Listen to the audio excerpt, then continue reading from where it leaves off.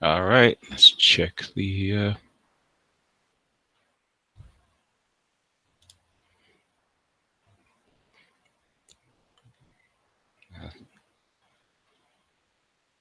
right, let's check the. Okay, the sound is good.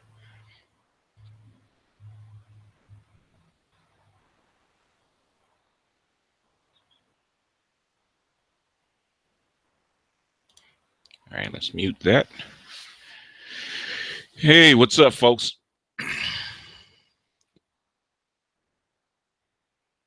Hey, Aaron, what's going on?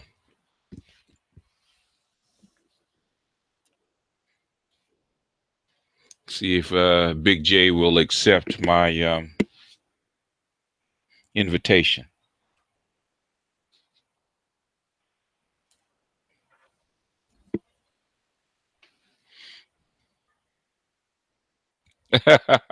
Yeah, he's over there. He's over there posting and calling everybody out, man, and see if he'll come on and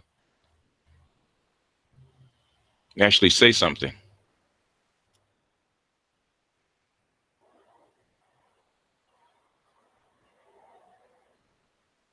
It'll only be 2 hours.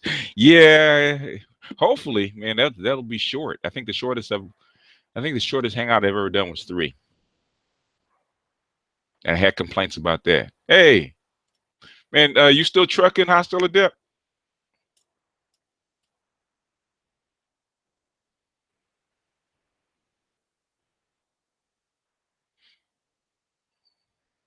Yeah, well, he's over there yelling, man. Him and City of Truth, they do a whole lot of calling out and pontificating. So hopefully he'll come in and I doubt it, but you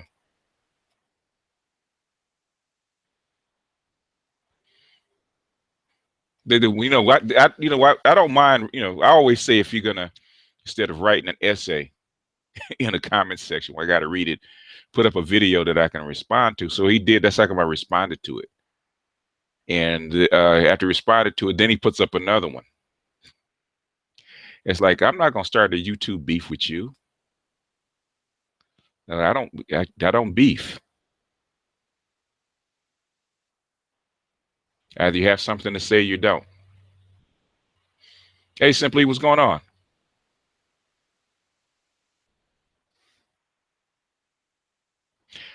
Uh, well, I told him I was gonna have a hangout for him.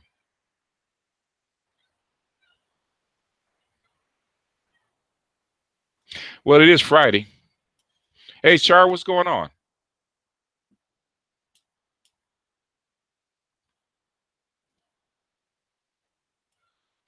Give him a few more minutes, man. I'm going to go ahead and drop the link. People think get intimidated because they think we're gonna gang rape them, but but we don't, man. We just like oh,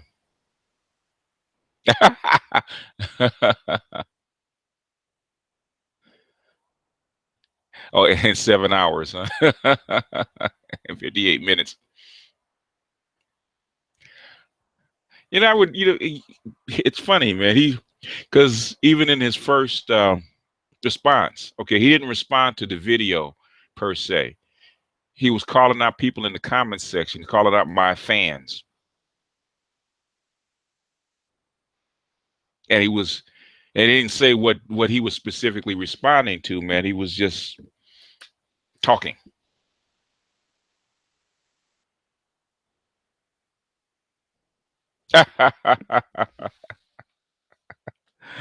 You know what, Char? I started.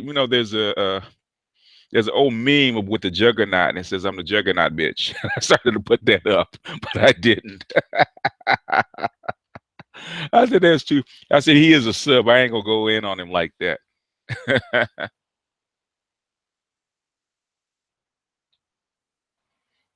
uh, Edward always joins, man. Edward's probably driving right now. He'll be along shortly.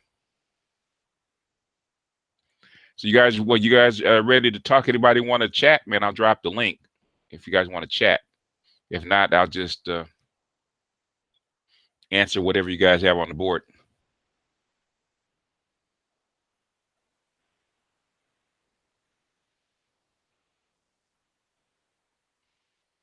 Yeah, he was rambling. I think it's emotional, man. I'm trying to get his point.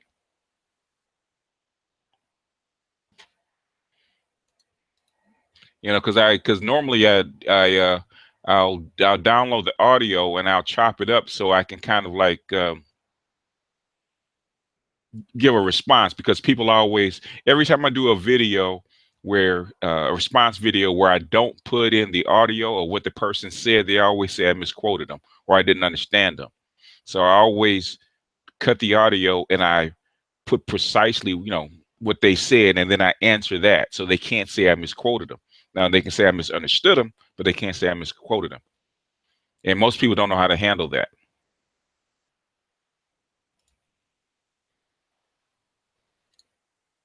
I learned that from MGTOW, man, because they were constantly saying I misquoted them. So I said, okay, I'm gonna fix this. I just, I cut their own words in and then answer that. Everybody except Deborah Cooper, who slapped the copyright on me because she didn't like what I said.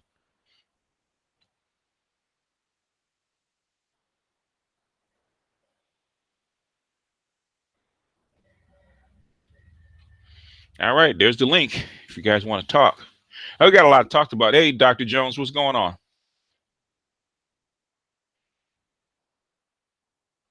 I was trying to, because people, I put up the Section 8 thing, even though I was, it was funny. I wasn't going. Everybody says, well, you're going in on all black women. I wasn't going in on black women at all. I was saying that the black women doing this kind of stuff that are on Section 8, man, they've been warned. I mean, you knew that it was changing when Donald Trump was even running. She knew that the mood was going to change, because after 2008, you should have been, after the crisis and the fiscal trouble, everybody should have known right then and there. You had 10 years to prepare to work your way off or find another alternative.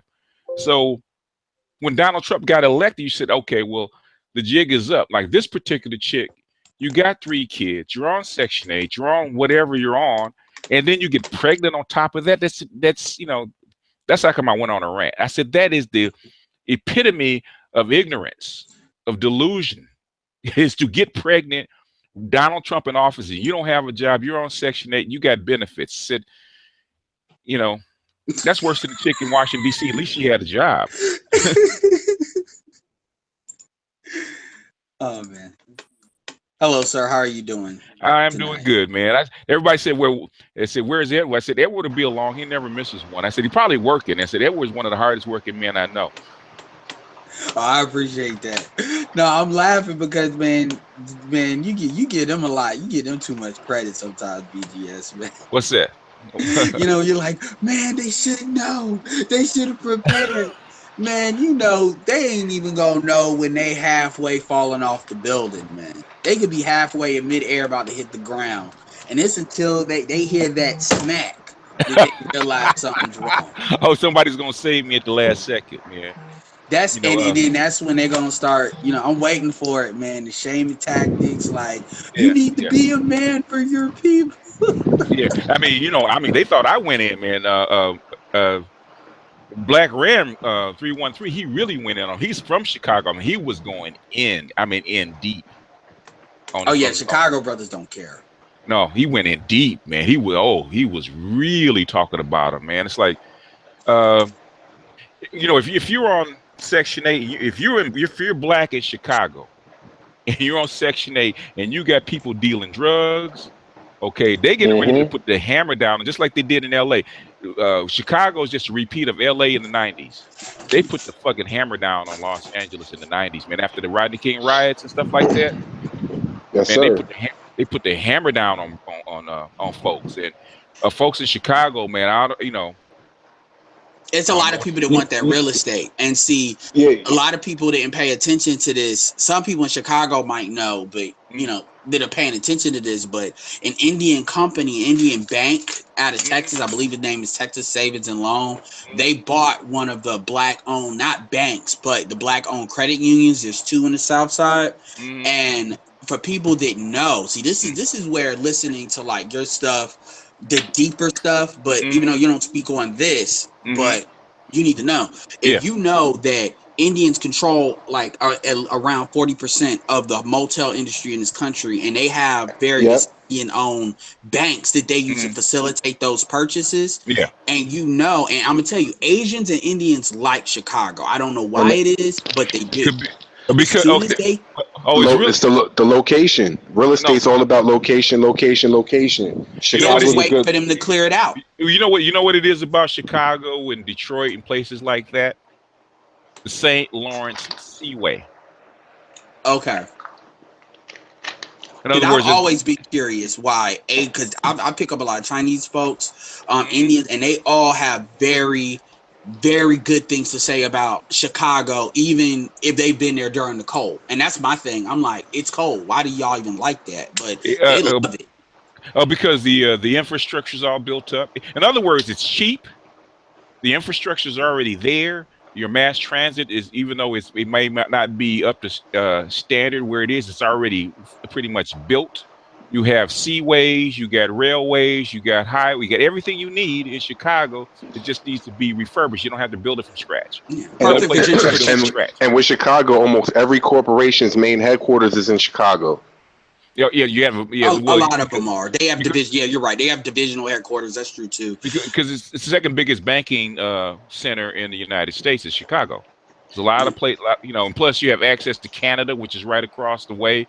Like I said, you got the St. Lawrence Seaway. So if you want to import things in or out, you can go all the way from the Midwest. You can either go down the Mississippi into the Gulf, or you can go all the way across to the Atlantic through the St. Lawrence Seaway. So those are the reasons why people like Chicago. Go ahead. And you can hit Canada. Yep. Oh yeah, Vancouver. If you know how much of a Asian hub that is, I mean, I say that because the thing is with us, we oftentimes don't realize how valuable something is until we're losing it or it's gone, and. I'm thinking about Yvette. Oh my God, I need you to do a video. BGS, I understand that you don't want to accept money, but one thing that you could do is that you could do what's called, I guess, sponsored videos where you say you give that money to like O'Shea or something like that. Because there are some videos where I swear I would pay for you to do, like Yvette and Boyce. I would pay for you to do a video. Oh yeah, that was good this week. I enjoyed that. Okay. Well, the thing is, okay. There's two reasons. One is that for me, it's bad form unless somebody really does something egregious in the what we call the pro-black or hotep segment, and that's where they are. Okay, that is their lane. Okay, and since I'm in the community, it's bad. It's kind of bad form to do a backslap on them, even though I could. And not necessarily on them, but on the situation. I just shook Boyce's hand like 2 weeks ago. Okay, when he was, but like that was before you look, because he likes to talk that black-owned stuff, and then he sells his company to Maven. He didn't sell his company to Maven. That's misinformation. Okay, what I'm saying is I always said Boyce was destined to cross over. If there's one person that I thought was going to cross over, it was Boyce Watkins. I still think that. So and that's actually like an interesting conversation to have, because let me just full disclosure, I have my critiques of Boyce Watkins, but I'm more team Boyce Watkins than I'm team not Boyce Watkins. And actually, I wish Angry Man would have put the video up, because me, him, and a couple other guys, we were on the phone really going at it, because Angry Man does not like Boyce Watkins at all. Like, I'm not supporting him by saying that. He does not because Boyce does have some shady tendencies, okay, and he's right about it. Because I've heard that from folks here in the conscious community that Boyce has some shady tendencies. So and look what happens whenever you don't basically stroke his ego. He takes it as a personal insult, gets online and makes videos and try to assassinate your character.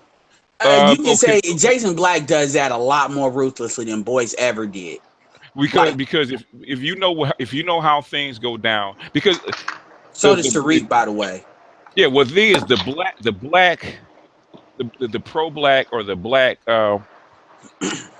I wouldn't say entertainment industry, intellectual industry, right, where you're making money off of it. Okay, it's so thin. It's so thin. You have basically, if you have a reputation that you formed, you have to protect it because it's easily damaged. That's also the reason. Remember, I was telling you guys that's how come people like Boyce and folks like that, they have to really kiss the hand of black females Oh Yeah. yeah, true. because it's so easy for you, easy for your reputation to be destroyed in the and say in this area of what we call pro black or black intelligentsia.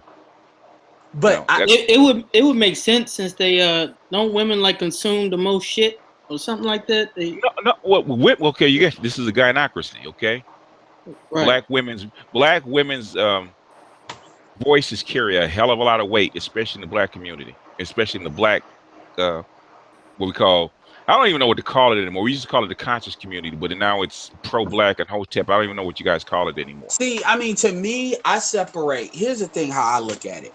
I Mm-hmm. separate people that like specifically preach about Dr. Clark Anderson, Amos Wilson, the business side of it. Mm-hmm. I separate that part of being pro-black from folks that are like Umar. Umar does not preach about business. He doesn't. He preaches about stuff that's like bigger, like I'm about people that are about putting up numbers. People that are about putting stuff up physical, Yeah, like what I just talked about with Chicago, the yeah, infrastructure stuff, the yeah, people that can actually give people the information to yeah. build But that.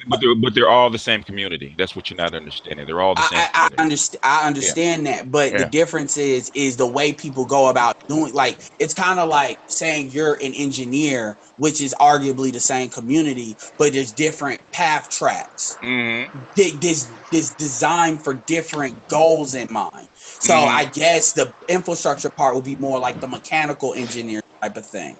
Then you have people that are more on the theoretical side. Technically, Boyce, you could say, is that technically, but there are hoteps that do believe that money ain't the issue. It ain't about money. And I don't mess with those people because those people at the end of the day are not going to solve anything. Because there's two different tracks. Okay, you have to understand. Everybody doesn't always agree, just like anything else. And there are two different tracks. And what's wrong with black people is really is not about money. Believe it or not. Okay, believe it or not, black folks got plenty. Black folks have. No, that's why I understand both sides of it. Okay, Yvette and what's his name? Antonio. What do you guys call him? Tone or Well, he calls himself Talks. Tone Talks. okay? Antonio Moore. Antonio Moore. They lead more toward the government side, reparation side. Going after the government to actually redistribute the wealth more fair, that kind of stuff. And you got Boyce, which is more technically finance, even though Boyce doesn't go far enough in my particular opinion because he's stuck in he's stuck more like he's more like an economist. I would say No, Boyce is more. I Yeah, agree with that. yeah. That's a. Oh, sorry about that. Go ahead. No, in other words, those are the two different tracks. Even though, I don't understand why they're fighting because they're basically trying to achieve the same thing along two different paths. The Now, difference is that Yvette, I believe, and people got mad at me when I use this word. They talk about I'm using like white terms. It don't matter, which is ironic because I'm the main one that says that. But I don't believe Yvette is not a capitalist. I believe Yvette is no. fundamentally. I believe Yvette does not like capitalism, and she uses racism in the black situation to make a case against capitalism in general. I would say, well, basically they're both liberal. Okay, Boyce and Antonio and Yvette, they're both liberal. They're both liberal, but the thing is, Boyce is a trained economist. So Yvette and Antonio are not trained economists. Okay, they don't know finance. So to go up against a guy that knows finance, now Boyce may be disingenuous in the background because I don't know anything about what he does. It's not public because I've been to a couple of his talks, I've never been to taken any of his programs or things like that, so I don't know. And I know he has, there is a hustle. There are people that hustle the what I call them hotep hustlers. Okay. I can break, not saying in the like Brother background, but Polite. I can address some of the arguments that Yvette was And, trying to put out there. and they're both doing the hustle. That's what I can't understand. Okay, Yvette, Carnell, and Antonio, you guys are they're both doing the hustle. Okay.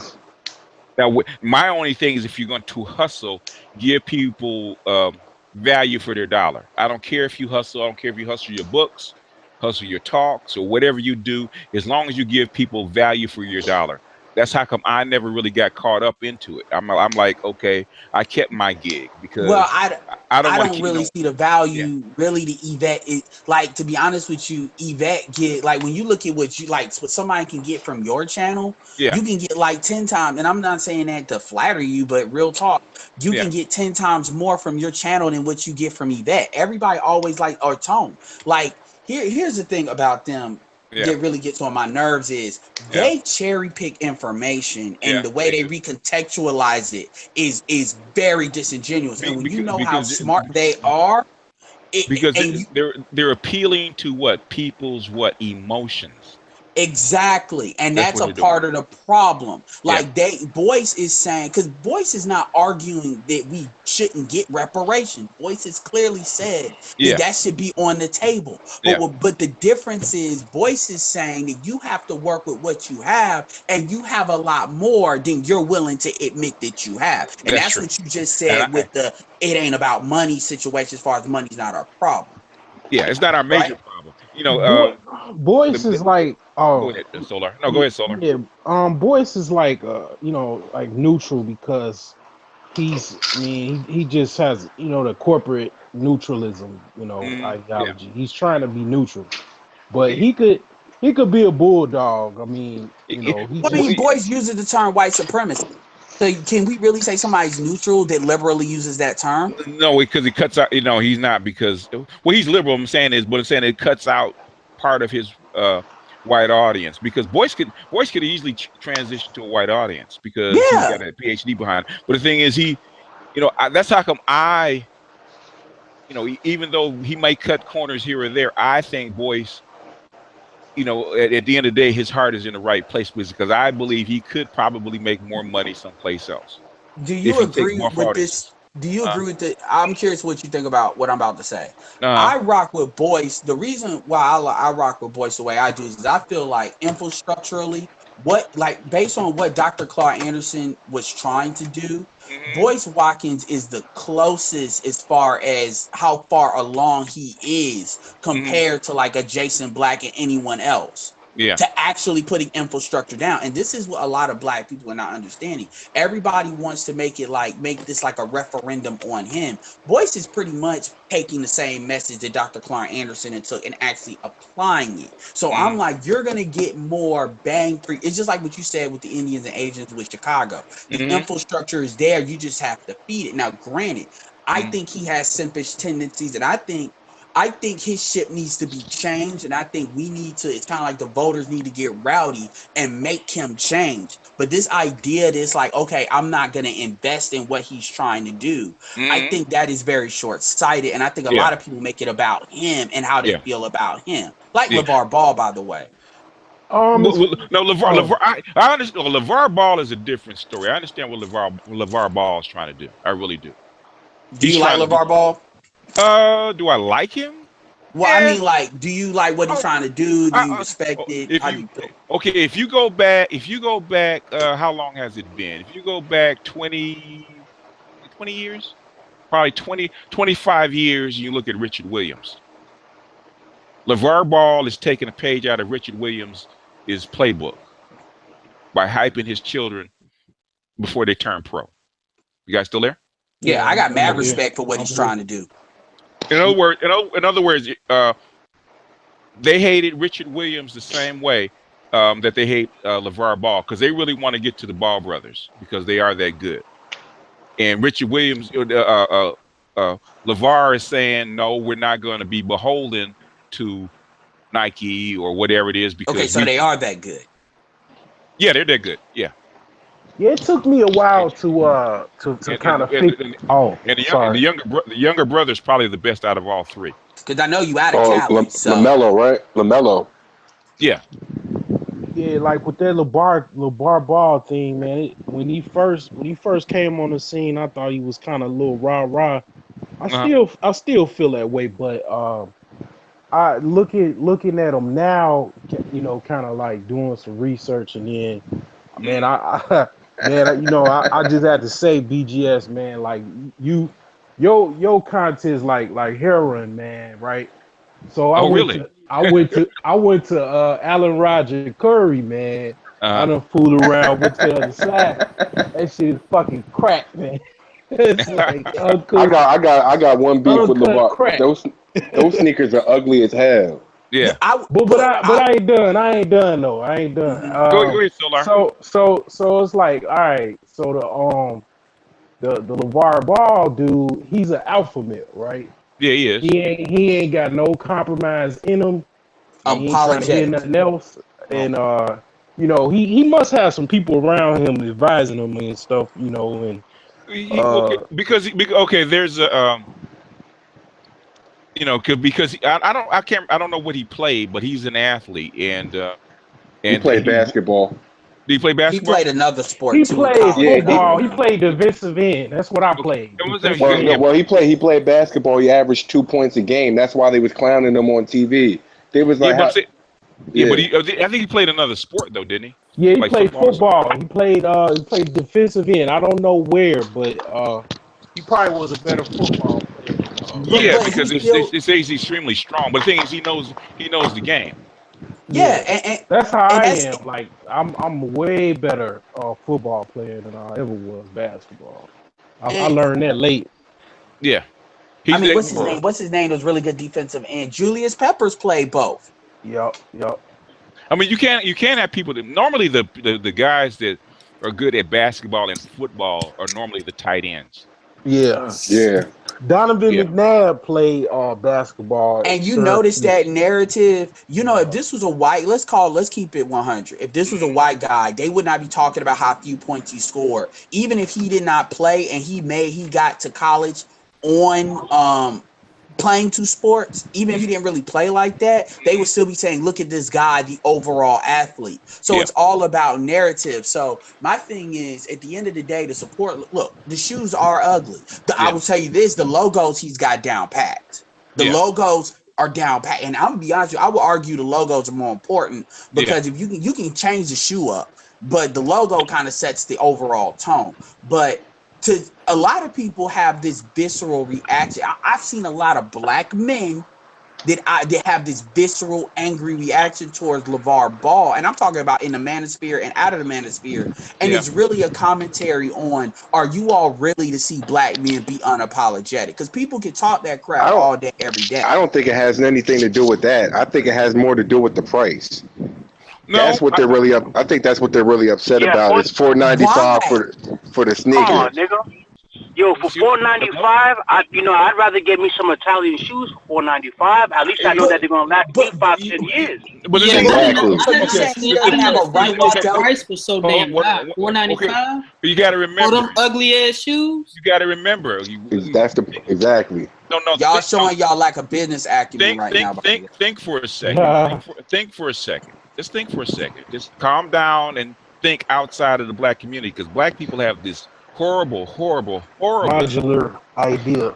Well, the insular is the word. Insular Thank idea. you. Okay, that black people, the whole black community exists in one little bubble, right? How many people do you have on the planet? Okay, 7 billion, Seven and give a or half. take. I got you. How many? So in other words, how many billionaires do you have on the planet? You got about 100 billionaires on the planet, right? Right. Yeah. How many millionaires do you got 100 billionaires? How many millionaires do you have? About 100 I'll, million. You got probably 100 million. about 100 million millionaires, right? Well, top 1% is what? 70 million people. The top 1%. Yeah. I mean, iPhones. You gotta think about it with iPhones because iPhones is going up in price. But here's my thing with the shoe price. I'm not saying you should buy the shoe. Like real talk, I looked at Lavar Ball website and because I know people that sell T-shirts online, and I saw them shirts like $50. I'm like, I'm not paying for that. That does not mean if he ever put it, like I wouldn't buy that stuff. Nothing you gotta keep in mind is that stuff is out there brand new. Like once if he would have put his stuff in stores, like that price will come down. But it's not even about the price, because that's one of the things I wish Angry Man would get on, because we had a conversation about that, and he was making arguments when it comes to the price, and I said, number one, I don't even believe he's selling those shoes to black people anyway, because he made it very clear that if you can't afford the shoe, you ain't a big baller, which means he said if you can't afford the shoe, it ain't for you. So don't sit here and try to shoot yourself trying to get the shoe. Right. Another thing too is this very important is this idea that he doesn't have a right to sell something. You got red bottoms that ain't backed by nothing but a brand that females buy that's $1,000, and it will look over BTS could do $1,000. huh? Yep. Over $1,000. Exactly, and nobody says nothing. But when this guy wants to sell some shoes that for $4.95, everybody has a problem. I'm not saying you should buy them or not. I'm not going to buy them. If you ask me, you need to go get you some Starberries for $14.99. But he has a right. He has a right to sell the shoes at the price that he wants to sell his shoes. And people are arguing that he does not have the right. And my thing with black people, particularly black men, is that they're like, black men are jumping on the bandwagon, kind of like they're not doing it on purpose, but this is how women get dragged, black women get dragged in a feminist tip, where they got an emotional response to something, and then white people pounce on that. So they say, see, even the black people don't like him, because they're attacking this man as a father. You notice what they haven't said. They haven't talked about the fact that he's with a white woman. You know why? Because he ain't selling the women. So that ain't gonna work. You notice they ain't brought that up yet? They will try. She did try, But that goes back to what I said about him not needing a female market, because that's one thing that stupid was. I don't know what that white bitch her name was on the herd, and this is Christine Leah. He checked Leahy. He checked her. Though I was like, that is a black man right there. Just how he did it the way he flowed with it. Stay in her lane and all of that. He checked her and she was like, "Are you threatening me?" He said, "I'm not a psychic. I don't know what's going," because he was talking about karma. And she knew what she was doing. Yeah, she did. Knew what she was doing. Yeah, but he didn't. But he showed he didn't care. That is the type of black man I want to see. Then you got the Jason Whitlocks. But Richard Williams is the same way. He's taking a book out of his page because he cussed out a reporter about trying to interview his daughter one time. I need to research that guy, because I was saying he was taking a playbook out of Donald Trump. Who is his daughter? Huh? The Williams. Who is his daughter? The Williams sisters. Venus and Serena. Remember early on they hated his the father. BGS. Oh, okay. So he was a lightning rod because they were saying the same thing about him and his daughters, because his daughters had a Reebok contract, and they weren't even playing amateur tennis, right? And I said that Lavar Ball, I threw out Richard Williams, and I didn't even know it because I just said Serena and Venus's father. I threw out Joe Jackson, and then it was another. I threw out Beyonce's and them father, saying this is the same archetype of man, the way they're wired. Tiger Woods' father. Yeah. Is that not true? Is his guy not like them? And they hate it. They hate it because they wanted Tiger, and they said that his father needed to back up and get out of the press and let Tiger have the light, and he never would. Yeah, y'all just jumped in the rabbit hole. And they said he said the difference was that Joe Jackson was already an executive, so he already had more clout when it comes to music. And I said that does not matter because I'm talking. It's not true. Thank you. God. You know who got it? Richard Williams didn't even play tennis. Never played tennis. You know who got it the worst? That's why I said y'all jumped in the rabbit hole. Michael Jordan's father. Yep. But not really. Not really. No, right. Michael Jordan's father was never in the limelight. You didn't know about him until like 10 years later. You didn't even know who he was. He just It straight was up. just with the gambling that they made a big problem with Michael and his dad. Yeah. But Yeah, the he was point is, around this is though. an attack on black men. That's what this is. Yeah, That's why they keep yeah, that's bringing what up I'm him saying. being a father at the end of the day. And that's one thing I love how he said. He told Christine Lay, he said, you ain't even married. Like, Yeah. I'm married, so I don't like women. Damn, bro. Did he really say that? Yes. Yeah. He said that. He said Bro. because this is what you need to look at the clip. This is what he said at first. He told her the first thing when she asked him how many shoes did you sell, because he said stay in your lane. Then he said, and that's when she really got in her feelings, because he's like, I'm not even talking to you. And then Colin Cowherd tried to help a little bit, but he wanted to be very neutral about it. But he, and she started saying, like, then she started bringing up he's disrespecting women, and then he said something about Jason Whitlock, about the only thing Jason Whitlock can comment on is snacks, and he said, so now you making fun of fat people too.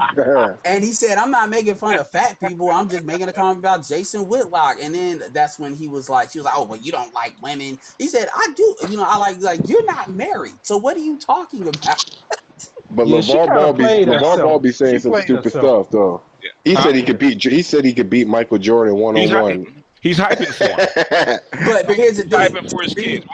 He's hyping for his kid. That's the Alpha Male man. Wisdom broke that statement down, and Alpha Male Wisdom has very great commentary on that. He was talking about how they play, because if you actually listen to when LeVar Ball was saying that, he was asking, like, is this going to be make it, take it? What is the game going to be? And he was not just, he was hyping it, but he was not just running his mouth out where anything was coming out. He was actually making the argument that he can back Jordan down every time because he's bigger. And that's the argument that Yeah, he said. Yeah, He said and I would. Karl Malone He said tried to I do would that back too, up and and Jordan call. stole the ball right from that well, nigga. it's a team sport. I'm talking about one-on-one. It's different. Talk about one-on-one versus One-on-one. team sport. Yeah. Shit. Well, look, I'm just Pippen. saying the argument is there. I'm not trying to argue that he could or couldn't, because I wouldn't bet Yo, on Michael LeVar, but my Jordan is point is, the best player to ever strap on the sneakers, yo. Yeah, but but he's not the strongest player to ever strap on sneakers. not even close, because Detroit Pistons ammed them up for the longest time. Yeah, So by this taking you his legs out when he was in the air. The Jordan But what rules. I'm saying is, again, when it comes to marketing, and see, BGS Yeah. always talks about this when he talks about why, Russell Wilson and all of that. When it comes to marketing, and this is one thing I was trying to tell Angry Man. You're arguing about a price, and he was arguing that the reason why the price is BS is because there's no stats behind it. And I said, stats is a figment of the imagination. Stats are artificial as far as justifying you buy a shoe, because the reality is, stats is not the main thing that determines whether a player is marketable or not. Nope. Jeremy Lin does not have the best stats, but I can argue that Jeremy Lin is probably one of the most marketable players in the NBA because of the type of market he can tap. He is a educated Asian man that is able to cross up and score on black people. Do you understand how much money that's worth to an Asian market, seeing somebody that is them, their culture looks like them, that went to Harvard, is able to do that? I could put Jeremy Lin top two. Got about 2 billion people that you can market to. And Asians play basketball. I can tell you this from somebody that's been in the Philippines. They play it. They know how to play it. And I told them, this is how you beat black people in basketball. I actually told them this. The advantage the Asians And you have. gave away our secret, man.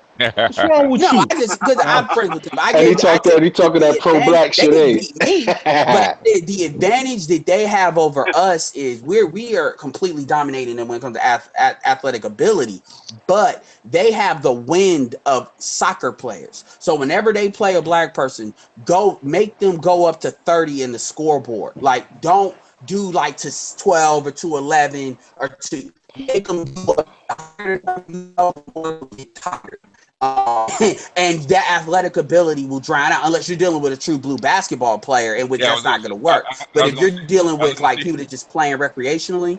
Oh yeah, I was gonna say, depending on who you're playing, because I said, my son can run all day, so. Yeah, but so if you're playing somebody that actually play basketball, that won't work. But if you're playing like folks that play recreationally, because we just had so my point to that statement was, they actually do play. Like, you have no idea how much Asians actually like basketball. You think they love basketball over there. So I'm not just saying that like a Jeremy Lin would not. They made a museum out of Stephon Marbury. They made a museum. Hey, that Stephon Marbury over there killing them. And they still made a museum for him. So they're not like, oh, you nigger, you're killing us. They're like, we appreciate you coming over here. You didn't have to lead the NBA. Yeah. So, you know, like this is a long time ago. I'm a age myself. 1998, we had it was like called the Shoot the Bull 3-on-3 contest. My whole block, man, we like all 6 foot and up. Like the tallest of us was like 6'5". Played in, you know, basically one of the best high schools in Illinois. And man, we went down there and we beat all of the, like, you know, black, you know, teams and all of that. We like 16, 17. And the problem we had was with the white boys. Because it was fundamental. No, they used to run these little Princeton back cut screens. Oh yeah, shoot up with the 3. Yeah, that's fundamental. It's fundamental. Yeah, it's fundamental. Yeah, like that's what agents do, and they can. And I mean, at the end of the day, I mean, you know, actually, there's a very good documentary on Netflix called "At All Costs" that talks about AAU basketball and stuff like that. And here's another thing too that people are not thinking about with the Big Baller brand. You got to understand that even if Lonzo Ball did flame out, let's say he flamed out. Let's say he flamed out. He could go overseas. You have no idea the type of money he could access overseas with that brand if one of his sons flamed out and then they wanted to go overseas, because now he has a company on his own. He has so many options. And my thing is, you got like Angry, because one of the things I was saying with Angry Man is, because they were talking about the stats. I said the stats don't matter because he played college. And he's saying, you telling me that he let's get away from how legal it is or not. But you are telling me that college players like a Jay Williams, for example, think of what happened to Jay Williams because of that motorcycle incident. Jay Williams, just off the strength of his name in college, could have made a lot of money off of his name. They said Big J says he wants to jump in. So the brothers that aren't talking, one of you guys drop off so he can get in? I'll be back. All right. Yeah. Well, he's not gonna be on that long. So who is Ike Turner? Oh, matter of fact, Master BGS, Master Teacher. Yes, sir. Go ahead, brother. One last thing. Yeah. You said something in that video. I'm like, damn, that must be the West Coast coming out of me. He said, Master Teacher said, I'll help the Mack truck back up over you type shit. I said no. Man, when you said nigga, I said, oh man, this is real, man. This is like Boyce saying nigga. Like, oh crap. Gangsters and all of that, man. Let me stop that. Let me get out of here, dog. All right. Can I say something about the Big Baller brand? Go ahead. Yeah, jump in, LER. I think people keep overlooking the simplicity of what he put right in front of everybody's face because he's a black man and everybody plays stupid. Mm-hmm. The Big Baller brand has 3 B's. He got 3 sons. He ain't trying to sell a company to nobody. That's why he overpricing everything. Because when he said that they should buy it for $1 billion, he wasn't selling the first son. He's actually selling all 3. Yeah. Oh yeah, they said that because the deal is with all 3 kids, and now he said they got to come back to him with $3 billion if he wants to do that. But the thing is, look at it this way. He started a brand. Okay, if the brand doesn't make zip squat, what has he lost? Nothing. But what he just created, just put a foot in collegiate and professional sports ass. Mm-hmm. Because at the end of the day, it's not just the kids. It's like people keep thinking that when it comes to especially athletes, everybody comes from disenfranchised families. Yeah. That ain't really the case. You have other families like, damn, you know what? People forget when Anthony Davis trademarked his unibrow before he went pro. That just happened. Yeah. Don't think that. Well, think about it. See, he's a Big Baller brand is a brand, but it's not a brand with their name on it. Even though Ball is their name, they could sign anybody, right, to be Big Baller. And you have a lot of kids. You have a lot of kids that are coming out, man, that don't have a sneaker deal that could blow up. You got a lot of underserved people. You got a lot of international black players You like, and that's the thing that I was trying when I was trying to tell Eric, I was like, you have no idea what this dude is actually trying to put down, and it's like you letting the emotional bull crap getting in the way, and I'm like, and the thing is, it's genius. It's actually genius. You say, well, because he's hyping and making everybody mad. Guess what he's getting for free? Publicity. And you ain't gonna tell me he's not bringing them ratings in. You're not gonna tell me the social media value. Colin said it. He said it. He said, "Why do we bring him on 3 times?" He said because every time I bring him on, the digital ratings blow up. And that Leahy thing, because, and I'm gonna tell you something, the big baller brand, I'm starting to think that means big balls. Yeah. Well, all you got to do is look at social media. Look how many troll accounts there is talking about Lavar Ball. Son could get that. Like, there's so many troll accounts giving them free pub. It ain't even serious. Just go look at YouTube and look at every sports even video. The negativity, and that's the same thing that powered Donald Trump. That's what a lot of people don't understand. The negativity is just as valuable. Also, the best part about it is the climate of, I'm not a sneakerhead, but the climate of sneakers. You don't have to be a good athlete to have dope sneakers now. Nope. No. If Kanye can have sneakers, if Kevin Hart can have sneakers, if 50 Cent and Jay-Z can have sneakers, stats don't matter. But that's the argument they were trying to make. They were trying to make an argument that he ain't got the stats of Jordan, and Jordan is only selling his shoes for X, Y, and Z because Jordan has a different business model. Jordan, like, the brand is already, it's all about business model. This idea, like I said, the argument people were trying to make, and they didn't want to come out and say that, and say he does not have a right to sell his shoes. Let's be clear. When you look at all of the money the NCAA makes off of these players, which is borderline slavery, when you look at the it ain't borderline, it is slavery. You're right. It is slavery. I'm like, for you to tell me that a college player does not have a right to market themselves from a moral perspective is insane to me. Look, wait until you start seeing these players opt to go to these colleges but don't take the scholarships so they can market their brand. Or they could go overseas. I can make an argument that in this climate, you got AAU players. That if you really make the if AAU, okay, if somebody made like a channel just covering AAU games, or a channel, or like something like a Netflix kind of thing, because that's the closest way it would happen at first. Or if N1 had like a basketball channel and they did like AAU games, something like this. See, these are the type of things that could be done if we had. No, you can't have money in AAU clicking, because that's the type of stuff that violates NCAA rules. So if these kids actually want, I hear what you're saying, but I'm talking about fuck the rules for a second, because the rules exist to protect white people and their money. This is the type of stuff you could think about if black people had the economy, because rules ain't nothing but laws, and them things could be broken.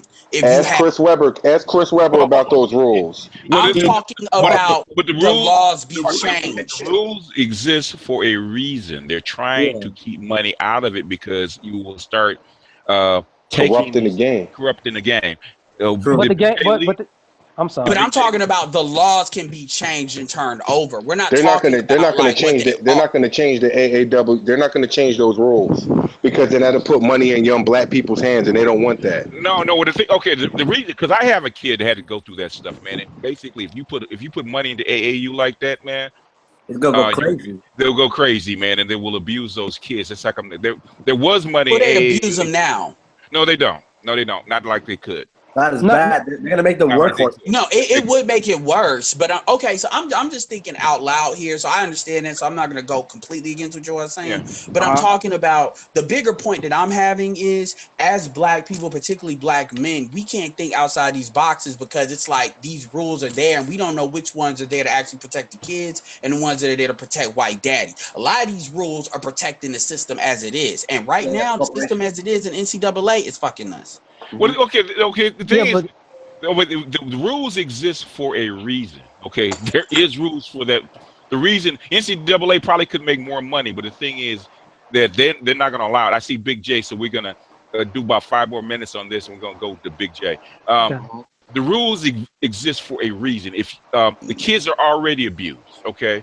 Oh, yeah. You cannot put that kind of money into AAU. They just took the money out of AAU. Okay, AAU 10 years ago, they were basically marketing these kids to where they could barely go to school in high school. They're wearing these kids out. So they took the money out. You seen that? Black men are already locked out of the system right now. Have you seen that documentary? Like it was basically Chris Webber's coaching that. But Chris Webber's AAU coach had to buy all them kids sneakers because they couldn't even afford sneakers. Like he was basically their dad and their coach at the same time. Like yeah, but the AA, like in my opinion, now because AAU basketball is the middle ground between how they ran everybody black out of baseball and how they can't necessarily control football the way they want to. Mm-hmm. So AAU is kind of like a middle ground to. Well, it's to be a hold up. Just, oh, my bad. Just 1 second. It seems like a proven ground to keep to funnel all of what they consider the top talent that they could work with to go to places that they want them to go. Because these kids could be going to HBCUs and colleges that don't have big names and be fucking up the whole process. Exactly. Yeah, but I was gonna say that AAU is basically the farm league for high school kids. For the NCAA. I mean not the NCAA, but for I'm pro control. I'm pro black people controlling. Okay. The reason that you have all these AAU teams now, the AAU teams now, is because to get around the high school rules, okay? Because kids cannot play basketball year round. They couldn't play basketball year round on organized teams. They had to have summers off so they could actually study. They could actually work on their skills and whatnot. But AAU is a way around that, and it kind of loosened those rules around it. So now kids, like my son when he was playing AAU, he was playing on 3 teams. He was playing high school, and in the off season he was playing 3 or 4 games a week.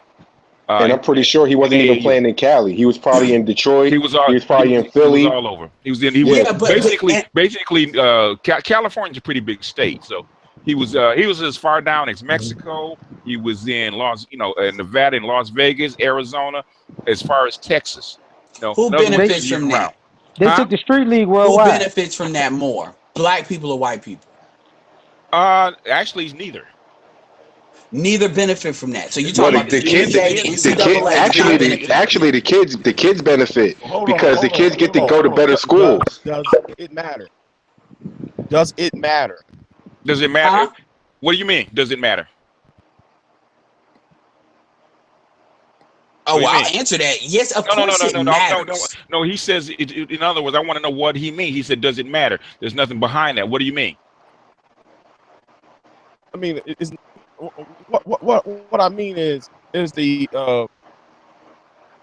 none of these people are famous, so I'm just saying nobody's watching.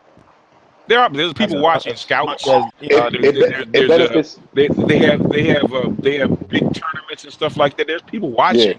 A lot of these dudes are one good. Like, if you really break the social media thing wide open, these dudes will be one really good game or crossover away from getting social media famous. That they can use that platform to build off of. Well, they already got it. It's called Ball is Life. It's called Ball is Life. But at the end of the day, the kids. I know. I've met the Ball is Life East people. I know them. Like I'm friends with them on Instagram, and I met them in person many times, and they know me by name. So yeah, I've had really good conversations about them with that, because I'm not a basketball person going that deep to the AAU stuff. But the thing is, the thing is, you it's just like having high school kids throw a lot of fastballs. Yeah, you're wearing a lot of these kids. You're wearing them out. That's how come you have a lot of these kids that having injuries early. Because they're not letting their bodies rest. They're in other words, they're playing basketball way too much.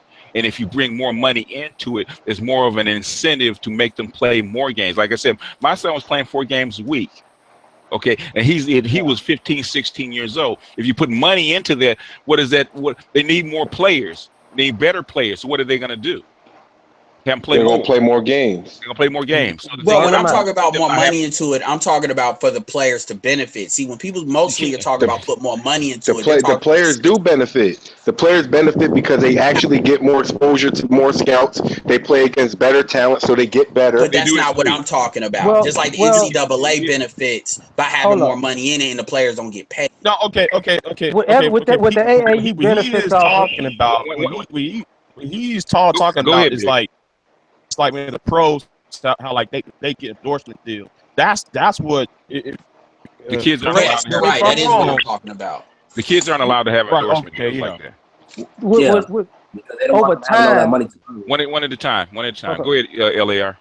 over time, people seem to forget that one of the biggest things that helped AAU basketball was Benji's death and making him a legend, because that's how he became known nationwide, was AAU, when he kicked everybody ass in the tournament over the summer. Yep. It goes back further than that.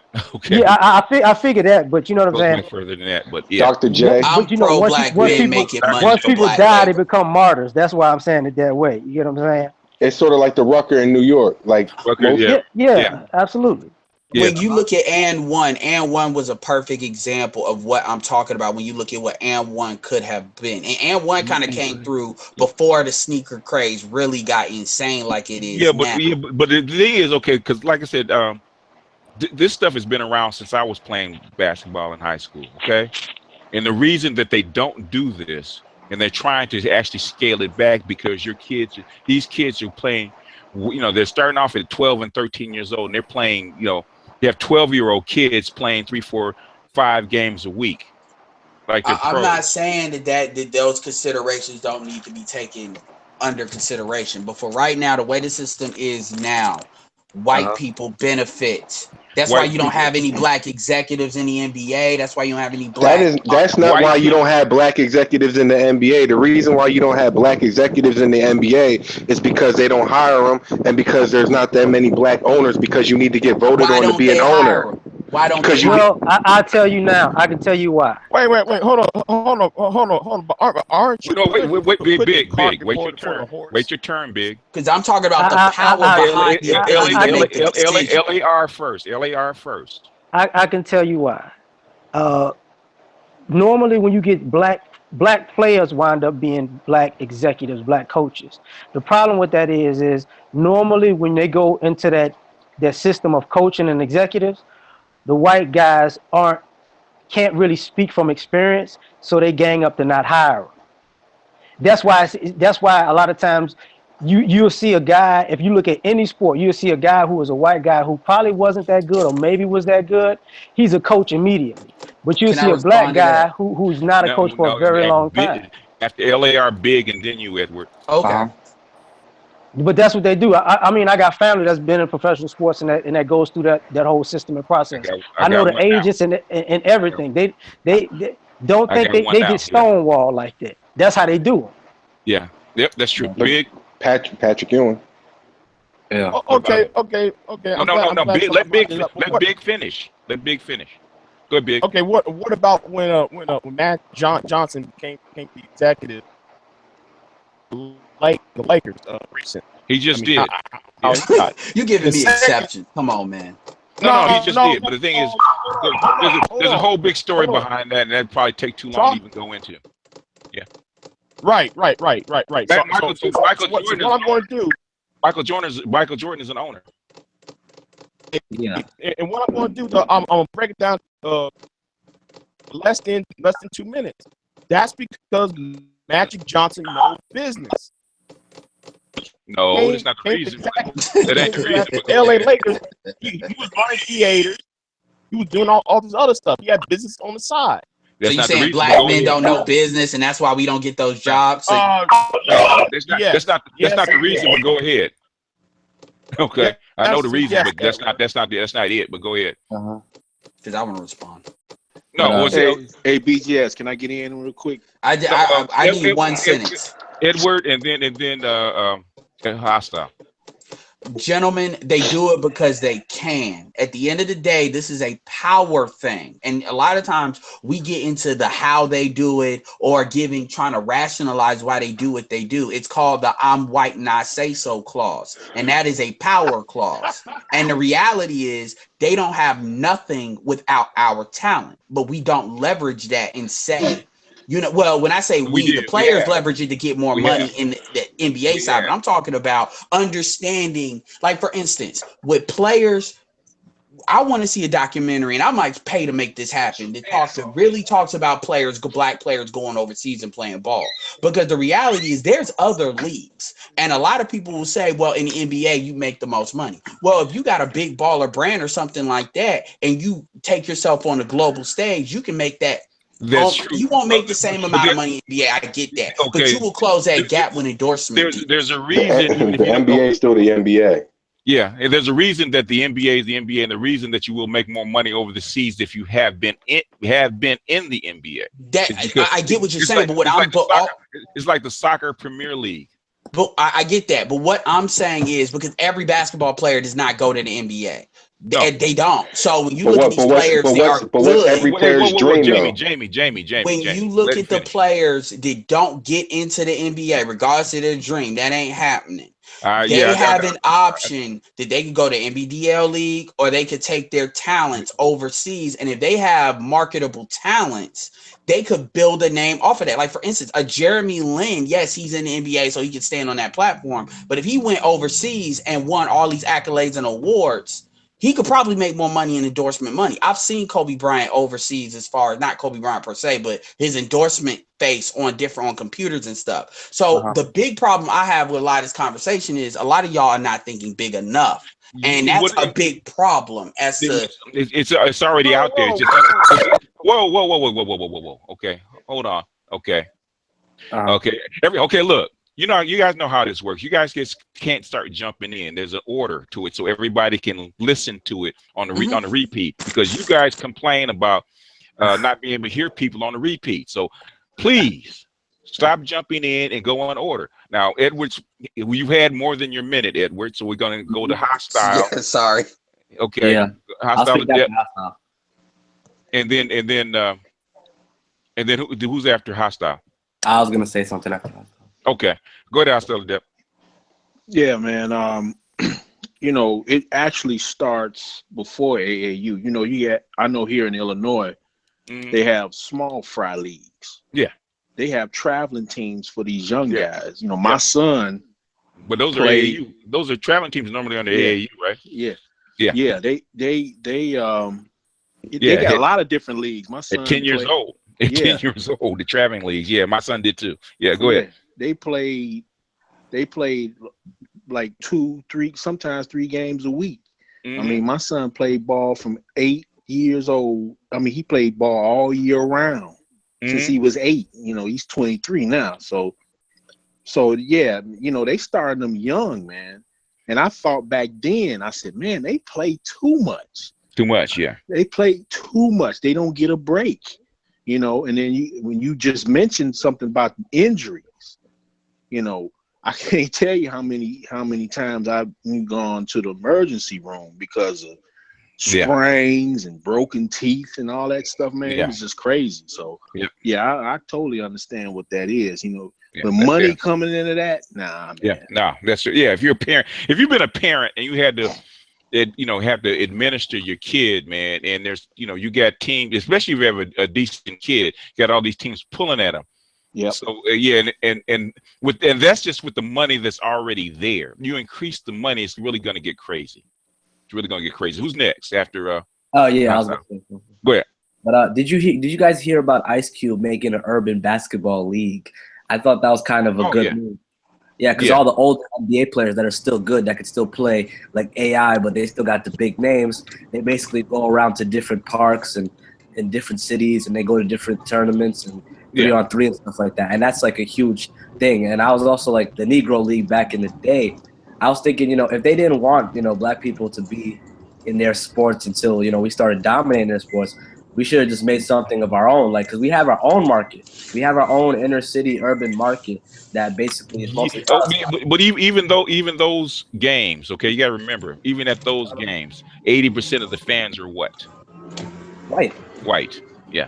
Mm-hmm. But there's no problem with that. But I'm just saying, you just got to start from somewhere, but at least have some ownership and have. Agree. But they have endorsed. There's lots of ways they can make money. There's a whole lot of ways they can actually make money. It's the basketball, international basketball game. There's streams and there's levels, because I remember I was looking at I mean, my son, he's almost 30 now, and the last contract he showed me is to go play ball in China, and they were going to pay him like I think it was like $8,000 or $9,000 a month, and he's like a damn near 30-year-old player. He's not a young player, and he's never been in the NBA, so that's decent money for a kid that needs to go overseas and make some bucks. The one. I was just about to say one of the major things that's changing the game with a lot of these sports is these agents and owners and coaches starting to realize these players don't give a shit about no championship. So that mindset is changing how they have to deal with this whole situation. Well, that's the mindset they created, because now it's not about basketball; it's about money. It's about business now. So the players are changing, and players kind of figured out, really demonstrated their power when they got what's his name, Clippers out of the league. Sterling. They demanded Sterling. Yeah. Yeah, I mean, Danny Ferry got out. He ended up leaving too. They ended up letting him go, and they tried to hold him over and let it die down. No, and Danny Ferry put that original Atlanta team together that was really good, but he said some racist bullshit. But the NBA is a players' league. Go ahead, Big. You wanted to get in? No. Okay. My thing is, I'm for black men having power and control. And it's gonna happen. Okay, everybody's trying to. Okay, everybody's trying to turn the aircraft carrier around in a circle, and it doesn't work that way. Well, another thing too with your son is a lot of people, people keep talking about the NBA is like the league. I understand that, but everybody's not going to get in the NBA. So if your son would have had that opportunity, that's actually a really good opportunity. You know what I'm saying? And I see a lot of players that don't even. Okay, this is the way it works. And Hostile Adept, since he has a son that's been in this arena, can tell you. Okay, there's to play ball internationally. There's actually three ways to get in, right? Mm-hmm. If you're a really good college player, that's one level. Okay, if you weren't a really good college player, the second level that you actually get in and be known internationally is go play for the NBA Development League, where scouts come in and see. So you invited to the Development League, you can get invited to the Summer League. Okay. Coming in around, because we're trying to, like 10 years ago when my son was about 19, 20, we're trying to get him to actually sign him up so he can go through, because there's a development league for the Summer League, right? So in other words, they develop the players to go play on Summer League teams, right? Trying to get him to go through that. He's too busy trying to get his dick wet. I'm playing ball, this, that, and other. I'm getting my dick wet, so I don't have time to train. I don't want to go through the system. Say, okay, if you go through the system, you get into the pro Summer League. Scouts will see you. You may have a shot going into the Development League. You may have a shot going in the NBA, but you also have a bigger shot going overseas. And the thing is, I wasn't retired, so I couldn't travel with him, and he's kind of afraid to go overseas by himself. Yep, that's because he don't speak the language. Have passports. That's why. That's only 5% of African Americans have passports. That's why my son didn't go overseas, because he didn't want to go alone. He didn't want to go alone. Yeah. Right. So I was just gonna say that a lot of that. See, that's what I'm talking. See, this is the thing I was trying to talk to when I was talking on, the Angry Man channel, and I was trying to explain it.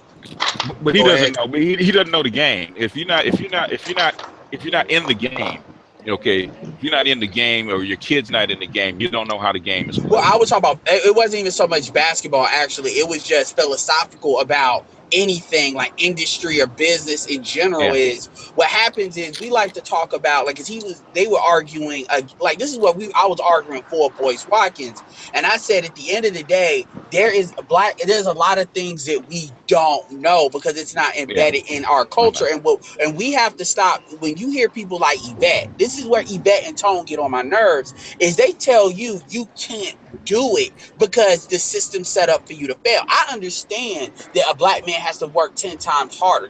I'm not denying that, because that's what everybody comes at me like I'm trying to deny the system's fucked up. But what I'm saying is, but they're recycling. I mean, they're recycling 20 and 30-year-old talking points. But what you said about the dick wet thing, that's what hems up a lot of black men.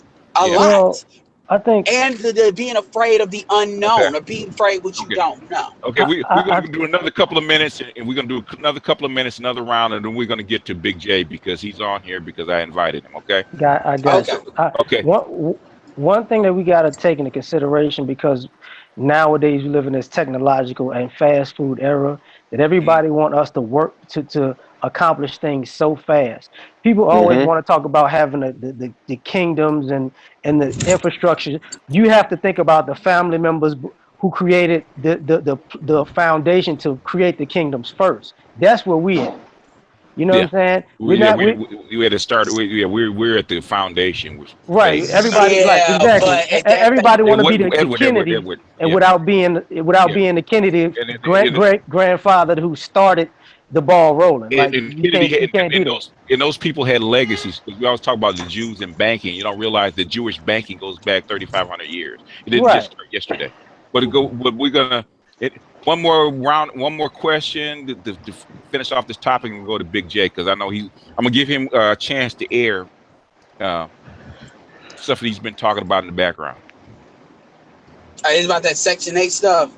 Well, he has a number of topics, so he can start wherever he wants. I know Section 8 was just the tip of the iceberg, but he had so many different talking points. I want to give him a chance to air it because, one, because his videos, you're jumping from one subject to another. You don't have one subject. You know, you're mixing in a whole bunch of different stuff. So the thing is, he's here. We can do it live, and we can parcel this stuff out. So, Big J, take it away. What do you want to say? Well, I have to apologize for that video, but I was trying to cram 2 hours into a 25-minute video. Yeah, it's like I am a mistake. It's like trying to shovel 100 pounds of shit in a 5-pound bag. It doesn't work. Right. Okay. About that Section 8 thing. At it from the repercussions of what's going to happen afterwards. Because if this is so quote unquote good, I don't think that would be good. Nobody said it was good. What I'm saying is it's going to be black boys, because black boys going to be trapped in his house outside along with his single parent mother. So how is it for black boys now? Well, it's bad either way, but since we got Jeff Sessions in the No. Wait a minute. See, you're trying to mix in other things.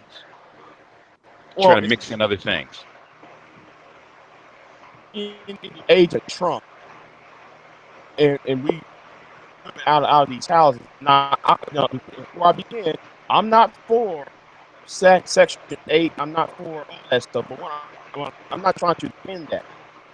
To talk about is what's going to happen to boys, women are out of Section 8, and what's going to happen to them. We talk about the repercussions that's going to happen to him.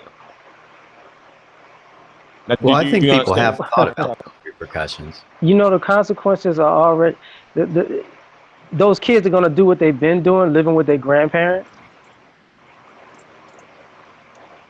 That's pretty much what's been going on the whole time with Section 8 anyways.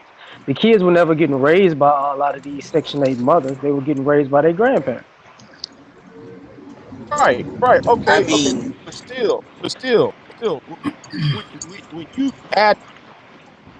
you got people like Jeff Sessions who's rolling back the drug of, because like at some point those kids are going to, and their bellies is going to be growling, and they going to sit there and say, "Well, I got to make money." Well, guess what they're going to do? They're either going to be pimping, or some of them going to be hoeing, right, and some of them going to be sitting out there. Hold on, and some of them going to be out there sell drugs to other black men. Okay, hold on. I'm from Chicago. How is that different from what is already going on? Hold on. I need you to stop reaching so far. How old do you actually think kids are when they start pimping? I'll say like around like 15. Pimping? You ain't never. Are you really serious about like street culture? That Kids don't start pimping at I'm 15 years old. talking about pimping. What I'm talking I mean, about if you said is robbing people, you're going to be pushing people to go further and further out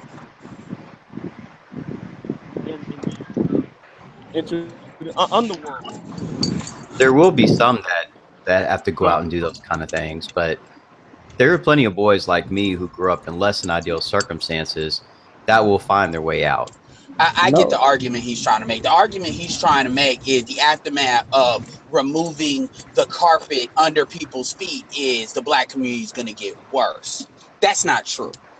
You can try to cut that any way you want to cut that, but at the end of the day, if I point you to the nearest black community, I'm from Chicago, and I can tell you, it's not going to get worse than it already is now. That tells me you don't really understand how bad it is.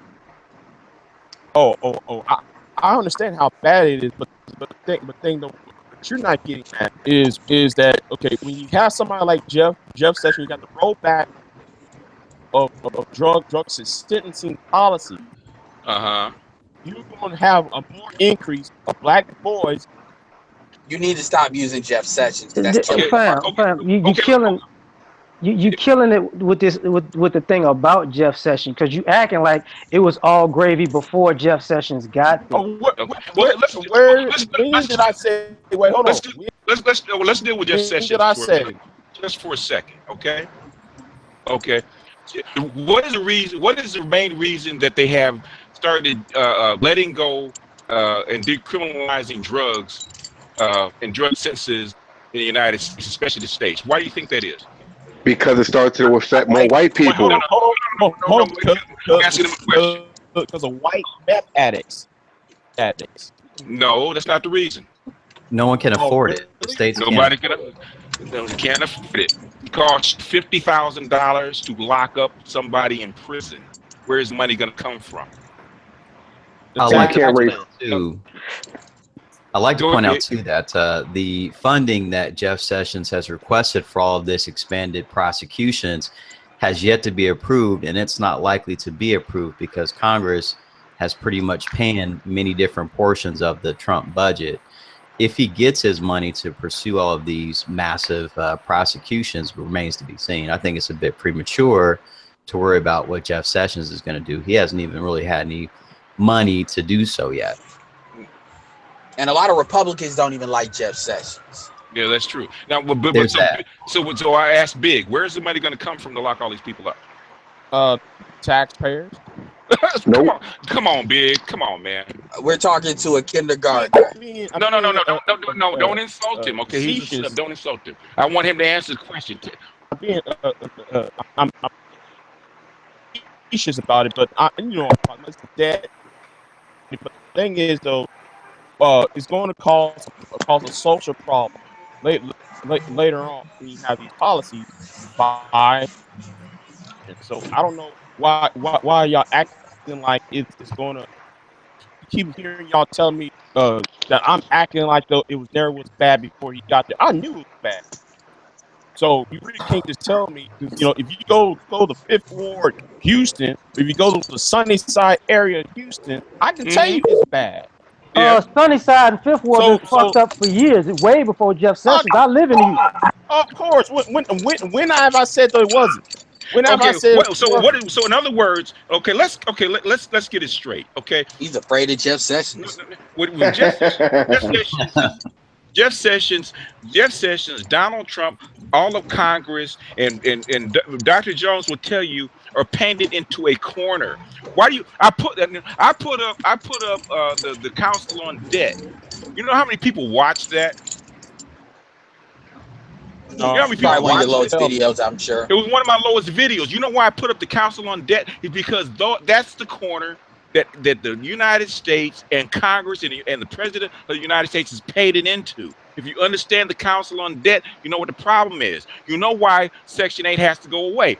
They are not, and Dr. Jones can tell you, they are not going to start going after people's pensions and Social Security and their Medicare to keep people on Section 8. It's not going to happen. I mean, No, Big Carson has Can I, more hold on. control over Section Man. 8. Can I One at a time. interject something real quick? One at a time. Okay, LAR first, go, and then Edward. Big J, when you brought up Sunnyside in the Fifth Ward, right? Right. I'm a person who was born in New Orleans, lived on the west side of Chicago, lived in Baltimore, and I live in Houston now. You're skipping the fact that Houston has one of the biggest and best populations of black middle class people in up.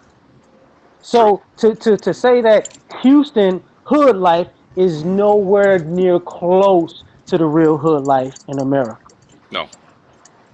It is so it is far. What you may see as being hood, I could guarantee you, I could drop you off places, and I'll show you what real hood is. Camden, New Jersey, Philly, Baltimore, Orleans, part of, New Orleans ain't good. New Orleans is not nearly that bad as you go to Cleveland, you go to Chicago, you go to Baltimore, Camden. They make what goes on in the Fifth Ward of New Orleans, the Big Easy, look like paradise. Yeah, the thing about Section 8 too, some of these women been on Section 8 for 30 years. 30 years, yeah. Facts. That's ridiculous. I wanted to point out something too about the whole Sessions issue. So, for 6 years, I worked for the largest sheriff's office in my particular state. Among other things, it was my responsibility to pay and care for inmates and their health care and whatnot.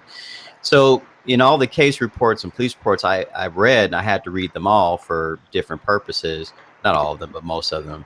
There are 3 reasons why you could get locked up. It's either going to be around drugs and drug crime. It's going to be around guns and gun crime. The third reason why I saw many men go to jail was messing with the wrong female.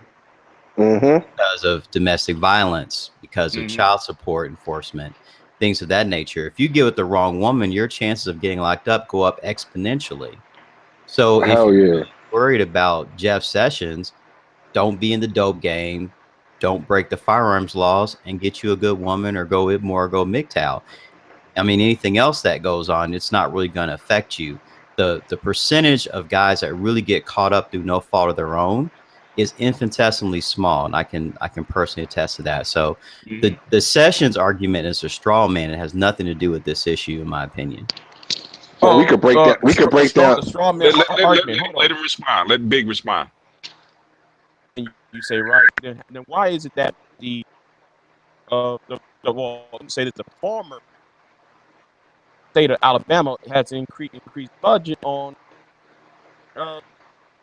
prisons in this state? And in Texas, that's one small state. And Texas started decriminalizing. In Texas, I'm talking about Texas, my home state. Yeah. Okay. $1,000. A stadium can cost you $500,000. Put your ass in prison. That is $20,000 per inmate. That's more than that, I'm sure. Yeah, but my question is this though. What I'm saying. But if you're not involved with guns, drugs, or dealing with the wrong female, unless they start randomly picking people for prosecutions and arrests, I mean, I can show you the numbers. That is very small relative to our population size. Why would the risk of accidental imprisonment pick up now? I mean, even in Texas, because I have a nephew that had to go through that process, and basically, to just really tell you real quick, he got caught with a kilo of weed, and he got caught with a gun in a backpack. Okay. Now, normally you had to do some serious time behind that. Okay, he had to do less than a year, and it kicked him. Okay, that means the bottom line is you cannot afford to lock these people up. No, you cannot. I mean, the money just isn't there. So a lot of these states are doing everything they can to keep people out of jail if it's diverting them to home detention or counseling and things like that. Yeah. That's why you see, I made the point in my response video to you, Big, that the media is also opposing this session's agenda. And, we all remember back in the 90s when it was, just say no, marijuana is a killer, it's a hell of a drug. You know what I'm saying? The fact that the media is against this whole thing and it's been universally panned on the left and the right tells you something. I mean, this whole sessions thing is a non-factor. The whole drug war and the basically increasing the prison population. You know what that came at the expense of? Big. Big. You know what it came at? No, it came at the expense of your education department, because that's what they drew it from. Because there's only so much money to go around as far as taxes is concerned. So basically, what they did to lock people up or lock black people up is to basically take it from your education department. In other words, that's why a state school costs you $20,000 to go to college, because that money, that money that sent your kid to school and kept your colleges going, went to the prison department to lock people up. That's in California. That's the main reason why they start decriminalizing certain drugs and lowering sentences and start kicking nonviolent offenders. Hey, in Chicago, where I am, Cook County, these are the things you can go to jail for: gun possession, illegal use of a weapon, drug possession, domestic battery. That's pretty much it. Everything else is RICO probably law. Well, yeah, they doing that big time here, especially with those Mexican cartel. Cartels holder, yeah. And the home, they got home monitoring for everything else. And they issuing a lot of I-bonds now for like other stuff, like traffic, suspended licenses and stuff like that. So I don't see a whole lot of money being thrown into law enforcement right now. They already hollering about overtime for police officers here, because of the summertime, and the uptick in violence and whatnot. So they already hollering about overtime and all. They can't afford the police, because where I'm from, these people are getting $1 million pensions. Yeah, I was going to mention that too. Adep, can you talk about? I read a lot about the Illinois or the Chicago pension system, or the state of Illinois. They're having real issues with that. Yeah, they've been stealing from it for the last 20-some years. The Mayor Daley used it as his own little personal, this little personal kitty for these little projects that he want. Parks and planners and stuff like that. So the movies are true. The movies are true. Chicago's corrupt. Of course, it's been corrupt. like that. Chicago's one of the most This is a for 150 years, man. Chicago is the most corrupt city in the country. This is a criminal enterprise, okay? Cook County, the city of Chicago. This is a criminal enterprise. This is how Chicago is worse than LA, in my opinion, right now. Isn't that where Little Boozy was locked up? Chicago, right? Who? That rapper, Lil Boozy. No, man. That's from Baton Rouge. No, that's it's another rapper. I know he's talking about, but I don't know these idiot rappers nowadays. He's what's his? I forgot his name. Whoever he is, he's locked up at Stateville now. I mean, Jap was in the rap game too for Kevin Gates, right? Kevin Gates, yeah, he's locked up here now in Statesville. But pension issues. They got like 6 governors in prison. Yeah, they I'm dead serious. Like 3 Republicans and 3 Democrats. At once, man. I don't know about that state of Illinois, man. I'm saying out there. Governor, they've taken a lot of pension money and used it for their own, little proclivities to pay their, to give contracts to their friends and cronies. It's a lot of crony capitalism here. They do a lot of, they misuse a lot of the TIF monies and whatnot. And, they do a lot of that's why Chicago right now is in trouble. As far as the budget. Remember that Because black restaurant that they closed down that was in the north side, and they kept on messing with their alcohol licenses and Yeah. complaining on a Boyce Watkins actually did an expose on that. Dude. they do that. They do that to all black businesses on the north Yeah, side. so it's warfare out there, man. It really is, and it's hard. That's why a lot of people, I do empathize when people talk about what the government, the local, because a lot of those businesses, that's local government. A lot of people can't like separate the differences. Matter of fact, isn't that where Kevin Garnett's originally from, right? Chicago? South Carolina. He went there for Ronnie Donovan Field. McNabb's it's a lot of people from Chicago from that like Donovan McNabb's from Chicago. I mean, Anthony Davis. Yeah, Anthony Davis. I mean, we could have an all-star top 5, all NBA Chicago's finest. It'd be Derrick Rose, Dwayne Wade, Evan. I forget his name. But Evan Turner.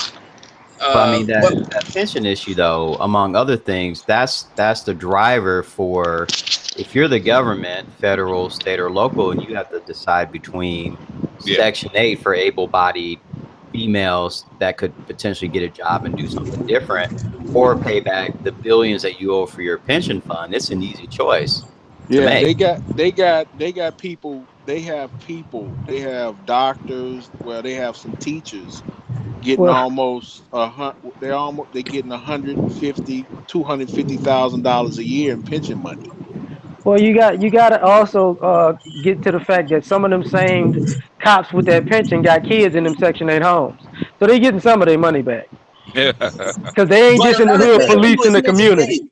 If you cut off Section 8, it's exactly what BGS said, in which Big J was having the response about in the first place. Women are going to acquiesce and go back to men, and what happens is people are going to start living together, and that concentrates resources. So this idea that if you remove Section 8, women are just going to starve and not adjust their behavior. That's a fallacy. Yes, that is a fallacy. Well, because you gotta realize what they're doing with that Section 8. Yeah, let Big answer. No, but Edward, they had welfare in the late 90s. That didn't work. Sure did. You're not going to change the mindset. What are you talking about, man? If I starve you, I'll change your mindset. Well, let me add to that. Hold on. I'm talking about women in general. Who's outside in the wind? That's Big outside in the wind, I think. Because so you're making two. It's funny because you're making two competing arguments. On one hand, you saying that black women not gonna change because of Section 8, but then you're making an argument, and I got off the phone for a second. You're making an argument that black boys are gonna start robbing and wilding out if they can't do nothing. So you're literally making two opposite points to try to confirm one argument. Okay. If you sit up there, okay. She as a grown ass woman. She is going to get away with shit. That will not get away. I mean, that's changing. No, Edward. Now, hold on. Let him make his point, because he's here because he has some point to make. I want him to get a fair audience. Okay, let him make his point. Okay. So we want to hear it because he's doing stuff in the background. It's not coherent. Let him make his point, and then we can dissect it. Okay? No, but Edward, she as a grown ass woman, she is going to get away with shit, but that boy will not. Children are not going to get away with shit. The ones that's going to suffer the brunt of it. Get away with what? Especially get away with what? You have a female. Okay, wait a minute. Get away with what? Because you got to specify. What are you talking about? Okay. A woman like that is going to attract simps. It's going to attract giant. Are simps men? Are simps men? Yes, they are. But like that simp is not going to take care of the kids. Hold up. Big J, I got some questions. Can I ask you a few things real quick? Go ahead. You from Houston, right? No. You live in Houston. Because Okay. you kept bringing up Sunnyside and stuff. So what part of Texas you from? I'm from the South part of Texas coastline. That's So how did you? Yeah, go ahead. Because I used to have family on. Okay. But you do realize that, quote unquote, the Houston culture is very off center from every other culture in major cities. You do realize like they get a lot of people in Houston get away with a lot of sucker shit that doesn't slide in most other cities. And I agree. So I'm saying that to you. So when you making these points, I'm starting to piece together that you know the Houston culture is a little warped when it comes to all of this stuff. So don't put these type of people for the totality of the communities nationwide, because it's not gonna fit at all. No, I was just using it as an example, but I wasn't trying to make it. Okay. Let me ask you a couple of questions. Okay, you're in Texas, right? Okay. If Section 8 is, say they cut Section 8 in half, right? Okay, and say that particular woman that's in Tennessee, she's in southern, southeast Texas, because I'm guessing that's where you are. Okay, southeast Texas, and they cut her Section 8 in half, or they eliminate her Section 8, and she's got 4 kids. What is she gonna do? She got to move somewhere. Okay, she's gonna move with who? Her baby No. dad. I want him to answer. You guys stop. Okay, he's in the chair right now. With the available man who's there, or the grandmother. He's gonna be with family. He's gonna be with family, or she's gonna have to find her a man, right? Right? She won't be independent anymore, will she? No. So like I said, though, if you're gonna economically force a woman, them children are gonna lose at the end, because you don't know what his intentions are. We're not talking. You mix it in two different things. Mix it in two different things. How is that? How is that mixing? In other words, we talk about what the woman's behavior. We're not talking about the children. The woman's behavior. What will she have to do? Adapt or die. Date him. Huh? So well, she's gonna have to convince him to do what?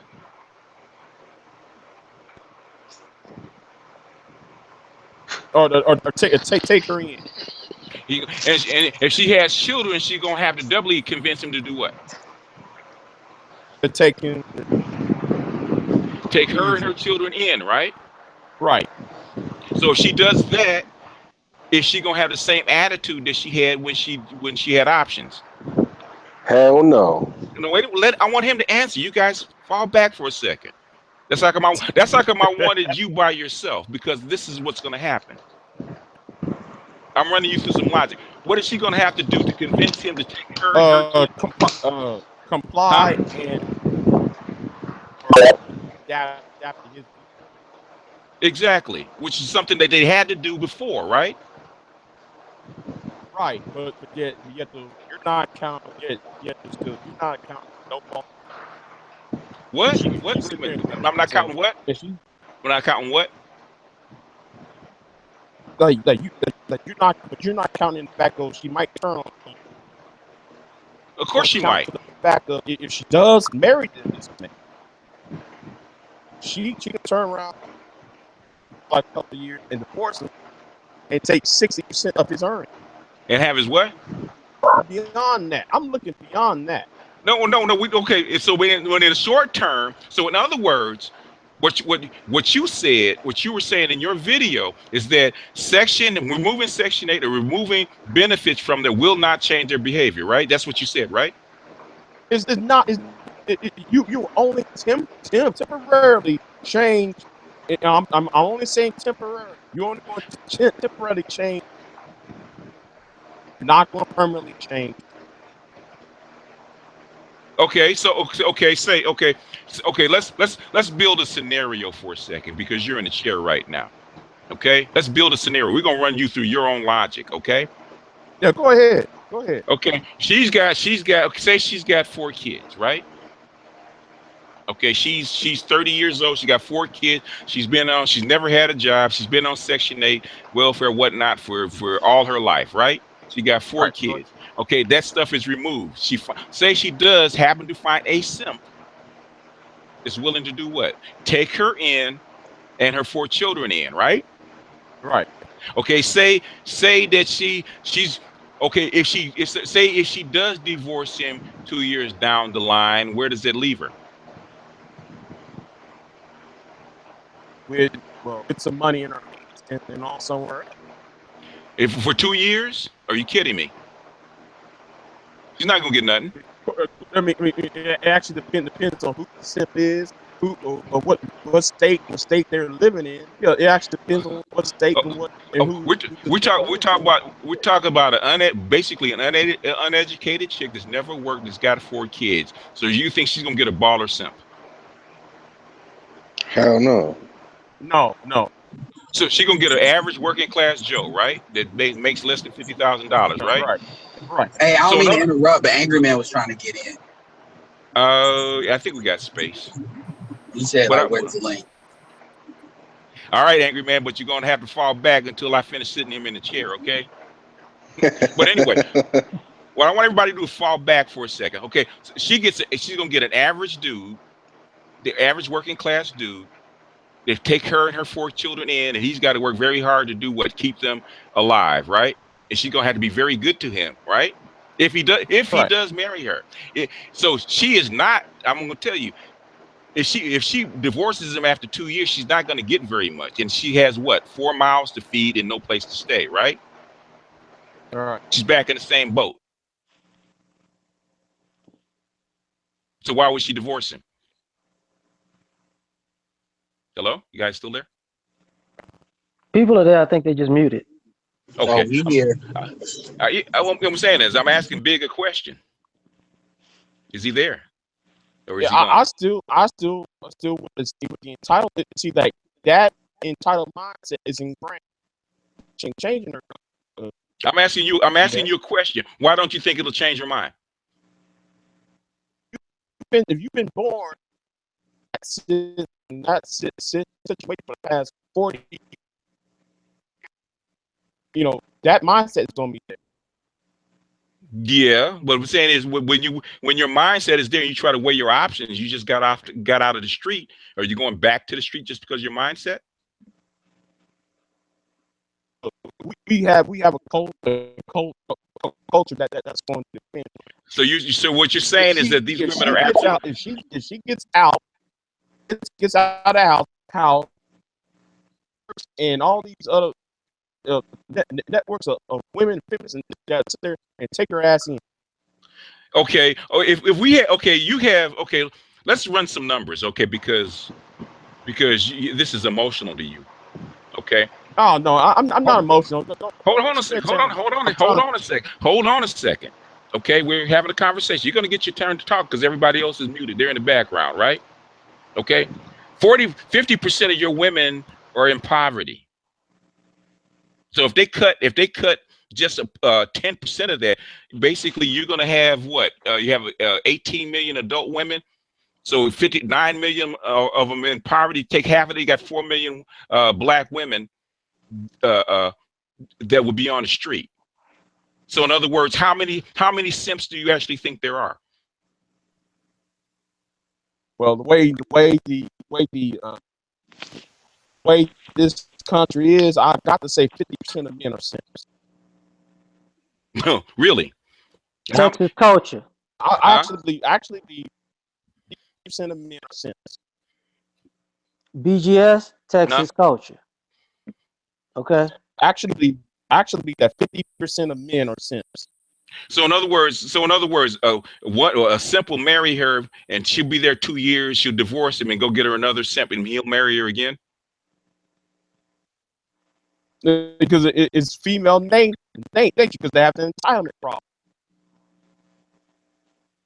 So if they're that big of a simps, how come they're not marrying them now? Because they have access to other. And one thing I know about Houston. One thing. When you know the reason that doesn't work in Houston, for a very good reason. There's too much pussy in Houston. Houston is one of the richest, is one of the biggest pussy markets in the whole country as far as black pussy is concerned. It is, but they got a simp ass sucker culture that they think is manhood. Them chicks ain't getting married in Houston, man. They fighting over women. Women are fighting over men in Houston. There ain't enough simps to go around. BGS, they're not getting married. They're not marrying these men or women, but these guys keep rotating the same hoes because they suck. Yeah, in other words, thank you. I'm trying. Thank you for saying that. Yeah, but I told you this big earlier. Your Texas culture does not gravitate to the world. Big. There's no yelling in here. We're talking to you. You will get your turn to talk. Let him talk. See, at the end of the day, you can't put Texas sucker simp ass culture onto the United States of America. Just because this is how these fools roll out here, that shit doesn't work everywhere else. This is why these girls stay out here and doing this, because they can't do this shit nowhere else. And if the thing is, they're doing it because they can afford to, because it's cheaper to do it there. Once you remove the money, because you have a whole lot of guys. That's what the Texas women, especially Southeast Texas women, are complaining about, is that they got the Section 8, they got the welfare, and they're housing these guys. No, well, technically yes, but the thing that they really complain about is there's a lot of guys in Texas, ain't that many men. These bitches don't respect these guys because these guys is bitches too. This is romper where land. People talk that shit, but they not really about that. Yeah. So I heard that. If I could say this, gentlemen, and how's it going, BG? This is City of Truth 91. I think that you don't take into account the concept of, this is an old concept, but you can take a girl out the hood, but you can't take the hood out the girl.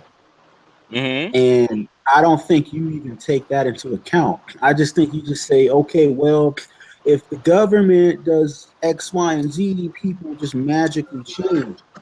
And I don't think that's true, because government policies have different effects for different populations of people based on the characteristics of those people. So you can say, you know my history, right? About the crack era and stuff like that, right? Yeah. I know hood niggas. I know hood bitches, okay? Because I dated them, fuck them motherfuckers, okay? Hood bitches count checks. Hood bitches count money. Hood bitches depend on checks, like you depend on hitting the clock and earning your money. So if that check gets to be cut back, or that check gets to be removed, trust and believe me, they're looking for dudes to support them. And can I say something? Go ahead, Edward. And it's somebody that, look, my mom was hustling. My mom hustled the crap out of Section 8, because unlike my mom had a man that was actually working while we were on Section 8, which you're not supposed to technically do. I can tell you, when that money was messed with or anything, they get on notice. See, a lot of y'all are talking like y'all have already seen this and y'all are theorizing. That's one thing I will defer to BGS on, because BGS has seen this. Y'all are theorizing. And that's why I keep saying a lot of y'all comments, y'all arguments are emotional and they're not making logical sense. Hence why BGS is running you through the logic. Hey, Edward, I got a girl, okay? She's in her 50s now, okay? I banged enough welfare pussy and Section 8 pussy to know. And trust me, when they mess with the, when I really get a call, when I get with them calls back to back, talking baby this, that, and the other, it's when they start that money low. And let's be clear here. There's degrees to simping. There's a lot of dudes that will pay for it, but there's a lot of dudes that understand what the market value is too. I don't know if that's true in Houston, but I know you talk to Corey Holcomb in Chicago. We know when the price of pussy is low and we don't overpay. I'm gonna tell you guys, they don't. Yo, can I get in on this, man? Jump in, Angry Man. First of all, I gotta agree with BGS because not only have I messed with chicks, like my baby mother was a welfare type chick, and you know my sister got a bunch of friends that's welfare chicks. And what BGS is saying true. When you take away that type of shit, because I've seen chicks lose their assistants and shit like that, they tighten up. Instantly. Immediately, because what you gotta understand is women have this mechanism in them. If you give them something, they're gonna take as long as you give, but the moment you stop giving, they're gonna tighten up, because self-preservation is one of the most important things to them, especially if they got kids. Truth. Yeah, you know what, Angry Man. One of my subs posted on my wall that he's around my age, right? He said he remembers when at 65, when his before 65, when before his mom got on welfare. He said he noticed the change a year after she got on welfare, the change between her mother and her father. Of course, it didn't take a whole generation. Of course, because women follow. Women follow whatever the trends are. Women follow that shit. Like it's just like when you look at any dude that's in a relationship with a woman, go to her closet and look at how much shit is in that closet that she don't wear. Because the only reason she bought it is because a commercial was telling her to buy it, or it was some sort of trend. That's what they do. That's what they do. And to sit here and make, because I saw the video when Big J, he made the argument about Section 8, it being taken away. That'll be the best thing that has ever happened to the black community. That, and if they take away food stamps, all of that bullshit. Because truth be told, black people don't gotta have that shit. There's other ways for us to do shit. A lot of times we just put ourselves in. Look, I was with my baby mother when I was in my 20s, and she was trying to do the same thing that Edward is talking about, which is I was making money and she was trying to get assistance at the same time. And I told her, I said, yo, you don't got to get that shit, because we don't need that. That's for somebody that need it. Truth be told, if anybody should be getting food stamps, it should be the elderly, not young, able-bodied people. No, that's facts.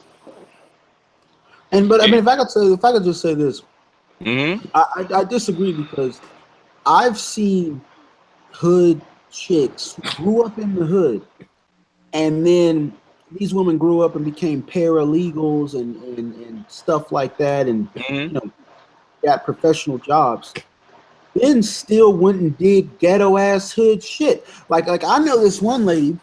How were they on their job though? Okay, well, I'm about to explain all that right now, real quick. There was just a family friend of mine who used to stay with me and my dad back when I was living with my father.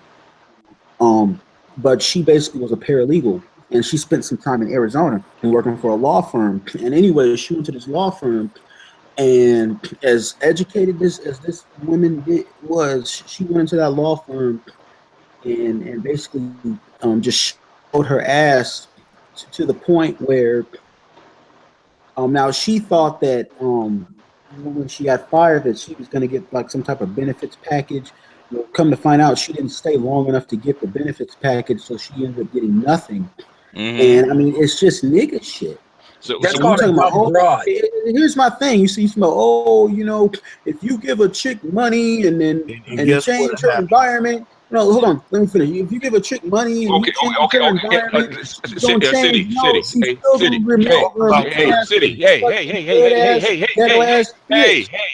He's talking about two different things. I know he's doing. What I'm saying is, if you make a point, make your point. Okay. He's talking about two different things. He's talking about two entirely different things. Like, just the fact he proved the point by saying, "Oh, I know these ratchet chicks out here, but she went and got a job at a law firm." Yeah, she has a job. So she has a job. Come on, man. Yeah. Come on, man. And the fact that she went and showed her ass or whatever. Like I dropped a video about this last year. I call it ratchet theory. Everyone has the ability to be ratchet, but they also have the ability to tighten up when they need to. When they need to. But this idea, nobody's arguing that women are gonna transform at their molecular level. Yeah, we know these chicks are they holding it down. So you all are arguing it's an argument that we never made. What we said is the conditions that allow that shit to happen will make them stop. Yeah, and we also said in that video, we said beware, okay, because we know they're gonna come out and hunting, and we know that they have this background and they're already damaged. And I said that. Pussy trap. I said clearly, in my video, if you listen to it right at the end, that they're going to have to try to sell a car that has 300,000 miles on it that's been in an accident 4 times. Okay, because they have to. Check the whole fact. And you talking about marrying these women? I'm like, man, ain't nobody about to marry. What the fuck are y'all arguing with? But here's the thing. Here's the thing about that, because I was noticing when they was talking about the simp culture in Texas or whatever, and Jap came out with an excellent video. He said simps are the janitors of the game. Clean up, man. Yeah, exactly.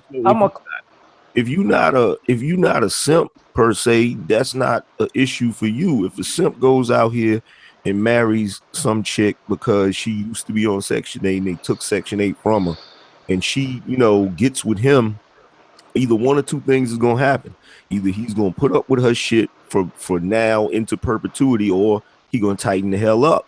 Either way, it's not gonna affect no man that's about his P's and Q's. You know what I'm saying? Like, it's something that gotta happen. It has to happen. The moment that these women start having the fact that she has to go from I'm independent because she can get government assistance to having to stay with a man, that is gonna change a lot of shit. Yeah, and the market for simps is gonna go way up.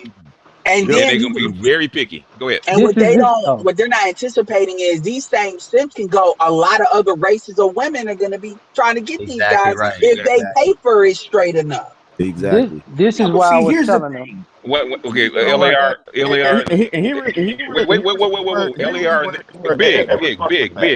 Big. LAR, and then you.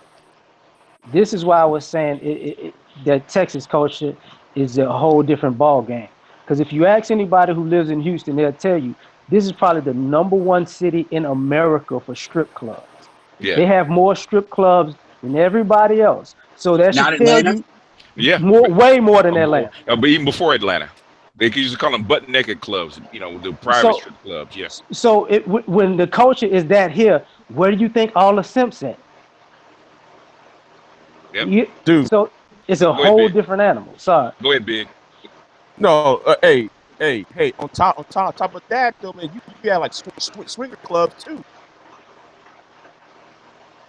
Exactly. Thus multiplying the simps. On top of the strip club. On top of the strip club, because you have rooms and would have shut the fucking this guy over here on that bullshit going on.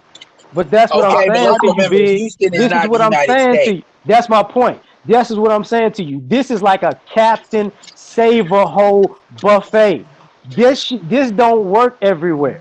Yeah, I'm starting to lose respect for Houston, bro. Oh, it'll stop working in Houston in a minute if they start pulling the money. Because you're gonna flood the market. Exactly. That's what they're doing with that tax money. What's your overall point, Big J? Are you saying that you should get rid of Section 8? No. What I was talking about was mainly about the consequences of taking away the Section 8 and society in general. Now, I wasn't just the black community, but I'll leave it there. Okay. Well, my whole point in the video was not whether it was good or bad to take away Section 8. But I think my whole point in the video was that it's going to be taken away. Yeah. And people have not adapted to it. And same thing with Dr. Jones, where he was saying that it's not a point of whether or not it's good or bad. Whether you're a liberal or conservative, whether you think that people should have it or not have it. The fact is, it's not sustainable. and it will go away. And then these women are not preparing for it. That's what we're saying. Man, BGS, I've sat there just like I'm sure you have, and I've witnessed the type of assistance that these women get. I'm surprised they were able to sustain it this long. Like, I'm amazed. Like, yo, my baby mother, she went down there, and I'm gonna tell you the type of assistance she was trying to get. At one point, you know, after me and her were no longer together, I know for a fact she got like $700 and some in freaking food stamps. She was getting Section 8. They even had a program there that they would help her buy a car. What? We're not even counting Section 8. We're not even counting the earned income tax credit. We ain't counting none of that. And or the child tax credit. Or Habitat for Humanity. Or Habitat for Humanity that actually goes and literally gives women houses. Yes, that is true. I know a lot of that out here. They got a lot of those in Durham. Oh, that's like that Warwick Dunn Foundation. Yeah. And these will be houses they paying $125 for. Yeah. And they literally and these houses they own. They literally, the welfare state literally took a whole group of women and put them in a position to where they literally do not need anybody except the government. Exactly. And that is an absolute artificial construct. That's why if you look at black women overseas, even like African women, like Nigerian women, you could argue they can be a little bit arrogant. They'll say that they're arrogant for sometimes how smart they are. Their definition of arrogance and what black men in America deal with are two completely different things. I wanted to go ahead, Dr. Jones. Big J had made the argument that, you know, we're not thinking about the long term and what about the children, all that kind of stuff. And, my response is this. So when, not if, but when Section 8 and when these benefits are cut off, because it is going away no matter what, that's not going to stop people on a private individual basis from providing, you know, charitable services, clothing drives, you know what I'm saying, fundraising. The brother, Let's Be Frank, he did a great series called Birds of a Feather Flock Together, where he talked about how brothers came together and built up voluntary, you know, aid organizations and things like that. The thing is, instead of dealing with an impersonal government that's not going to exact conditions for their assistance, they're going to have to come to us. And for those who wish to participate, I'm not going to on a personal level, but for those who wish to participate, they're going to have to take the help on our terms. And that's going to be the difference. Yeah. These chicks are going to start hoeing. That thought market is going to explode like you have never seen it before. It is going to gas right now in certain areas is below $2 where I live. Yes, it is. Angry Man, just go to Durham. And that's going to be high pussy. It's going to be like 87 cents. That's what's going to happen. Jap and all these dudes, because here's the thing that what he's not talking about. There are a lot of simps that are simps because they don't know no better. And when they get access to this red pill knowledge, all it takes is one video from Alan Roger Curry or BGS or Ron Wills. Shout out to Ron Wills with that repercussions video, because that look on that dude's face. And these simps are going to transform and they going to be like, yeah, we got you, bitch. Exactly. And see, that's another factor that nobody is counting in. There's a whole movement right now. This is the first time in the history of the United States that black men like ourselves have literally had a voice to speak about these topics.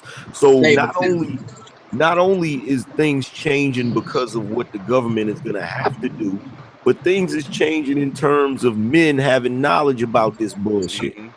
And we're not even counting the young dudes, because the young dudes already up on game because these women are so sexually aggressive. Yeah. One of the factors he forget to talk about when he talk about what about the kids is these women ain't gonna be able to afford to keep their kids no more. No, and there's a very good study, and I had to find it again and post it. The government actually knows how much money to issue out if they want a certain amount of children. So if like when Like he talked about in 1996 when Bill Clinton actually cut down the welfare rolls, right, and reduced welfare. Okay, and what he did was he switched where the money was coming from. Because right along with that, what Bill Clinton did was increase child support and increase penalties for non-payment of child support. So all he did was transfer the burden of basically supporting children from the government to the backs of the fathers, right? And then he made women go to work. He made them go to school. He did a whole lot of other things. So he transferred the cost of bearing women bearing children from the public sector to the private sector. So the money basically stayed the same. Yet less people that actually needed to be on the government because a whole lot of men were getting raked over the coals funding this. Oh, that's how they were sustaining it. Okay. That's how they sustained it. I mean, Dr. Jones probably can tell you about it because that's his area of expertise. All they did was change the money over. In fact, who was that that said that? Al Green said the same thing. I know as a brother, if I can find the clip, I'll find the clip where he said it because it was on a program that I was listening to and I have it recorded. What he said was that in order for the states to enforce fraternity suits and stuff like that, what Bill Clinton did was tie enforcement of fraternity to the infrastructure funds. In other words, highway funds, school funds, and that kind of stuff. In other words, we're going to cut your money in these areas if you don't do this for us. And the federal government does that all the time. Go ahead. Not to mention the fact that they incentivize the states to set up their child support collection. So for every dollar that they turn over to the feds, the state gets to keep $1 too. So they're basically incentivized dollar for dollar. The other thing I wanted to say real fast is when Big makes the argument about, the 90s welfare reform, what he doesn't mention is that a lot of the states sought and got permission to waive the requirements. So in a lot of these states, they're not enforcing the full work requirements or education requirements that bill calls for. They're basically in suspended animation. So what DJ Trump and company wants to do, and this is according to the Heritage Foundation, they want to fully enforce all the provisions of that welfare reform. So basically, we have not really felt the full effect of that law as of yet. And let me add something real quick to that. Just so you guys know, now with Bill Clinton doing that bullshit, and then you had his wife trying to run for fucking president. I wish I might have voted for that bitch. Like you could have somebody in the situation I'm in. And basically, like when a lot of you guys talk about getting your passport and going here, going there, I can't get my passport because I'm behind in child support. And like the number's only $2,500, but they start to lock your passport up. Yeah, and see, here's the problem. This is how it works. And most people that don't know anything about child support, they'll be like, well, why don't you just pay your child support? Let me show you the game that women play. This is the game they play. You got the child support coming in, but what she'll do is she'll take that money that you pay in child support and she'll use that to pay bills and shit. And then your kids, if they're old enough to call you, your kids will be like, I need such and such, I need this, I need that. So then you have to make a decision. Are you going to pay in the child support and let her screw you over? Or are you going to pay and give your kids money so they can get what they need? Oh my God. They're going to take care of the kids. They're going to take care of the kids.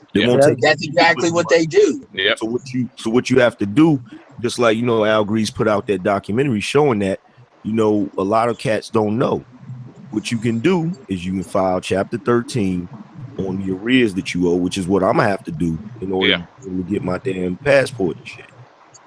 My father did something similar to that to my mom, and my mom, I swear, like blamed me for my entire life on it. Like what my father did was he owned a restaurant, so what he did was he paid himself like a waiter. He was able to artificially control that shit, and he never really gave none of us no money. But the point is, if you that's what that League of Dads that O'Shea Jackson did with the guy that's running that was trying to say. Christopher Smith, yeah, there's a way to do that if you know the right information, and that's what I always say. I'm always a big believer in information because you don't even know where the touch points are until you actually meet that feeling. Yeah, you just got to make sure you don't go too far into it. Yeah, Big wanted to say something. I want to give him a chance to rebut. Okay. Now, Mr. Jones said something about. You want him to repeat it? Yeah, Jones said something. Mr. Jones said something about if these women will be out that. Well, guess who? No, have him repeat Not gonna it. receive Have him repeat it so Yeah. you can answer, so you can respond to it. Go ahead and repeat what you said, Dr. Jones. I said, so I said, if, all these benefit cuts, and they will be taking effect when these things happen, that's not going to stop people from providing support on a private basis. So instead of women having to go through an impersonal government that's not going to impose any kind of restrictions, morality, or what have you upon them, those individuals who want to support them in some fashion can, but they're going to have to take that help on the terms of the people that are actually giving them the money. In other words, they're going to have to horse trade. If they want that support, they're going to have to live with the conditions that the donors set for them versus big daddy government that doesn't care what you do. If you subsidize bastard children like the government is doing, that's what you're going to get. Okay. You said something. I mean, it sounds like to me that you're afraid of what's going to come when this eventually happens. Is that the case, or am I misreading this? No, like you're misreading. Because I'm not focused on what I'm focused on what's going to happen to those children of this one. Okay. Of these ones. Okay. No. Okay. It's gonna be the text. What's going to happen to them? Well, no. Well, let's dive into it. If she's going to a simp, to a 30-ass simp who is not going to treat kids right, you are going to create another social problem. Can I respond to that? Hold on. No. Wait a minute. Let him finish his statement. That was the premise of where I was coming at work. That was the premise where I was coming at. I wasn't coming. Who's this? Whoa. Let him finish, please. And then you can respond. I wasn't there, man, having on my cake. Man, I'm here to save the hoes. No, I was talking about the benefit of the children who are. Can I ask you a question? Hopefully that means the dads get more custody. Yeah, they should. But can I ask you a question, Big? Okay. So in other words, what would you do to clean up the problem? Because it's evidently it's not working. Well, I already lit this down at the end of the video. I mean, no. You're here right now. Repeat it. This is your list. Repeat it. Problem. You have to get rid. I know this might not be a little bit off topic. You have to get rid of this no-fault divorce law. You have to sit there and force these women to pay a lien after those children turn 21. That to pay back all the money that social service give. I thought you have to do that regardless. I thought you had to pay back welfare. No. They make the father pay back welfare. No. That's crazy. Yeah. Okay. So that's that right there. Let me. I just wanted to put this point out there. This idea that for black boys or children, black boys and black girls, that you got like pedophilia and stuff like that happens now because of random dudes that women. You act like women ain't fucking. Increase it. You are big. No, big. Let him finish his statement. My point is, that is a guess. The idea is it's happening, and the idea you say, I'm gonna tell you, I'll actually make this argument. You are wrong because a simp has more to lose than what a lot of these dudes that lay up with these chicks do. So this idea that a simp is going to start doing the stuff that I just said, that is insane, because if you can't be a simp without no money, and if you got money, you got an income source that a woman can attack you on or put the law on you on. These dudes ain't got nothing to lose. So for you to make the argument that stuff is going to get worse, I'm going to keep it real with you. The argument you're making, it clearly tells me you're not making an argument for that. That's why I brought up the fear card, because it's illogical in the way you're presenting it. Okay. Let him respond. Let him respond, and then LAR, and then Angry Man after that. Okay, but Edward, I'm gonna tell you Big something. first, big first. Like I sense as in your voice. So let me break this down. Oh no, down Edward, no, Edward. There and stepped up to me with that arrogant bullshit. So I'm gonna tell you no, straight up. hey, whoa. Okay, that's not how we talk in this forum. Okay. I like now, Edward. I'm talking about. Something exists. I'm making a little analogy. Okay. Okay, if I cut my finger middle of the ocean, track a shark or two, right? Track a shark. Finger, drop of blood in the middle of the ocean. We're not getting your analogy. If I take a cow leg or a barrel of a 50-gallon drum of blood and drop it in the ocean, you're gonna attract more sharks. Okay. That is what I was talking about, Edward. You're going to add more to the problem, not lessen the problem, and that's the point you don't get. Yeah, but you're not. But the point you're not getting is going to happen anyway. You're not going to stop it. Black men have no choice about it. But LAR and then Angry Man. One thing you're missing is the practical application of what you're saying. Once they take these women off of Section 8 and government assistance, first of all, they're not accustomed to paying actual rent or mortgages, so that digs into their finances. Their families that they've been living off of when they've been doing that can't afford it either. Then you haven't taken into consideration the fact that some of these girls is pimping, trying to get an education and faking like they're getting an education for extra money, and now they got to pay back that money. That's going against them. Then you got to factor in the fact that they got their quote unquote beauty costs that they still won't give up. And then the actual money that they're getting from men in child support. They can't sustain their lifestyle. And when you add simps to the mix, they're gonna get rid of the kids. If women have multiple kids by multiple different dudes, they're gonna start to get rid of the kids who actually got a father because they won't afford it in their household.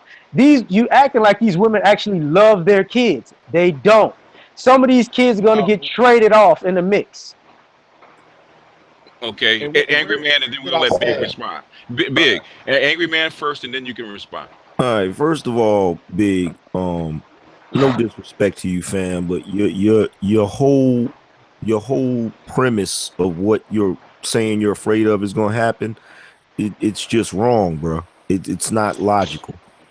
And the reason why I can tell you it's not logical is because I have 3 children by my ex. Now she's already feeling it. And what's going to end up happening is if she can't afford to maintain her lifestyle because of the fact that she still has those kids at home, she's probably going to push them off on me, which I don't have a problem with because that'll put an end to the child support thing. But what you're sitting there talking about is, okay, well, if Section 8 happened, once they take away all this assistance, what's going to happen to the kids? So you're worried about the kids after the fact, when what Edward was saying is dead on. You should already be worried about the kids because the kids are already under messed up conditions under that type of household in the first place. Because when you have women that have a welfare mind state, there's a lot of bullshit that goes on in households that those children have to suffer under. And one of the things they have to suffer under is when you have a woman that has a welfare mind state, she's trying to get assistance from wherever she can get it. So what a lot of times what they'll do is these kids are fending for themselves. And their mothers are like vultures trying to live off of their children. So you have the mothers that try to put their boys in basketball so they can hopefully become an NBA player. Or you have the mothers that push their boys out there to try to sell drugs to make money. You already got these kids fending for themselves.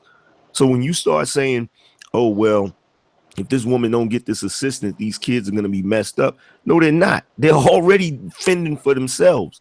Now, maybe the ones that are younger might be in messed up situations, but I know dudes that started taking care of themselves at 10 and 11 and 12 years old because their mother wasn't shit. So what's going to happen when a situation like this happens? Human beings adapt. That's what human beings do. You understand? What you don't realize is before the welfare state, we had intact family homes. Black women were on a whole nother page, and all it took was for the welfare system to be introduced for all of that shit to change. So logically, anybody with common sense would know if you take it away, it's going to cause another change.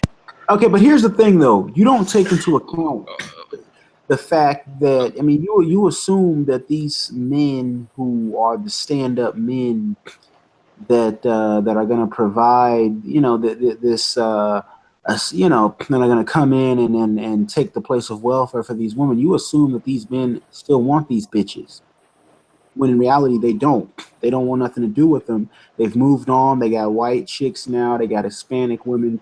They don't want to be bothered with these raggedy ass women and their raggedy ass badass kids. So basically, in reality, that they're still going to be the liability of the state. Actually, the statistics don't show that. What the statistics show, what the statistics show, hold on for a second. What the statistics show, see, that's you buying into the myth that the majority of black men ain't shit. Okay, first of all, it's actually saying that the majority of black women are undesirable. That's why they're not. I'm not talking about black women being undesirable. City of Truth. Hey, wait, one at a time. Okay, that ain't got nothing to do with my point. Like, I'm not talking about the fact that, like, you're hung up. Like, I feel like you over there in real red pill rage right now. You're hung up on whether or not black women are desirable. I'm talking about the black women who already have children by black men. Once they get into a messed up situation and these fathers have the opportunity to get custody, a lot of these fathers are going to get custody. A lot of them want custody now. The only reason they're not able to get custody is because these fucking women are holding the children hostage and making money as bargaining chips. Yeah, that's true. Okay, respond, City of Truth, and then we can go to Big and let him respond. Yeah, my whole thing, you know, the point I was just trying to make, man, is that these women, you say that you know, these women are going to be changed by, you know, removing this Section 8, and you know, the Section 8 in and of itself is not the problem. The problem is you have a whole culture of, you know, has been built up from decades and decades of this welfare matriarchal mentality, and that's not just going to go away overnight. That's not going to go away overnight, brother. What? Okay, Angry Man, let him finish, and then we go to It's Big, not and then going to go away. That's the point I'm trying to make. You guys think it's gonna? If it was that easy for it to go away, it would have went away already. It's not going to go away, dude. Okay, you made your you made that point. Okay, is there another point you want to make, or if not, we're gonna go to Big? No, that's what I wanted to say. Okay, Big, go ahead. I agree with the guy who just came. City of Truth. Yeah. I agree with the city what you just said. Okay. Why? Everybody will talk about the welfare state, but nobody is willing to talk about that help. That's the primary for this stuff begin at. That's where I believe Ronald Reagan passed that no-fault divorce law back in 1967, and it came in effect in 1970. That actually began the wave of this mentality mindset of how female fuckery began. Right there. Did y'all ever? That is not. Okay, Angry Man is respond, and then LAR. That is not what started what these women are doing. No fault divorce is not what started what these women are doing. What started what these women are doing. Yes. No, it didn't. Welfare actually did. I'm gonna drop a shout out to Hezekiah Music. I have two videos that I'm gonna put up. one is about poverty, or basically hunger in the South. It tells you about food stamps and why they had food stamps and welfare and stuff like that. And then I'm going to show you the second one about the results of the welfare. Okay, they will explain to back in the back. Both of these were filmed back in 1968.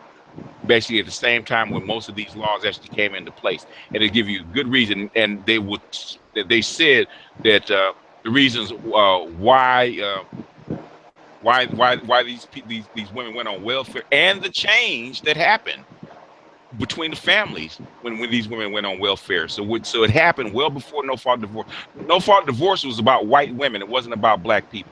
Exactly. Can I please? Go ahead, Angry Man. I'm sorry for interrupting you. Go ahead. Let me please speak on that.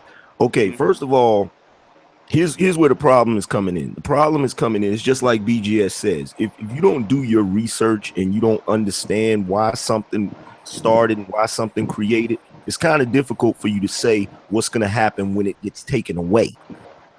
Okay, because like I'm listening to you guys, and you guys are talking about no fault divorce, and I get where that comes from. That's the first talking point in your MRA starter kit. But what you don't realize is the whole reason why you have brothers up here that had to create a whole different type of movement that was separate from MRA and separate from MGTOW is because of the simple fact that a lot of their talking points don't address black issues. No fault divorce, just like BGS said, that's white people shit. That was a white people issue. You understand? The issue that we had in our community is this welfare mind state that was created by the government by giving black women the ability to basically go around being in a relationship with a man and basically allowing the government to be her relationship. Mm-hmm. Yeah, because it didn't because you already have a matriarchal culture, right? You have a matriarchal culture, and you're trying to put a patriarchal solution on the matriarchal culture. All you did was reinforce the matriarchy by doing it. That's all you did. Whereas what was white people, it didn't break up their families. Now, no fault divorce helped break up their families, but welfare, Section 8 didn't have the same effect on white people that it had on black people, because you have two different cultures. Exactly. And that's also. Go ahead, Kira, Dr. Jones. I was just going to say that, there's a book written called When Affirmative Action Was White, and they had a very illuminating chapter that talked about the GI Bill and Social Security and other programs that were directed specifically to ethnic European people. And it said something like that they received somewhere around the same amount as the Marshall Plan to reconstruct Europe after World War II. And this is what catapulted ethnic European people into the middle class, not to mention all the business loans and whatnot that they received. And that's where the basis of their business came from. Which is the reason. If you really listen to what's his name? Claude Anderson. Like, Claude Anderson wrote the first affirmative action plan in 1970, right, for the state of Florida. Okay, if you listen to Claude Anderson, I asked him this question directly. He said it was true. Okay, what was supposed to happen for civil rights, right, is to assimilate black people, is to replicate. Get rid of the matriarchy and replicate what was a patriarchy by doing what? By putting black men to work. That got blown up. I keep telling you guys this over and over and over again. That's how come I keep saying I can't get you. If you guys don't want to leave kindergarten, I can't put you in the first grade. I can't keep stepping you up to so you can understand the way the world works. You guys keep want to stay in kindergarten. There's a reason things happen, right? There's a reason things happen, and everything the government does not work. Okay, there was a plan to actually do that, whereas to put black men to work, not keep women on welfare, and reinforcing the matriarchy, because they already knew that, because it happened in New York, it happened in Chicago. They already knew what would happen, right? Okay, you could not have a white solution. That's what Monahan was saying. You can't have a white solution for black people. You have to give them a separate solution. And putting black men to work was that solution. That got blown up. So you got what the white people got, which was welfare, and it does not work for black people. It reinforces a matriarchy, which is what you have. So if you take that away, okay, you have to have black women depend on extended family and their men again, because they have to, like they do in Africa. You have to have a separation of even though Africa has a matriarchy, they depend on their men. So they depend on their men. You don't have all this malformed matriarchy that we have going on in the black community. Yeah, that's why the whole feminist thing doesn't work for black women, because feminism, that was a problem that white women were having because they felt like they were being oppressed by their men or some shit like that. The black woman was never really oppressed by black men. We always had like this sort of team sort of thing in the household where both people just did their part. It wasn't no situation where one person was just taking care of the other person. Far as I know, back in the day, the majority of the black women I knew that worked. They did something. You know what I'm saying? But it's funny that you said that statement, BGS, that what the government does doesn't always work. And I think a lot of people don't realize that. Like, I remember one day my grandmother was telling me about the weather, how the seasons don't seem to be right or whatever, based on the calendar. And I said to my grandmother, I said, did it ever cross your mind that these crackers don't know what they're talking about? Like, you know what I'm saying? A lot of times we don't think about that. A lot of times we had this mind state that, they just, because somebody's in charge, that means they know what they're doing. No, they're trying to figure it out just like everybody else is trying to figure it out, And usually with data that's 6 to 12 months behind at best, depending on which organization it is. Yeah. Yeah. It's what I'm trying to do, because and there's one thing that I took exception to what Big says is that what you hear on my hangouts is something that you heard 3 months ago, 4 months ago, 10 years ago. People hear that you're hearing right now, the information you're hearing right now, you will not hear anyplace else. Can I get in real quick? Go ahead, Black Wizard. Yeah, I think where City of Truth and Big kind of, I guess they where they're getting hung up on is the fact that I guess they're saying that, like, they don't think the consciousness shift can happen over that great a period of time. Like, they feel like there's this amalgamation where, like, all these things have kind of for consciousness that can't be shifted just by a mere environment change. But I think what needs to be explored, I guess, for them is the fact that if it's women or not, if the environment changes, period, then people have to adapt. Like, if these people were 200 years old and had all the ideas from 200 years ago, the environment changed, yes, their adaptation period would be longer than somebody who was just born. But we're talking about people who, yes, ideas have been passed from generation to generation, and they share that kind of consciousness with grandparents or whatever, but their grandparents are dead. They're not their grandparents. Like, their ideas can shift just as quickly as anybody else. As long as the environment changes, they have to change with it or they'll die. That's just the way of the universe. There's no way around that. Yeah. One good example is the iPhone, smartphone. How long did it take for people to adapt to the smartphone?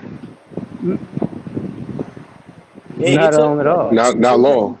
You can change the environment. It changed the whole culture about how you interact with people. Like, within 5 years. Doesn't take that long.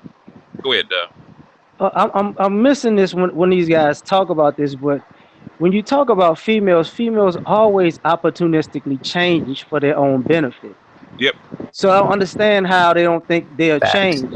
Like, you see women who treat you like shit when they say you broke and treat another guy like a quote unquote king. Yeah, they're underhanded in what they do, but you see them change immediately.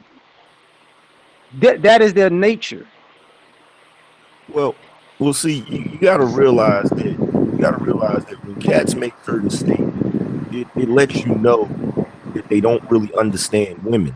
Like the whole point of red pill, well, part of the point of red pill is coming to understand why women do the things they do.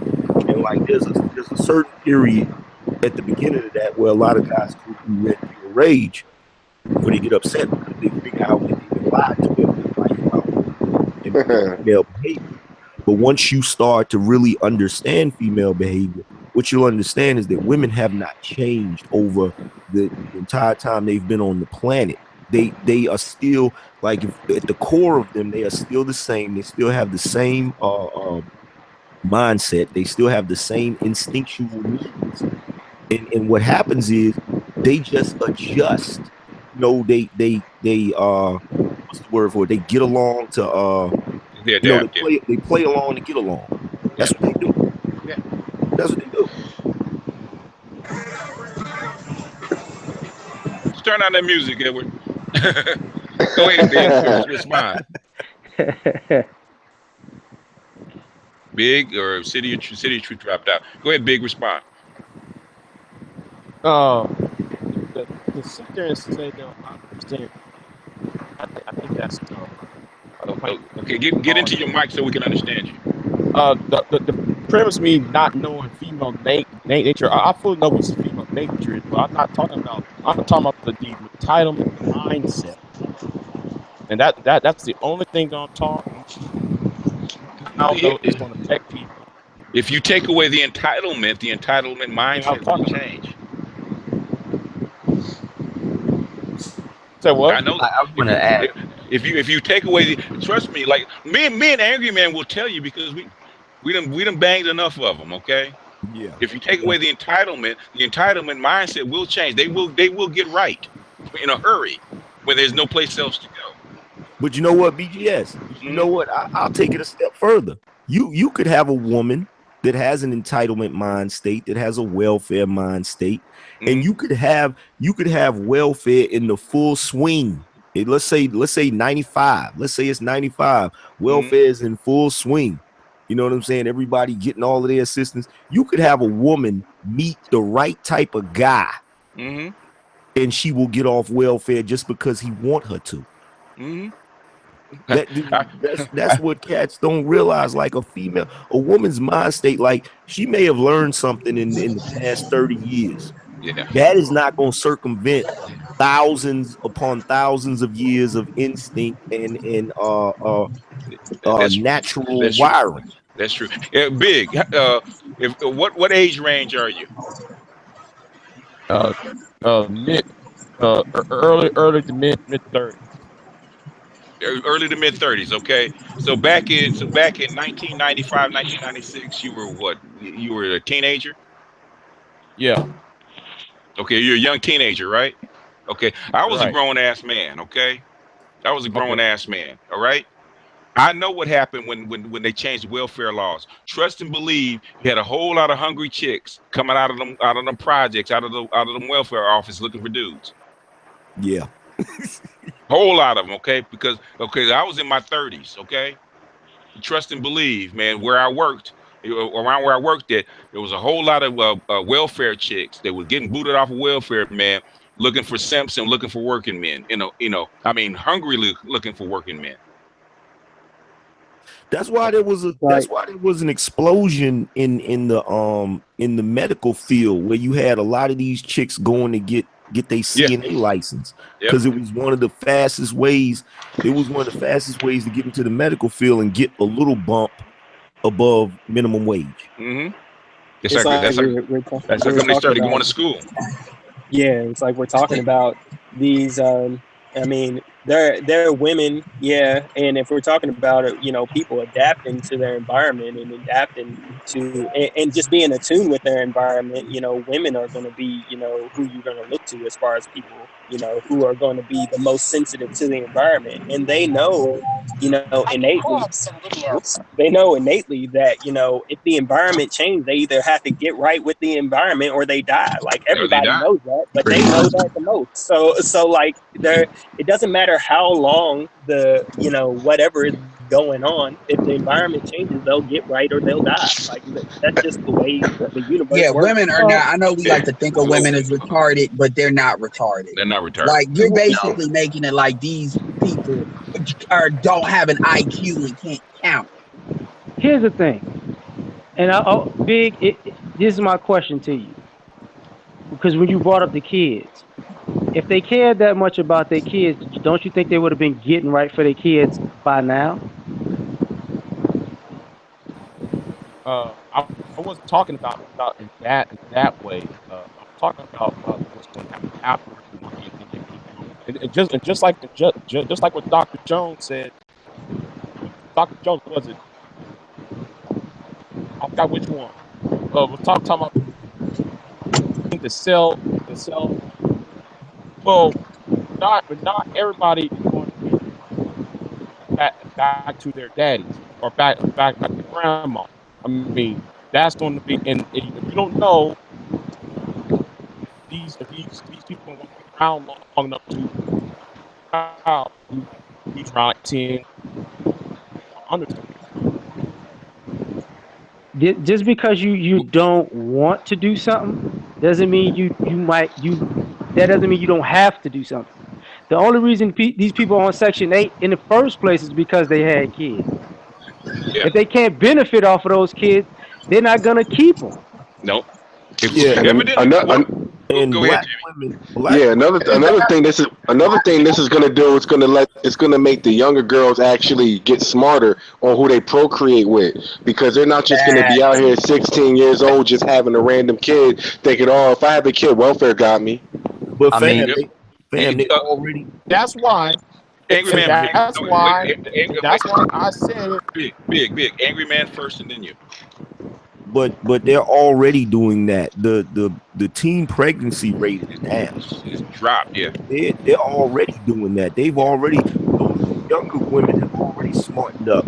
And you know what cats don't realize is that women always have a support system. The women that you're talking about right now that's on Section 8 and all of this, they have a support system. Who do you think watch their kids when they go to the club? Yeah. Who do you think they have a backup plan? Like, a lot of cats don't realize that these women are not stupid. They just pretend to be to get their way a lot of times. They're not dumb. They know what they're doing. Yeah. Yeah. Big, do you have children? No. Okay, well then you don't know the game. Hold on. I stay clear. You don't know the game. I stay away. Well, you don't know the game then. Well, big. Yeah, I know. I'm gonna tell you this. I'm gonna tell you this. For a woman who has kids, normally her mother doesn't even like her because she's playing her. So don't be surprised when these grandparents say, I'm not gonna keep taking care of this goddamn kid. Yep. Especially now, because these grandparents ain't like the old grandparents. The grandparents are like 10 years younger than the mothers themselves. They're like, we're the type of big mama now. But Big Mama didn't like it either. Did she? No, she didn't. Yeah. But these chicks are not gonna do that. These new chicks are not gonna do that because they trying to live their life now. So that kind of let them starve.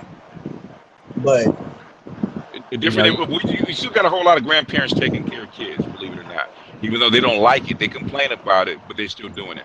Go ahead, Dr. Jones. I know you want to. No, I was just gonna say, and then I'm gonna jump off here. It's been an honor to conversate with you gentlemen. But I was just gonna say, you get what you pay for. The government gets what it subsidizes, and if you are financing bastard children, that's exactly what's going to come about. So it is what it is. Yep, and it's a whole nother story. We'd have to do 8-hour hangout just on that alone. I know it. Let me just touch on this real quick and leave it alone and shut my mouth about this. Mm-hmm. For Big, I want you to understand, social media destroyed these women because they killed their support system by the post that they made. Mm-hmm. So when it comes to society, they screwed. You can't drop your kids off of somebody and be in Vegas pictures. You know what I'm saying? You can't do the Miami, Dubai vacation and people like, wait a minute, bitch, you just told me you was broke. And when you do that to your own parents, you screwed. You screwed. Yep. Yep. And a lot of times these dudes now, a lot of these thirsty dudes will be in inboxes, man. They like I said, the price of pussy is going down. And it's about to go down. And it sounds like, this is what it sounds like to me, man. And that's why I keep bringing up the fear card. The reality is, a lot of the arguments that I hear from Big is like the arguments that, in my opinion, a simp would make as pretext to try to save these chicks. Like, because my thing is, let them burn and let a new crop of women come up, and then we can deal with the new stuff. Because like Angry Man just said, the younger women are not as bad as like our generation. So it's kind of like swallowing a peppermint, where you got to get it all the way through the system. And this idea that we owe them something, or that we need to worry about what happened. This crap ain't gonna change for black male adults one way or the other. And as far as the kids, black men will help the kids, but if black women are gonna hold their kids hostage, well, then some of them are just gonna have to fall through the cracks. Like BGS says all the time about letting kids starve. I'm gonna say this right now in this hangout. I will let a kid starve. You're not gonna hold your kid hostage over me, because I'm a cold dude when it comes to that. Because that's you choosing to let that happen. You can put them up for adoption or put them through the foster care system. Yo, this is a blessing in disguise. I've said this many times. It's going, like, a lot of cats was asking me, yo, what do you think will have to happen for these women to change? I said, yo, it's gonna have to be an act of God. It's gonna have to be something that serious and that drastic. And you know what? If they lost Section 8 and all of their little assistance, that's exactly what would be the equivalent of it, an act of God. Yeah, they don't have to lose all of it. Yeah, you know? they would have to tighten up. And what I'm saying is, okay, if all it takes is for a couple of women to lose it, they don't take all of them. They'll start getting right. I mean, when you look at cities like Memphis, yeah, oh yeah, Ratchet Town. We need Babylon, burn it down. Matter of fact, if you want to keep it 100, and Chirac. True that, but if you want to keep it 100, when these women have kids and their kids turn 16, they start switching up, don't they? Yep. So all the girls too. Right. Yep. So what do you think is gonna happen in this situation? They like, oh shit, they switch up because they run out of money. Run out of money. Wait, they're gonna use that birth control. So they have their 16-year-old daughters get pregnant so they can continue it. But you can't do that. But that's what they do. They continue the cycle. Okay, what he's saying is that when the money runs out, when there's no more games to play, they get right. Just like every dude. All right, Jamie, stop eating in the background and not muting your mic, man. Yeah, chips. Oh no, I'm not eating nothing. I just had to move something off the table. Oh, okay. In other words, any dude that's ever been through child support, and I've been through child support, you notice a change in the mother's attitude when the money runs out. Oh yeah. I mean, and I'm telling you, it's instant. Like, dude is talking like they gotta have a philosophical debate with them. No, no. It's like making a right turn. Yep. All you gotta do is turn the faucet on. That's all. Yep. They know the water's not running anymore. And that's an experience that's talking, man. I know I sound SBI now, but seriously, that's inexperience talking. And this is why, you know, and I don't want to change the conversation, but this is kind of like what I was talking about with, I know Angry Man, with Boyce and Yvette. My point is, certain people shouldn't be talking. Certain people should not be talking, like real talk. And I'm not talking about big, I'm just talking about in general. Everybody does not have the right. I'm not talking about your hangout in general, BJs. I'm talking about philosophically. Certain people should not be talking. They just shouldn't. And that's the thing about social media. Social media gave people a voice that, quite frankly, don't need no one, and they do more infecting than they actually do empowering. Yeah, because Big is lucky he's a sub. Okay. Big was because like Angry Man said, I had a stone tablet waiting for you, brother.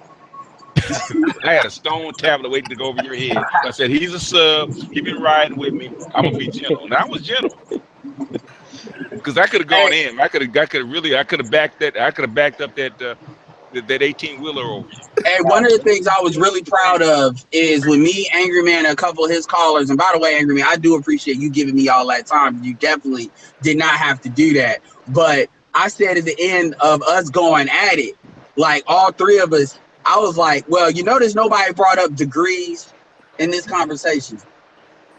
It was just off the strength of what the logic was. Word. Word. But yo, BGS. Yes, sir.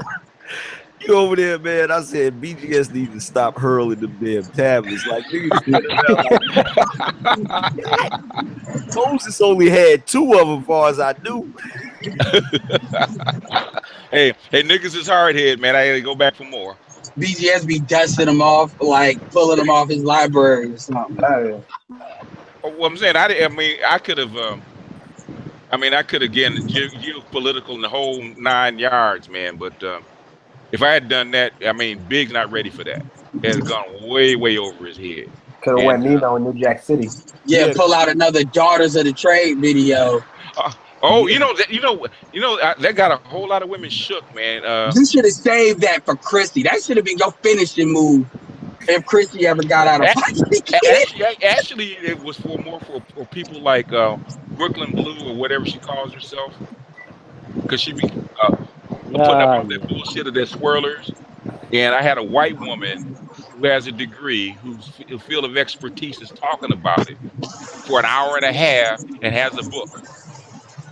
Okay, so she was a white woman. Okay. No, you did put that up. You did put that up at one point, and I was looking for that book because I was going through your videos trying to find out who that was, because it was like she like slave masters taking the black women to like cabins and stuff, and some kind of resort, like having affairs with them and that kind of stuff. That was a fiction book, and it was a black woman that wrote that one, and that was very true. We need to spam Tariq Nasheed's Twitter to get him to talk about that daughter of trade. Because you know the way Tariq needs. Look, Hidden Colors 5, the history of bedwinching. What I'm saying is that, okay, it's not to put black women down. It's not to put anybody down. The history of what she was trying to say in her book, and even in that video, is that the institution of American slavery, Atlantic slavery, is very, very complex. It's not simple. And when they said, well, you mean black people sold their own people out? And she said, no, they weren't selling their own people out. Africans on the continent don't see every other black person as their people. It's tribes. Tribes and people. Go by tribe. The way I read that was origin of colorism comes from black female fuckery. Now I understand what you're saying too. Yeah. But origin, like they may have been raping them in the United States, but they weren't raping them necessarily up in Africa like that. It was a lot more quid pro quo. And so when Chrissy and all of them are making this argument that we swirl because of what black men did, that's bullshit. That's bullshit. It's bullshit because there wasn't no white women around for them to swirl with it. Yep. Yeah, like, well, when I say black people, black men, I'm talking about the fact that we didn't protect them and all of that. Like, because even Tariq Nasheed says that. He says that bedwitching is because black women don't respect, black men because of the not protecting. And that's one of the few things I vehemently disagree with him on. And you basically provide me, like, the evidence. Yeah. They protected their women. And that's how come I doubled it up with Claude Anderson. Claude Anderson said they didn't even bring black women or African women to the continent or to the United States until the trade was banned in was 1809. Yeah, and that's when the sex farms and stuff took off, like in Baltimore and other areas like that. Right. And that's where origin of a lot of black incest comes from. Yeah. But how you gonna have black men? How would black men protect black women in slavery from getting raped when there was black men that was getting raped? Well, I'm saying that there weren't enough black women to protect in slavery back then. That happened very, very late. And by that, slavery was almost, because if you take from 1809 basically to 1865, that's only 60 years. You can even see that in the Nat Turner movie, The Birth of a Nation, because when they got brought over here, they were like two generations, and then when he died, that little kid ended up growing up to be an older man, and then they showed the end of the scene where he fought in the Civil War. So that was like at the tail end of it, but see, the thing about go ahead, LAR. The thing about the protection nonsense is they always want to leave out this simple truth. I can't protect anybody from themselves, and you also can't protect the person who is in bed with their oppressor when it's convenient. Facts. You can't protect who you can't lead. No, it's not just about like if you ever had been in any kind of team scenario, right? And say and your teammates is giving the other team the plays. Right. When you keep jumping ship, the first quarter you with me, the second quarter you with them, at halftime you at the concession, and the third quarter you ain't no protection because you playing for yourself. You're not playing for the team. Exactly. Mercenary status. Yeah, and they would, and basically the feminists would tell you is that the white female plantation owner didn't like she didn't like that shit either. So they weren't in the quarters raping slaves like that because the white females wasn't having it. So so a lot of that stuff is just them running off at the mouth. Well, the thing is that I always say is black women are black. Look, when I say black women, I'm talking about black women like this. I'm not saying every single black woman, but this idea that black women are not as colorist. First of all, black women are way more colorist than black men. Black men, I keep saying this, black men do not get with non-black women because of color. They get with non-black women because black men are starved of femininity, and we are susceptible to the femininity of other white chicks. This is why I like what Lavar did to that white bitch, because that's a perfect example of a white chick can go left and pull that privilege card at any moment. So stop saying that these white chicks are like better, but black men are talking about the femininity, even the pretend femininity that they get from these non-black women that we do not get from our women, and that's why our women lose. It's not the color. They just what's the first thing these women say? They be like, "Oh, you only getting with that woman because they're weak. You can do whatever you want and control them. You can't handle with strong black women." Translation is femininity. Pretty much. It's called cooperation. It's called cooperation. Straight up cooperation. Yep. Go ahead, Big. Okay. Allow me to talk about that lame excuse from women about and providing what they're really talking about. They want you to sacrifice themselves, so like you will get killed off. That's the way I see it, and I'm sticking to it. That's true. With me and Angry, that's one thing me and Angry Man agree with is about this bullshit. They just using that up as a deflector shield, so they don't want to have to change their bullshit that they do. They don't really care. They want things to remain as it is. That's just bullshit. That's bullshit. Because other races of women don't throw their men down. If they want to fuck black dick, they just say, "I want to fuck black." I want to fuck black dick because I can't stand white men. Only black women do that. I don't. Okay. No, I'm sorry, Edward. No, Edward. See. Like here's the thing, Edward. You only concentrate on black women.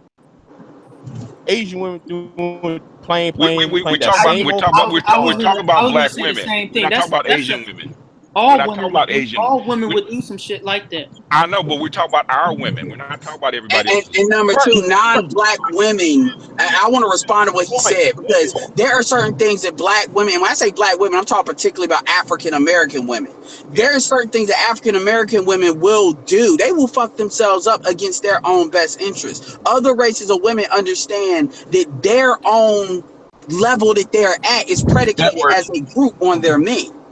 Okay, big, and then hold on. Who is next? You.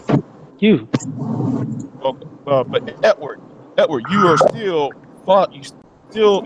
messing up on yourself. If you actually watch what Asian women are doing to get the white men, they're actually stabbing Asian men in the back to get a piece of white peach. Okay, These first are facts. of all, Wait. There's videos on that. can I address that? Go ahead. Please, Chucky. Big J. Yeah. Now I said it earlier, and I'm gonna say it again, man. You kind of showing yourself. You kind of revealing yourself, man. Like you're acting like you got your MRA starter kit over there. Like we not talking about Asian women. We're talking about black women. Black people in this country. Black people in this country. Let him finish. Big. Let him finish, and then you can respond. Black people in this country have a unique situation. A unique situation because, truth be told, the majority of us we don't have thousands of years of culture that's going to dictate our behavior. Now, you may have Asian women trying to get with white men, but those are exceptions to the damn rule. You don't have a whole culture. You don't have a whole massive group of Asian women trying to get with white men. They don't have a whole movement for that. We have a whole movement. There's a whole movement called swirlers. Yeah. That's different. And okay, if Big would actually, that's why I said black men don't read. Okay, that's a white supremacist talking point, BGS. Well, that's true, but it's true. Black men don't read enough. Okay, because if Big actually did the statistics, where do most of the Asian women that white men are marrying come from? The West Coast and also in China. Overseas, Philippines, Thailand. Right. Very few of them come from China. Japan, Cambodia. In other words, the majority of them come from the Philippines. I think. Yeah, but according to what I read, now I don't like how the fact though, man, come at me telling me I don't read this shit, but the premise of what the reason why I brought other races was because Edward did it, and I was trying to tell him that's not exactly. I know, but you're it is decay. But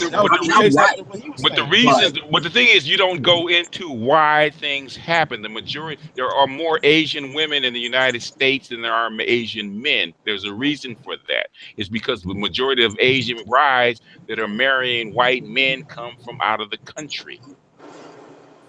And can I say something else? There's another. Don't sit there trying to mix in with Asian women and with black women. But I was only responding to what Edward was saying. Okay, so let me clarify what I'm saying. They're even with the Asian women that marry a white man. There are certain things that a white man can do with a black woman that a white man cannot get away with an Asian woman necessarily because of the strength of their family background and community. And I've seen white boys say this. Like, white boys will tell you when they want like a good looking Indian woman or something like that, I'll say it this way. A black woman will deal with an average Joe, nothing ass white dude. They may have an average job and then think she's doing something special because he's white. An Indian woman is going to look at that white man and compare him to men in his group. And if that man ain't making money, they're looking at them for a more economic benefit. Not necessarily, they don't white people don't get the colorism bump with a lot of these non-black women that they get with black women. And they feel that when they deal with these women. And they said it. Then why bring women in? Like MGTOW only talks about black women when it comes to how they can get over, like the Veganator and stuff like that. MGTOW don't talk about other races, even Hispanic women a little bit, but it don't even like that. It's only black women that they talk about. Wow, man, this black man, ghetto gaggers. You don't see no black. That's a black woman thing. As a black male, if you want to talk about interracial dating, it's very simple. If you see a white guy dating anybody, they'll be all in their damn families. You ain't gonna see too many white guys going around a black family. You'll see a black dude with no fear around anybody else's family, but you don't see that from other people. Exactly. Because the perception is they're being saved. The perception is that I'm taking you as a black woman out of the nigger situation. And that's why you see black women always like to talk about Edward, I don't mean it in that way though, bro. But I get what you're saying. What I'm saying is, because he's in Texas, and I see this a lot in Texas. You have white guys around Asian families, right? Mm-hmm. And Texas got the biggest bed winches too, by the way. Right. They so comfortable because they have this praising of whiteness. They comfortable with it. But see, you won't see that when you reverse it. Because there's this fear element. White dudes can't handle the pressure of being around black men. They can date black women, but they're not gonna come home for the weekend get together because they're shit they pants. They're passive aggressive about it at best. Right. And they avoid the hood. They're not going to go. It ain't even about the hood. It could be the suburbs. They are not comfortable. They are so fearful. That's their culture. Yeah. They feel like men around other people's culture. Yeah, so when they do get black women, this is why I keep saying this. I've said this over and over again. You show me anything in the news, any clip that shows a non-white woman, like you got a cop that kills a black man, and then it happens that this dude dates black women, or the Aaron Hernandez situation. You don't see that amongst black men when they date out, and you don't see other women that will co-sign killing of your own people. You don't see that so big when you're trying. Again, see, this is what I'm talking about that cake stuff. You have this like knee-jerk reaction, kind of like Boyce Watkins does, by the way, and I'll admit that the way you want to cake. And you're not seeing the nuance in what I'm saying. You're just seeing this as like an attack, and that you got to throw a response out there just for shits and giggles, and then it comes out like some kind of Play-Doh of I don't know what it is. Maybe y'all should box. Maybe y'all should box. No, let him respond. Well, that's it. This is Edward. Okay, Edward does it to everybody, so he's no respecter of persons. Angry Man can tell you that. Go ahead, Big, respond. Okay, but Edward, son, yeah, I'm calling you son right now. No, hey. Okay. Oh, I can't. Oh, too bad. Well, I'll tell you what, Edward. You said a moment ago that there is no such thing as certain wells. Like, if you're going to talk to me, you got to bring with facts. No such thing as Latino women being gagged. You know, all these websites saying that. So don't come with that. Okay, if you're gonna bring facts, bring facts. Give me a site. Okay, now. Ghetto Gaggers is a black site. What you gonna do? You say bring facts, but you ain't got no change in the wallet. I'll put Edward. Huh? Excuse me? I'll put out on Hangouts for you, Edward. Well, why don't you put it in the comment section? You can do it. You can do it right. You can do it right now. Say what you have to say. Now, I'm gonna move on to another thing. Yeah, accept that defeat. Hold on. Y'all failed to put down the sisterhood. Y'all just go back and forth with them.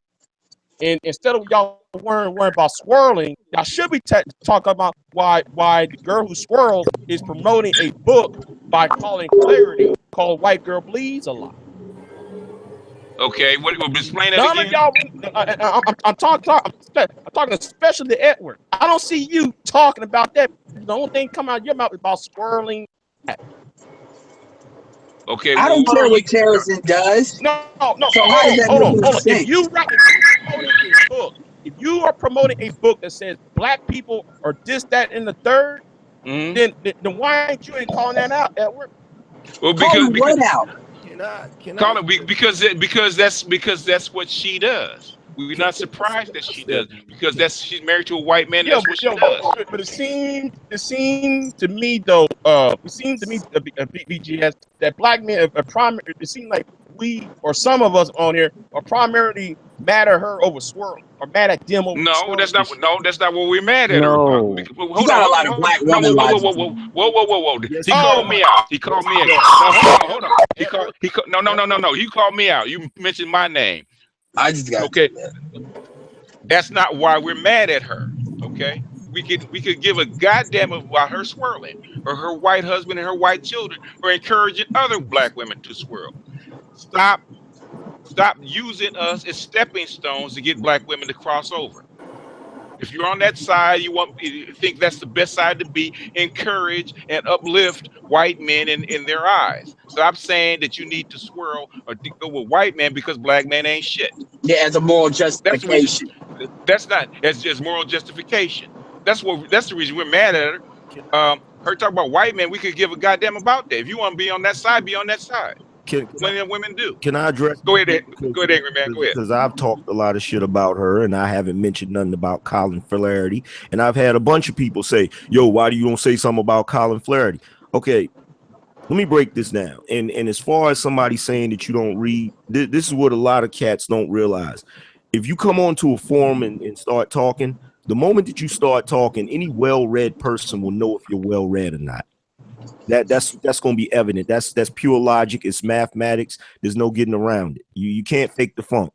Okay, that's one thing. The other thing is this: the reason why I talk about her in reference to swirling, I've already said I don't have a problem with interracial dating, but swirling is not the same as interracial dating. Swirling is when, just like BGS got through saying, it's using black men as the stepping stone. It's saying that the only way a black woman is going to get a better relationship is to stop messing with the raggedy black man and get his better, which is his counterpart, which is supposed to be the white man. That's the whole premise behind swirling. The whole premise behind swirling is disparaging all black men and perpetuating the myth of white supremacy that white men are better than black men. Now, as far as Colin Flaherty, I'm not going to speak on him the same way I'm not going to speak on the KKK, the same way I'm not going to speak on the Aryan Nation, because I would be wasting my time. That's like trying to stop a dog from fucking barking. He's going to continue to do that.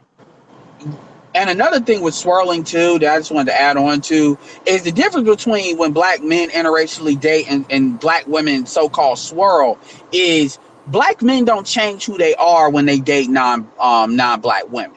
Black women have to. So what that does is that proves that the real problem is not so much in black men as a whole. It is A, the black men that black women choose, and B, because the type of white boys they choose is not reflective of the type of black men they choose, by the way. That's even true to a certain extent with Kerosene.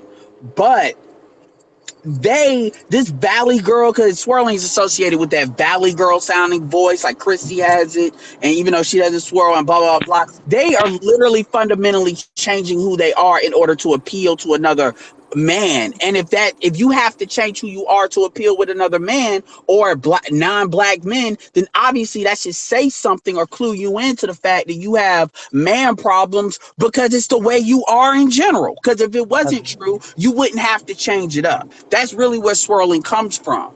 So it's not about being mad, because black men don't care about black women swirling. We care about our name in your mouth. Black men support a lot of black women that date white men. No. It's just when they put our name in their mouth that we have a problem. Cough Serena Williams. Cough Alfre Woodard. I can go through a list of black women that you wouldn't even know date white men or have been with them for years, because black men do not harp about it like that. We just don't. And actually, I will say this last thing. White men are actually very puzzled, because if you talk to a lot of right racist trolls, they will say your women love us and your women worship us. Well, what they forget to understand is black men just care about, well, I'm going to say we just care about fucking. But if we're fucking from an ego standpoint, we don't care. So it's like, we fuck your woman and she's married to you. You can't stop that. And they get upset and stop talking because they don't get as out of pocket about, we don't get as out of pocket about it as white men do. And that's why I say black women and white men have the same kind of mentality. And the videos BTS has showcased that. Well, with the chalice and stuff. You go ahead, Angry Man. I'm sorry. No, go ahead, bro. No, you got it. You got it. Well, the only thing I wanted to say is this: like, the problem with you know, a lot of us is we don't really think analytically. We don't really go we don't break everything down to its bare minimum or to its most common denominator. And you know, anybody should understand why black women have this sort of affinity for white men. It's power.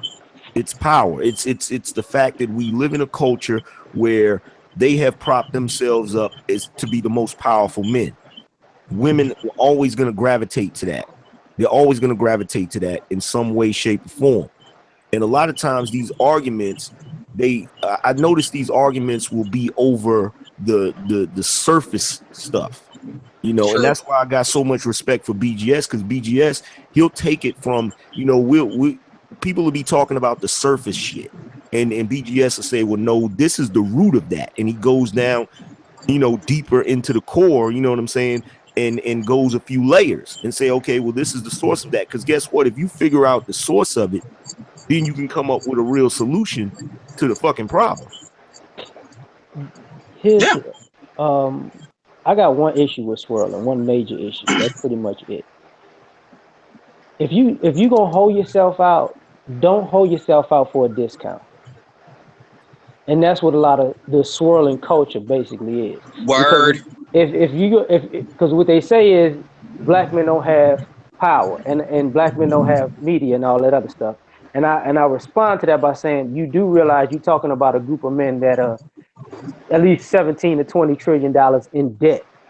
So you holding yourself out in debt, and you holding yourself out on a discount. Well, see, LAR, it's because they're looking at the surface. They're looking at the image of it. You understand? They go and get these discounted men. For one thing, you're talking about a woman. You're talking about a black woman that is failing in relationships with black men. So they're a discount themselves. That's the thing about it. They're a discount themselves, and they are not going to cross the fence and go over into the white world and get a top-notch white man, because the top-notch white man, you know, is going to get a top-notch white woman. Now, there may be one or two, there may be a couple of exceptions, you know what I'm saying, to that rule. But a top-notch white man that has his pick of the litter, he's gonna pick a white woman. You know what I'm saying? Part of the reason is because of the image, because of you know, social norms and all of those different things. But these women who jump the fence, like CK, you know what I'm saying? She's gonna pick whatever she can get, and that's exactly what she got. Because compared to old boy's family members, he's the black sheep of the family. Yeah. He's the idiot of the family. You understand what I'm saying? So the best they're gonna get is that Olivia Pope situation, like with Omarosa, you know, basically that Olivia Pope situation, that side chick situation. Yeah, but and you know what? That's funny too, because that's best case. Yeah, that's the bullshit that they watch, and they think they're gonna be able to like emulate. Ooh, she's messing with the president. I'm just sitting there like, come on. Oh, but they're canceling that shit. I love it. They are canceling that show. Yes, I'm gonna hold a party. They ran out of plot lines. But the thing is that what black women don't realize is you do not exist on that class level. When you get up to that level, color is almost irrelevant. Okay. There's a whole nother class of people. And they don't have the tools. They don't have the tools to navigate that level. They just don't, for the most part. I mean, you got some women that can, but as a group, black women don't. Somebody got the. And I'm talking about black women as a group. What's going on? Somebody came in and they echoing. Who got their speaker on? I think they muted it. Okay.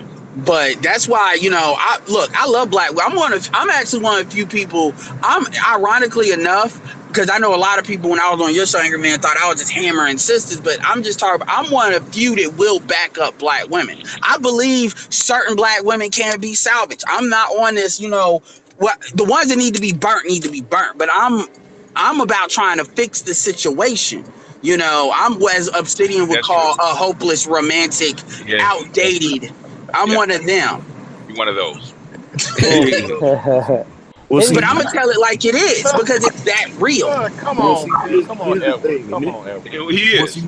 Here's the thing. This is why I will constantly have the discussions that I have. Like, you know, I tell cats real talk. Like, I'm in a relationship with a black woman.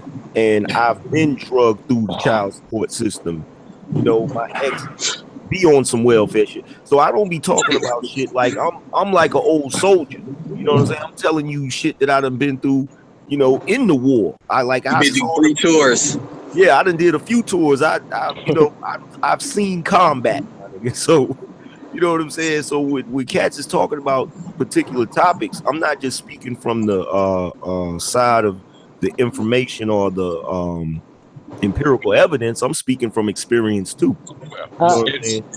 And to go back to just that, you know, that other stuff about child support and welfare and all that stuff is that the government needs a certain amount of babies, and somebody has to fund the amount of babies. Okay. Because they need to, one, support the economy by having citizens, and two, they have to have a certain amount of citizens to hold up the structures of the society. And somebody has to fund it. That has to be the society of the government, which is part of society, or individuals that support it. You have to have fathers, or you have to have society institutions to do it. But when you no longer need them, and that's why I'm saying, when you graduate from kindergarten, you know that the fourth industrial revolution is coming. The universal basic income is coming. You know that they're going to have to reduce the population, so they will be no longer willing to do what? Fund babies. You got that. You got homosexuality is gonna blow up because they trying to, you know, convince people to not, you know, appropriate. I mean, you gonna see all that coming, and a lot of folks. Male birth control, all that stuff is coming. Yeah, it's gonna come, and women, it's gonna suck for women because when environments get more chaotic, women favor women to a certain extent favor chaos, but when it comes, they like control chaos, and that's what we have in the United States. With everything is so tilted to women, and when I say tilted to women, I'm talking about women are absolutely divorced from the consequences of their action. White and black. Yeah, and that's true. Yeah, so I know Big didn't believe me when I said that I'm for women. I mean, clearly that tells me right there that you ain't really heard me on a lot of hangouts or arguments with like patriarch and stuff like that. Because I am for black men marrying black women. I just say they need to do it outside the United States. But like Nibby Speaks, like if y'all shout out to that interview that O'Shea did with Nibby Speaks, that's the type of sister we need to be dealing with. And yeah, what she do? She got her ass out of the United States. You know, so I mean, you know, what's her name? I think Nibby Speaks. Go to O'Shea's channel. It's up there. I think the craziest part about all this gender shit is black women are playing stupid because honestly, black men we say the shit we say to them out of love, but since they want to play hard, they don't want to admit that. They don't want to follow our lead, but they listen to our advice, they fight it, then they live with the consequences, then they follow our advice and then act like we never told them shit. Or think we supposed to clean it up. Yeah. Well, you know what? Anybody that's been through a bunch of women, and Valdez and me probably are the two people that can speak on it, and probably hostile to death. Anytime you tell a chick something, especially a black woman, they're so freaking hard-headed, it takes it 2 years for it to sink it in. Exactly. 2 years later, they'll come back to you and say, baby, remember when you said, okay. If they do that. No, they do it all the time. They come back to you 3 years later and say, can we still do that? Oh, yeah. I can't tell you how many I told you so's I got in the bank. When we talk about when brothers be talking about when older guys talk, they're talking from the experience that they've had those exes call them 2, 3, 4, 5, 7, 10 years later.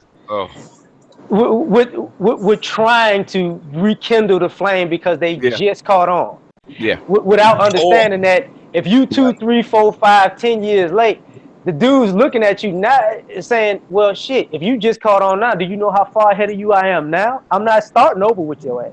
Oh, we got to renegotiate. And see, a lot of women don't understand. A lot of women don't understand the concept of renegotiating the contract. They think they can come at you like 10 years after high school with that, hey, big head Facebook messenger. And I'm like, take a look at a picture. I'm like, man, you'd have had a kid, please. Your price has gone down like 50%. And then when you approach them that way, they get mad at you because they think you the same dude. I'm like, go there, man. this is what I get. This is what happens with me, right? Okay. So when I was with my ex, like at the time we actually was in the nation, and we kept having these arguments or whatever, right? So we went to, one of the elder brothers and one of the elder sisters that like for mediation, right? Okay. And so I'm sitting there talking about the situation where I was right or whatever. And we finally got to the bottom of it because she was like, the sister was like, well, what's the problem? Why are you so upset if you know that you were right? And then the brother said, oh, I know what it is, brother. You want her to bear witness. Yep. And I said, yeah. And that I figured something out that day. I think I was about 22 at the time. I figured something out that day.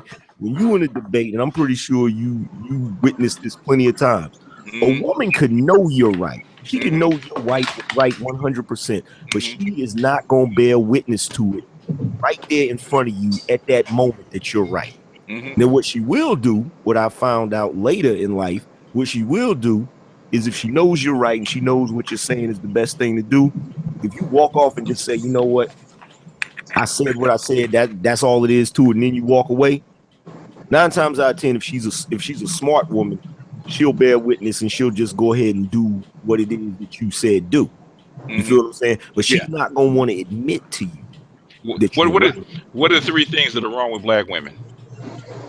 They want to be right. Was it shame, guilt, and the need to be right? Yeah.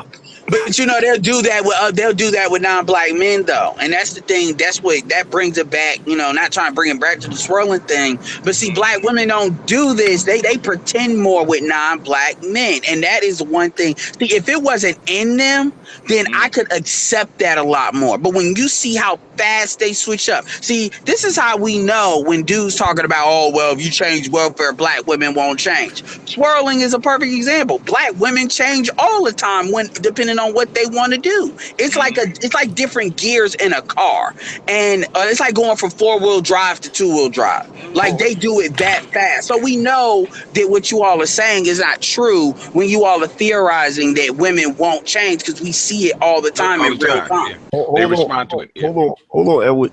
Where did Big J go? See, it's some simping. I think he dropped out the thing. Yeah, he's gone. Simping going on. I gotta call it out. So woman of the past said, so what's the solution? Big J said, hit me in the PM and I'll tell you. Why can't you tell us, Big J? He's trying to get the number. He's simping. We know the solution too. Can I say something? Because I don't ever look at the comment sections when people. Oh, all right, boy, you should. No, in the chat. Yeah, I never do. The one thing I crack up when sisters ask about what's the solution, the truth be told is y'all already know the solution. Y'all just don't want to do it. I tell them the solution is for them to shut the fuck up, but but real talk. Like if you keep kicking this can and keep passing this buck, you gonna force yourself into the solution, which is wind up being what Angry Man just talked about. They gonna have to, in mass number, bear witness. I call it them logically accepting what I say, but not emotionally buying into it. That's what I call it. But go ahead. My bad. No, that's all I was gonna say. It's different things, but anytime a chick say that shit to me, what's the solution? Oh yeah. I say one statement: bow down. That's the solution. He said, bow down to the wall. You're gonna start there. Yo, it's simple. Know your place. That's all it is to it. Like, and this is what, whenever you say that, this is the counter for that. Well, if I bow down, I gotta bow down to somebody that's worthy of it. Like, yeah. Well, I was about to say that's what they always say, man. Yeah. I mean, that's what your brain say, but that vagina don't say that. Because my thing is now I want a Carfax report, because what I've been seeing is your owners. How many owners have you had? I've seen a whole bunch of. You know how when you get a good car and you get a dude that don't know how to treat a good car, like they spend all their money, they last dime to get like a 2003 Jaguar, and you can tell because it's got fucked up rims on it. It's got cuts in the seat. That's how women in their vagina history is with black women. And I'm like, I do agree. So Edward, so you're saying that sisters is out here presenting themselves as 2017 Mercedes Benzes, and they saying that you got to have immaculate credit to get them. And they really like 1986 Volvos. Oh, you go. Because you know why I say Volvos, right? Because Why? a Volvo can take a lot of damage. So when you look at the high body count, no, okay. Check this out. Actually, Solo TV 84, and I got to email him back. He actually wanted to talk to me over this. I told in the video you had with the body count, and it's still in the comment section. I said, and Solo responded to this. I said, look, a lot of these women now, they may not be having kids as much as they used to, but they got body count so high that I'm gonna keep it real with you. They got body counts like I know, like porn stars don't even have this kind of body counts as far as the different types of penises they've had, because they have sex with generally like the same 5 or 7 guys in the industry. So you got women that are like porn stars times 3. That's how bad it is out here. Times 10. Yo, he did a video on that. He just did a video on that. The average girl, he said, by age 22 already has 30 partners, if not more. So by the time they hit 30, you already know they're 100 plus. Yo, I'm a witness to that. Oh, good. Go ahead, bro. You're a witness to it. Go ahead. Speak on it. I mean, straight up. I've been with a woman that was with 3 dudes and me at the same time. Yep. All of us was being played out by this bitch. Now we need to get ARC on here. And I'm not doing this just to disrespect her or anything, but the truth is the truth. The only person that told the truth was her own mother. And by the time we all found out about it, at this point, it was like, damn, man. Look, I talked about this recently. Though, bro. This nigga said PM me in the private. LA, go ahead. I talked about this recently. Like I said, the modern day woman is a polygamist. She got the dude that she like fucking. She got the sugar daddy dude who gonna have to fuck because he spent too much money. She got the dudes that she court or date that eventually one of them gonna hit. She got the dudes that's on the internet that give her attention and try to hit her in the DM. Eventually one of them gonna fuck, and then she got the friend zone dude.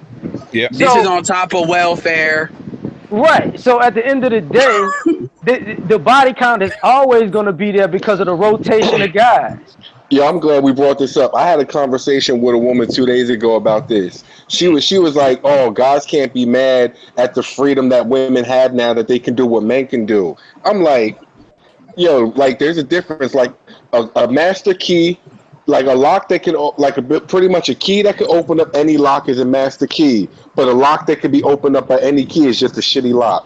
Well, it's a little bit, it's something that I hate to say this, but I'm going to be an asshole when I say this. It's like watching white athletes. Normally, they don't last long as black athletes.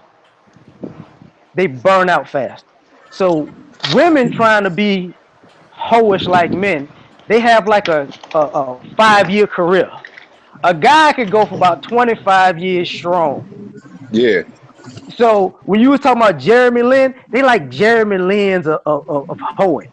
They 2 really years. had that. Yeah, they had a good 2-year run, and they just falling apart trying to hold it together. But yeah, and the thing is, perfect examples, porn stars with that. Porn stars, like there's only a few porn stars that you actually still know, like Jenna Jameson and like who's enough, like you could say Lisa Ann or whatever. But for the most part, a lot of these other ones get in the industry, they get burnt out, and nobody knows who they are. Man, but if you're saying that, it's about the same about 15 to 20 dudes has been fucking in porn for the last 30 years. Exactly. And here's another thing. And here's another thing. I forget who did it. I gotta find a video, but I think it was Obsidian. But women are hitting the wall a lot faster now. Like 24. women are hitting the wall before they're fucking 30 now. And then when you count the ass implants and all that stuff and how that stuff, we ain't even seen the long-term And effects of look, that over like a but look, 10-year span and, yet. and another thing we're not thinking about when you're talking about the body count is the psychological effect that 100 niggas is gonna have on her mind. Like these are 100 different niggas with 100 different personalities, And so their like, ability to produce serotonin. And this is what the bonding hormone, because the more dicks you have in you, the less ability. Now, we're assuming that all these dudes are fucking the same, so I understand imprinting and different stuff there. But my point is, the more dudes you have in you, the less your ability to bond is. So from a biological standpoint, women cannot do that. This is why men, you're not, they'll say, oh, well, my body, my passion matters as far as I'm a wife. Well, when it you look at matters. things like no cause divorce, and you look at a woman's ability to blow up a relationship. Obsidian's talked about this. He said that women blow up more, have more divorces filed than men. Then yes, it does matter. Yo, but one thing that gets me tight, like I wanted to say. one at a time, one at a time, one at a time. Yeah, my bad. But one thing I realized, like the black girls with the big old asses and porn and shit, like you see a couple of their videos and then they gone. But these white girls, they got careers like 10 years. But you got to go through all this. You got to go through you got to go through Pornhub, X videos, just to see the black bitch with the big old ass. The only one who actually stood through the industry and is still there, but is barely there, is Cherokee B. Ass. Man, the new chicks are bedwenching now. No, but the idea that they fucking like men. One at a time. Yeah, I think the idea that they're fucking like men is flawed to begin with, because there's only a certain number of men that get to fuck like that many women. Most dudes ain't getting pussy like that. You know what I mean? There's a couple dudes who got game. You know what I mean? To get like, you know, the numbers that women are getting. You know what I mean? Like an average woman can fuck way more. Well, an ugly woman could even fuck way more. You know, dudes than like a dude with no game can fuck women. You know what I mean? The thing about it is, old school women have always said this. I don't give a shit if they were church goers or hoes. If you gonna give up your pussy that much and over 10 years wind up at the same place you started, you's a dumb hoe. A dumb hoe, yeah. And that's what Big X was defending. A lot of these chicks are dumb hoes he was talking about. But look at the women they look up to. They look up to women like Trina and Lisa Ray, and these bitches are gonna be Trina was forever smart. miserable. But look, Trina wasn't smart. Trina was compared to these chicks now. But she was crying over Jeezy and all that. Like look at Keisha Cole. Like, nah, man. Trina still got her looks and vitality. Go ahead, Little man. Kim to Nicki Minaj to who shall I say, Remy Ma. They all done it at a time and a point. Okay, but look, here's the thing: when women try to have the argument that they like men, this is what I tell the average woman that says some dumb shit like that. Let's say you went to Walmart and you got a container, you got like a bin, like a container, right? And you took and went to that container and you took some soda and you poured it in the container. And then somebody comes over there and pour beer in the container. Somebody comes over there and pour something else in the container. Somebody comes in there and throws something else in the container. Before you know it, that's no longer a container. It's a fucking trash can. and that's the shit people don't that's the shit that women don't realize. Like, you're receiving something. Like, you're a receptacle. Dudes are depositing something in you. You're not depositing something into a dude. You feel what I'm saying? Yeah, I do. It's like, and we're not even talking about STDs. We're not talking about all these gay niggas these chicks are fucking. Yeah, I'm just talking about just in general. Like, you just have you're receiving something. That's why you're supposed to carry it on a different scale. But that's the failure of the Black sisterhood, because when you got people like BGS, ROM, ARC, just gotta teach women about themselves, that just tells you where the fucking, like, April Mason should not be, April and Ro Edna Cutno should not be like the only two women that these women can honestly go for some feminine guidance. Like, real talk, Chrissy ain't giving none. Chrissy's just talking shit. They with all them women in competition. When the whole team fucking up, it starts to be a competition with everybody. It's like the Lakers, man. But everybody's like, I want my own reality show. Goddamn it. Yeah. That's why the majority of them do not get along. And they constantly playing their videos. Please, us sisters need to come together. Oh, they only come together when niggas ain't shit. That's the only thing that brings them together. Look, the one thing about men that's different from women when it comes to this shit is men know when it's time to retire and go out to pasture or go to a different demographic. These women, they still 18 to 68. Everybody think they can get the same guy. God damn. But yo, peep this though. Did y'all notice how the lawyer chick distanced herself from, you know, the girl who swirls and all of that shit? Oh yeah. Oh yeah. They do a GoFundMe to get a private investigator on their ass. They keep pissing people off. Hey, yo, check this out. Check this out. I remember one of the YouTubers I watched, he actually called her out because she was on her channel sitting there crying about how they flagged down one of her videos. And not too long ago, she was with CK and the rest of those swirlers celebrating Black men's YouTube channels getting flagged down. And I'm like, bitch, what the fuck? Because she thought that flag. She thought she was safe. Was it Sophia Nelson? She got one of her YouTube flagged down one of her videos. Wait, Angry Man with you? Videos got flagged down. Hold on, I gotta ask a question, BGS, because I know you was paying attention. I know you was paying attention. Wasn't she supposed to be friends with the CEO of YouTube or some shit? Oh, yeah, something like that. Yeah, it was. Man, these fools, like, that's what I said. If I'm friends with, that's like me being friends with BGS. We cooler than a motherfucking fan. We so cool that I'm up here threatening people, talking about something. I'm gonna shut it all down. If all of them cut my shit. But that's just how diluted it is. That's how diluted it is. And I mean, look, man, here's the thing that I want from the Black Manosphere for Black men.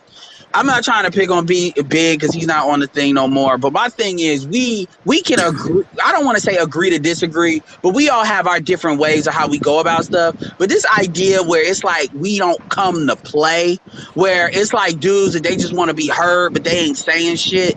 Those dudes got to be phased the hell out. Like, because when these women do trip out, they are going to pick off dudes like that. And we got to really present a united front. Like, nah, man, because y'all not going to change. So y'all need to deal with the consequences. Because Big is representative of the dude that's going to want to save these types of chicks. Just ignore them then. I don't see what you like worrying about them before they're going to do it. Let them, fall. When I was talking earlier about his culture and his culture in Texas, one of the things about this simping culture out here, it creates a vacuum for guys who are not simps. That's why the guys here let these motherfuckers do it. That's why people make fun of people out here like James Harden fucking with strippers and Jay. Oh my God. That's why they do it. That's where that comes from? Yes, that's where they do it. Think about it, bro. Like, think about it. If he wins the MVP, I'm gonna be so pissed off. No. If you have 100 women and you got like 25 simps, right? Even them women gonna get tired of them fucking simps. Because they gonna get tired of the bullshit with them. I didn't realize Houston was that fucked up like that, man. Oh yeah. Oh, Houston. And what makes it sad is that even though he knows that, look, you could defend this woman all she wants. In the end, 9 times out of 10, she might probably fuck the next dude before she fucked him. Yeah. Houston was back in the '80s, man. Houston was the center of Black stripper culture. Yeah, they used to have private. Because Houston's the 4th largest city in the United States. Yeah, dude. Hey, LAR. Do they still have what they call them butt naked clubs after hours clubs? They had to get rid of that, but they still got a shitload of clubs. They be pop. It's clubs and restaurants out in this motherfucker. Man, I feel like they used to do that here in Denver, but they shut that down years ago. No, but it wasn't. Well, Houston was off the chain, man, because they even did a special about that back in the '80s, man, about Houston's butt naked club. Man, way before Atlanta got a hold of Atlanta. We can ship all the simps to the concentration camp that is Houston. Yeah, man, they serve a purpose, though, man. They're the ones that take care of the girls we don't want, man. I don't know why we trying to. They make us stand out. You know, all the stupid chicks can go to Houston. You can't. But that's the thing. That is the thing. If you have this many women who like simps, you got to realize they don't commit to anything either. Yeah. And they just using them though. And even with the simps money, there's way more women in Houston because Houston has a big medical field, right? There's way more women in Houston than there is men. So I don't understand why simp culture is so heavy in Houston when there's way too many women. Because it's built like 3 cities. It's downtown Houston. It's really it's really 4 cities. Like downtown is a set to its own. Then you got like what they call a Galleria area. But then you got the north side, and the south side. So really you could be in one section of town and you could just live and work in that section. You don't have to go around. Yeah, because it is the largest city in the United States, right? As far as the city limit. Yeah, so it's so big that you got different simping demographics on different sides of town. I mean, if I gotta put 2 larger cities together, I would say either Houston or Oklahoma City. Those 2 cities. Man, Oklahoma, you could fit Oklahoma City into a side of Houston. Yeah, God damn. Houston is huge. The only city that compares to Houston as far as land area is probably Los Angeles. Los Angeles and Jacksonville is actually that big, but it ain't developed. But LAR, I got a question for you. What you got? Yeah, isn't like Pimp C and UGK and Bun B and the Ghetto Boys? Didn't they drop a bunch of game on the niggas in Houston? Like, yeah. And their music, they'll talk about that shit. Like, cause I always hear them, they say, don't pimp, like, don't fuck a bitch who is doing shit for you to get rid of all that shit, you know? Listen, man. Don't mistake rappers game for real game all the time. Nope. They be simping. Right. We talking the about only real rapper I used to listen to was Pimp C, man. And he kept had it the real. most game. He was telling you some. But you was gotta remember. And you heard his rant before he died. He called out the whole industry. Exactly. Yeah. I'm going down Houston, and my Bentley's going up and down the strip, and the only person I see out there in those streets was Slim Thug. But hold up, you gotta realize something. That was one of his raps before he died. One at a time. Yeah, let him explain. Pimp C wasn't born in Houston. He's from Port Arthur. He's from Mississippi, somewhere around there. No, he's from Port Arthur. It's like an hour out. Okay, that makes sense. So he moved here, but Pimp C used to live in Atlanta too. So it's like he got the game from watching 2 stripper cities. Because he lived outside of one, moved to one, then moved to another. So he's from the same city as Andre 3000. No. 3000's from Atlanta. No, he lived in Atlanta. He's not from there. Right. Oh, okay. Pimp C is from a city that's called Port Arthur, Texas, which is like an hour outside of Houston. Okay. You know, when they moved here, him and Bun, that's just the street culture here is completely different, though, dude.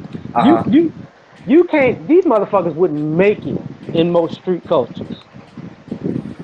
Damn. So what's it like out there? What's the difference? I'm from LA. You know what I mean? So what y'all be doing? Put it like this. I have a homeboy, right? Who's from here. He said he was gonna move to DC. And I said, listen, before you go, I need you to take off your jewelry. I need you to tone the paint down on your car. Take off your rims. Don't go out. Right. Don't go out in public stunting. Don't open your windows in the DMV to show everybody everything you got, because your fucking ass gonna get robbed. Because you gonna be so busy trying to get attention, you're gonna get yourself killed. And he was like, "What you talking about?" He said, "What you talking about? That's how we do shit." I had him go there for 30 days and strip his shit down, and then he had to call me. He said, "Man, thank you very much, because I'd have got killed doing this dumb shit up there." Exactly. That's the difference with Houston and everywhere else. That's true. Damn, I thought everybody knew that, especially being from Brooklyn, New York. No, I knew it. I got people out in Houston. Yeah. I got people out in Houston. They told me the same, and they told me the same situation. They blatantly show off. That's part of the simp culture. Yeah. This is part of you make a lot of money in Texas, and plus the cost of living is different, and there's no state tax in Texas. Okay. So people have more disposable income, so they do fuck shit to get attention. Yeah. And it backfires. That's crazy. Because I know they got the ice cream candy paint jobs on their cars and the rims. New York, you can't do that. You get yapped in a minute just for having a nice watch. They're gonna run up on you with the guns out blazing, you know. In the Yeah, but Bronx you gotta anyway. remember these are just like old box Chevys. Don't the candy paint job expensive, not the fucking car. Yeah. Yeah, the cars are oldies. Old ass shot. Them should be looking like they're gonna break when they be riding down the street. Yeah, things In have the to videos and shit. in the country. Things have to shine. Yeah, that's true. That's And what they it get the is. gold grills. Yep. Well, it was nice talking to everybody, but right now my family just got in, and I'm about to end my session, y'all. Take it easy. Peace, man. All right. Have a good day, brother. Yeah, you gotta take care. I gotta get to bed myself. I got work. All right, peace, man. Peace. Yo, All right. LR. Yeah, I gotta go to Texas. Them Yeah, bitches man. out there. Them hoes out there is easy, huh? Yeah, they are. You gotta have a rep to walk around flashing the jewels and shit. Yeah, that's true. I'm just But I don't saying. get why niggas do that out there. Like, No, in the South, the girls are just nicer, man. When I go to like Atlanta or Texas, or like Houston, or even like North Carolina, the girls just be nicer. You know what I mean? Like they friendly. North Carolina, it depends, but yeah, they are nicer in Chicago. In Chicago? I said they are nicer in North Carolina where I lived than in Chicago. Okay, I said they're nice in Chicago. Yeah, I know. That's why I clarified. I know what you. Chicago got a reputation even in New York. It depends. They stupid in Charlotte too. It depends on what city you're in North Carolina. Yeah, I heard Raleigh. Charlotte. Yeah, like Charlotte. That's what I'm talking about, Charlotte. So, yeah, I heard Raleigh is a tough city. I'm not gonna say Raleigh because Raleigh got a lot of New York. Yeah.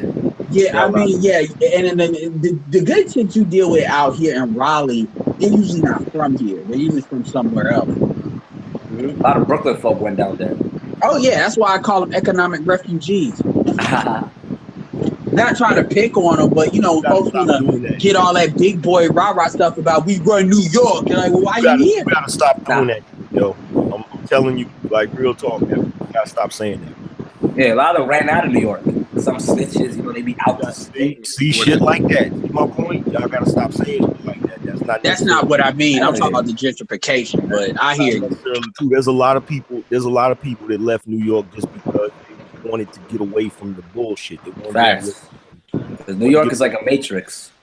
Yeah, like it's New York. Yeah, they had escaped it. Well, gentrification is part of it because that's how come you have the stop and frisk and all the other kind of stuff. Yeah. So basically, I don't know why black people still live in New York because I've been gone. And a lot of shit with the police. The police issue with warrant, and people run out the state before they got to go to court.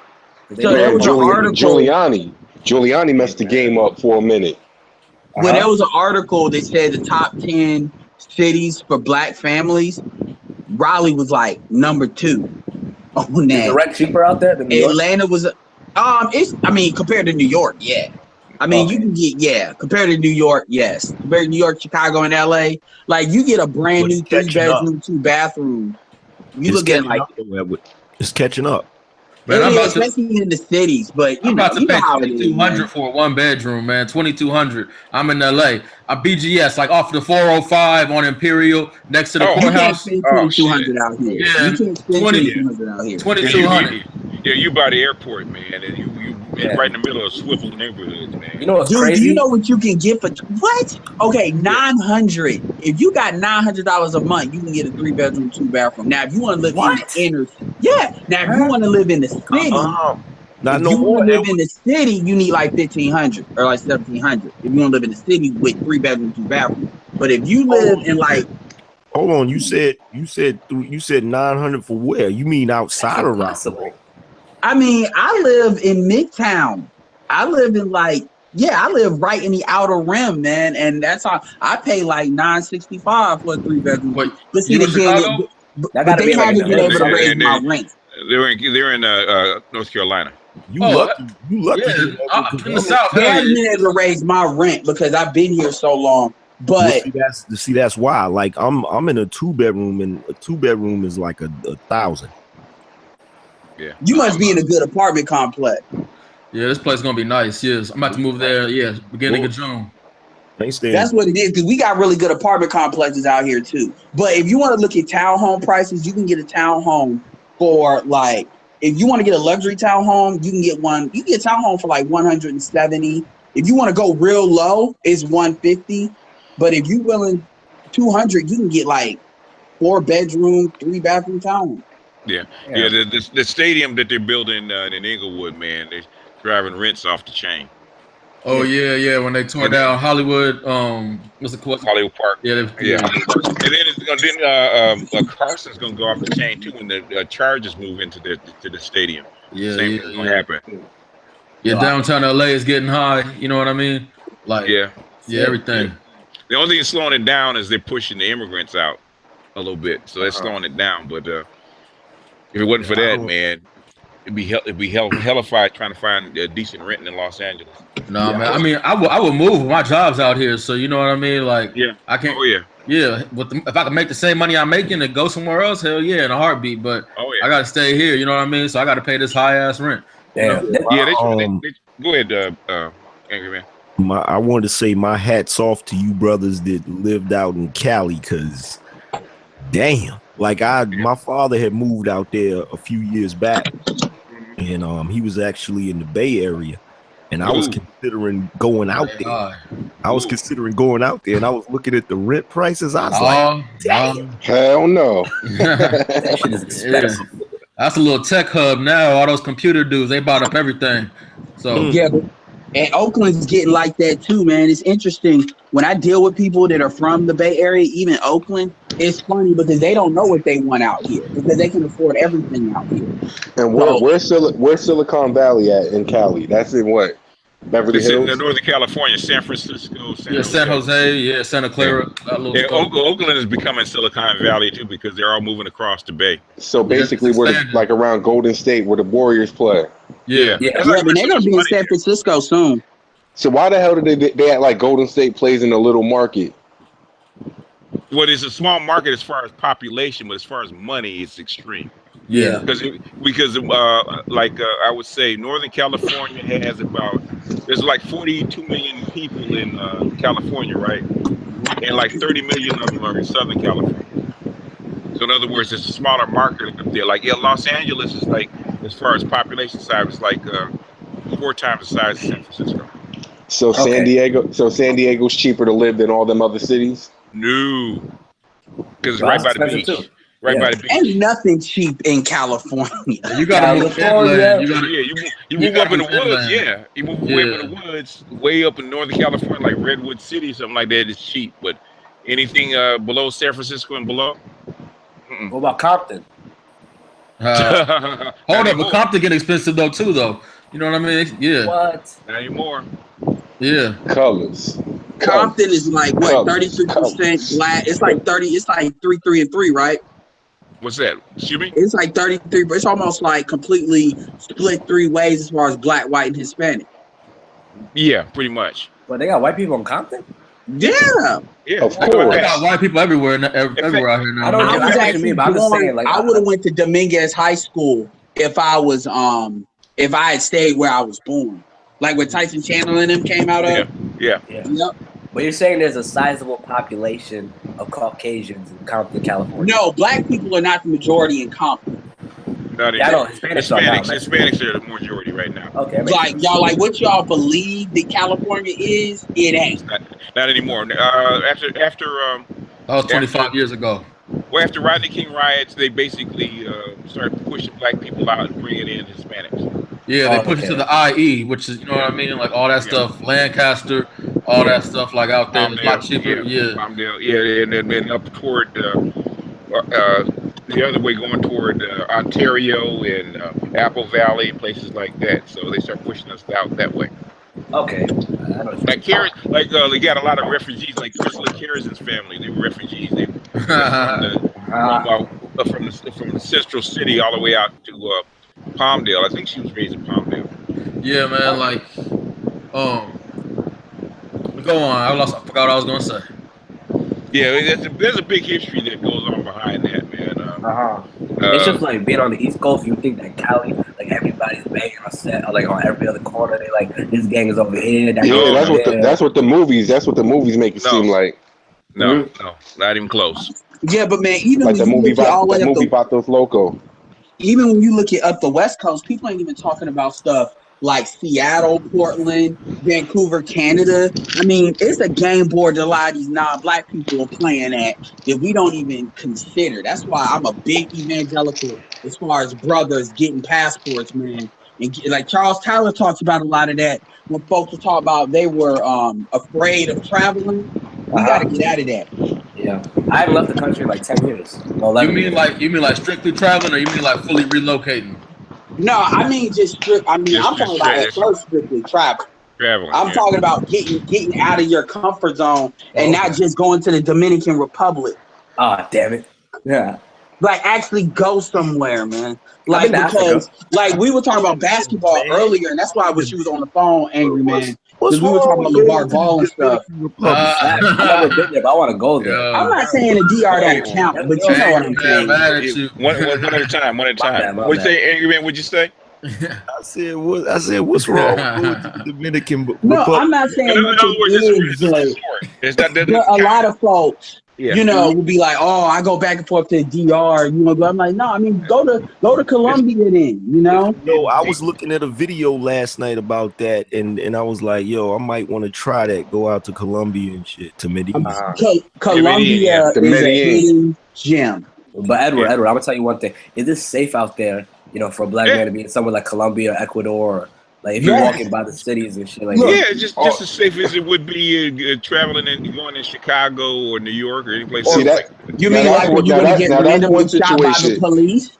Look, going overseas is one situation where our brown skin actually works to our advantage. We ain't gonna get kidnapped because they know they ain't gonna get money if they try to ransom us. Now, them white people on the other hand, like a white woman. Believe it or not, you go down there, you find out.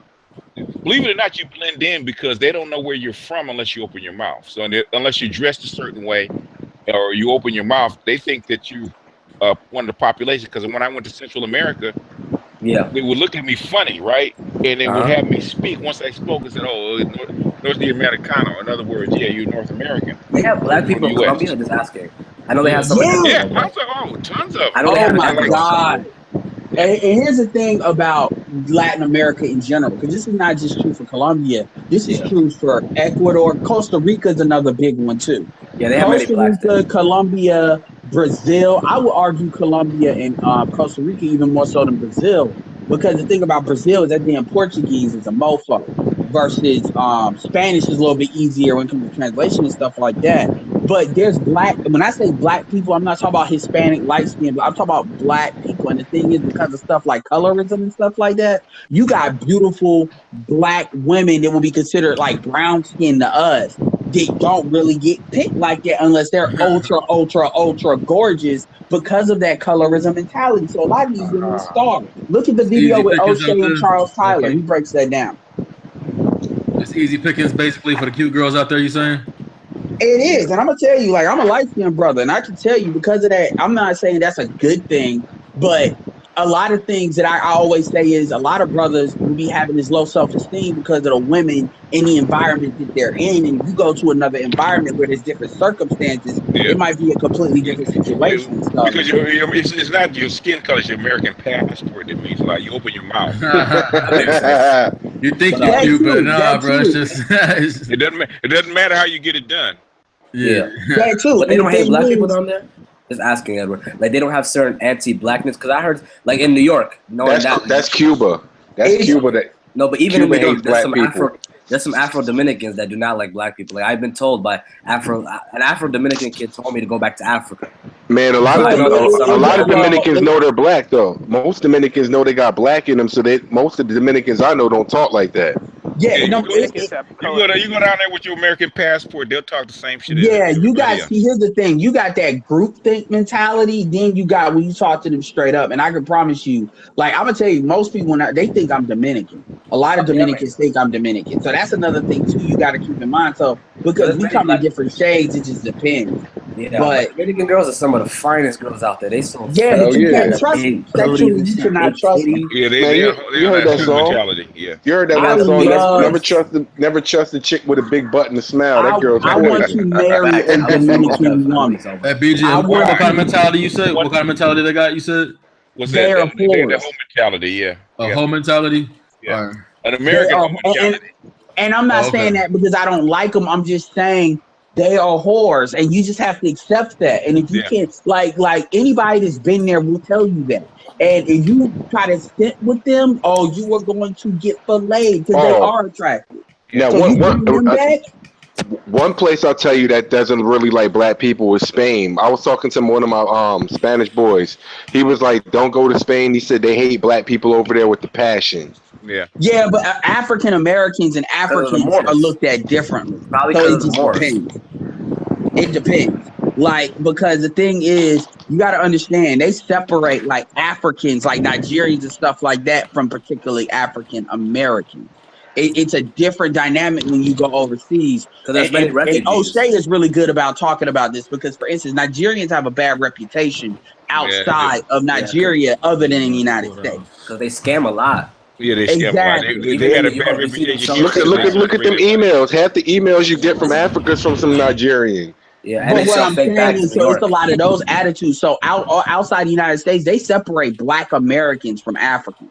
They instinctually separate those two things. Like, this is where, if you start to understand, like when Charlamagne did that book, which is stupid title called Black Privilege, I know people that live in Paris where they will talk about Black privilege. Like they'll like even Nibby said that on the O'Shea interview, like they'll let you get in the front of lines. They'll let you do stuff like you was almost like a white person because you're American over other African. Now on the low, Morocco, like from the pictures I seen from Morocco, they look like they got some banging joints in Morocco. Now you gotta watch them. They don't like that. That's something you do gotta watch. They might not like Black. Those are Arabs. Yeah. You go out there, if you're African, bro, they're gonna try to cut you up and sell you. Yeah, see that now you deal with an Arab situation.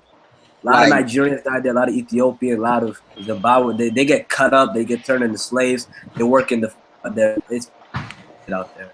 And the skin tone does play a role a little bit, to be honest. Like, it just depends. But most people are going to be nice to you as a person. Like, you're not going to deal. Here's the thing about Black men who go. Hold up. Morocco's on the west side. Like, if you're looking at Africa, Morocco's on the west side of Africa. Like, it's near the Western Sahara. So, yeah, but you're saying, so you're saying that's ran by Arabs? Yes, there's barely like it's next to Egypt and Libya, all that. Because it's north. It's north. It's not sub-Saharan Africa. Yeah. No, it's basically an hour from Spain. Yeah, it's basically it's North Africa. The only part you get to real Africa is when you cross Sudan. You got to go down to Mauritania, then you get to Nigeria, Niger, all these places around. That's where even with Sudanese, because there's a lot of them African Muslims that think they put their Muslim heritage above their Black. Yeah, because they were raised like Sudanese.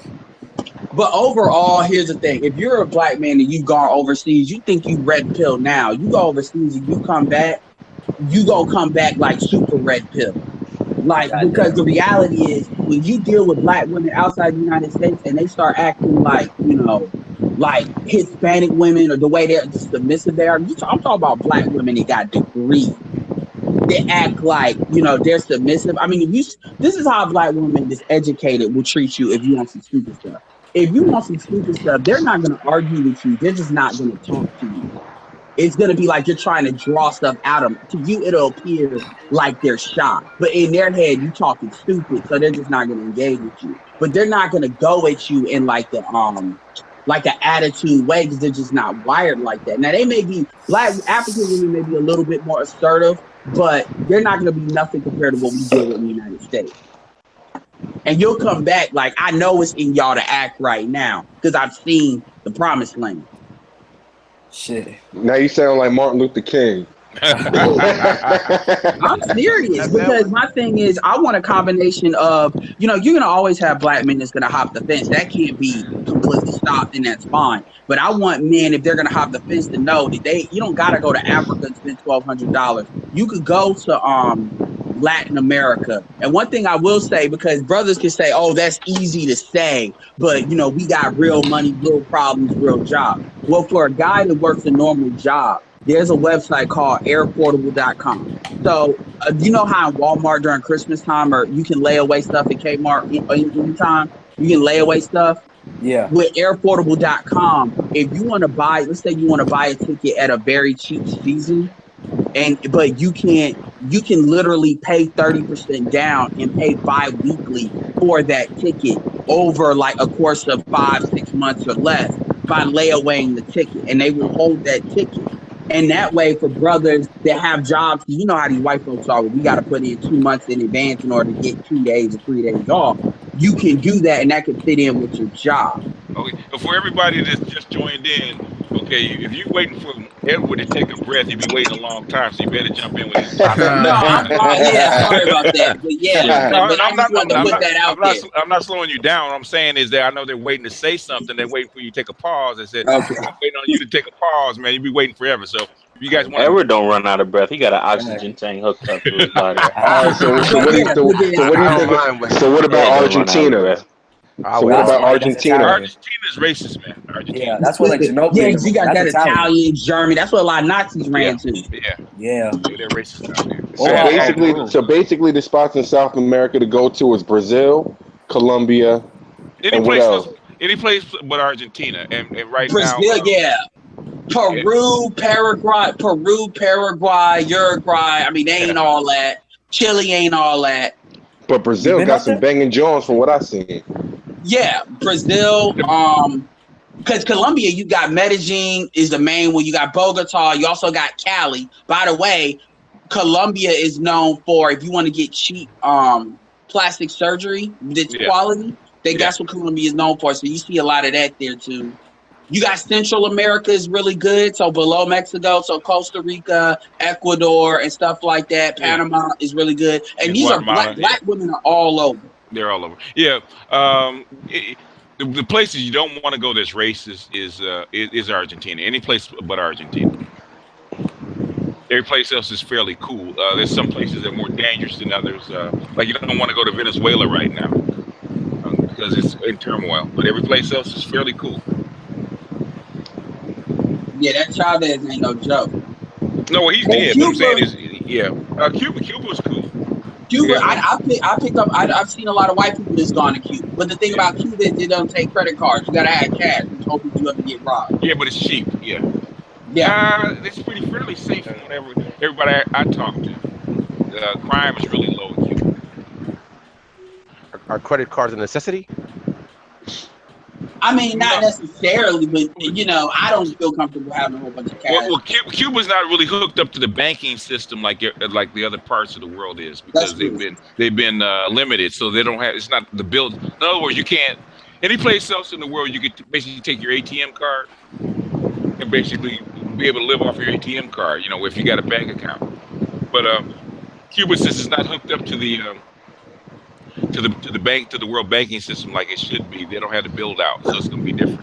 So what place do you get the biggest bang for your dollar? Like what has the best exchange rate? Brazil right now is a 4-to-1 because their economy is horrible right now. Venezuela is probably the best, but it's dangerous. Okay. Yeah, Colombia. I'm gonna be real with you. It's a big debate whether Colombia.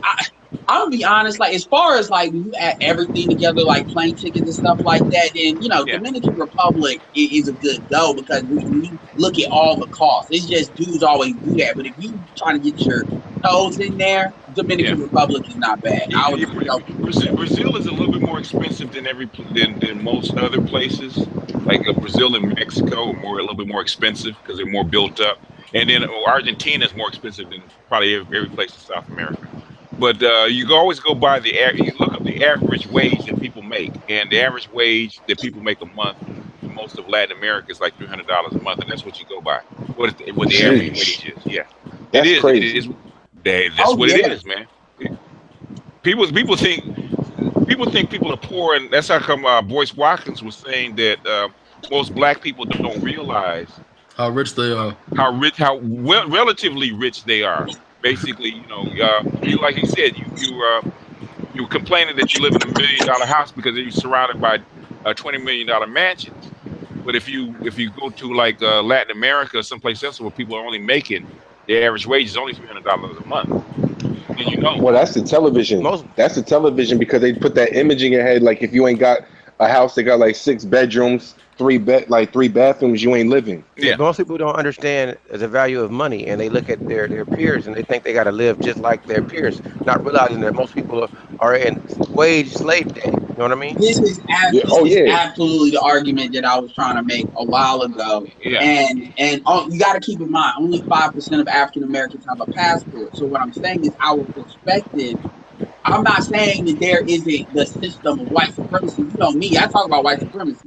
But at the same time, I think there's a lot of things a lot of brothers don't know. They try to fill in the gaps, kind of like we fill in the gaps with conspiracy theories. Mm-hmm. You fill it up with like explanations that you have never really challenged, and then that's when idiots like Yvette Carnell and Tone can become dangerous.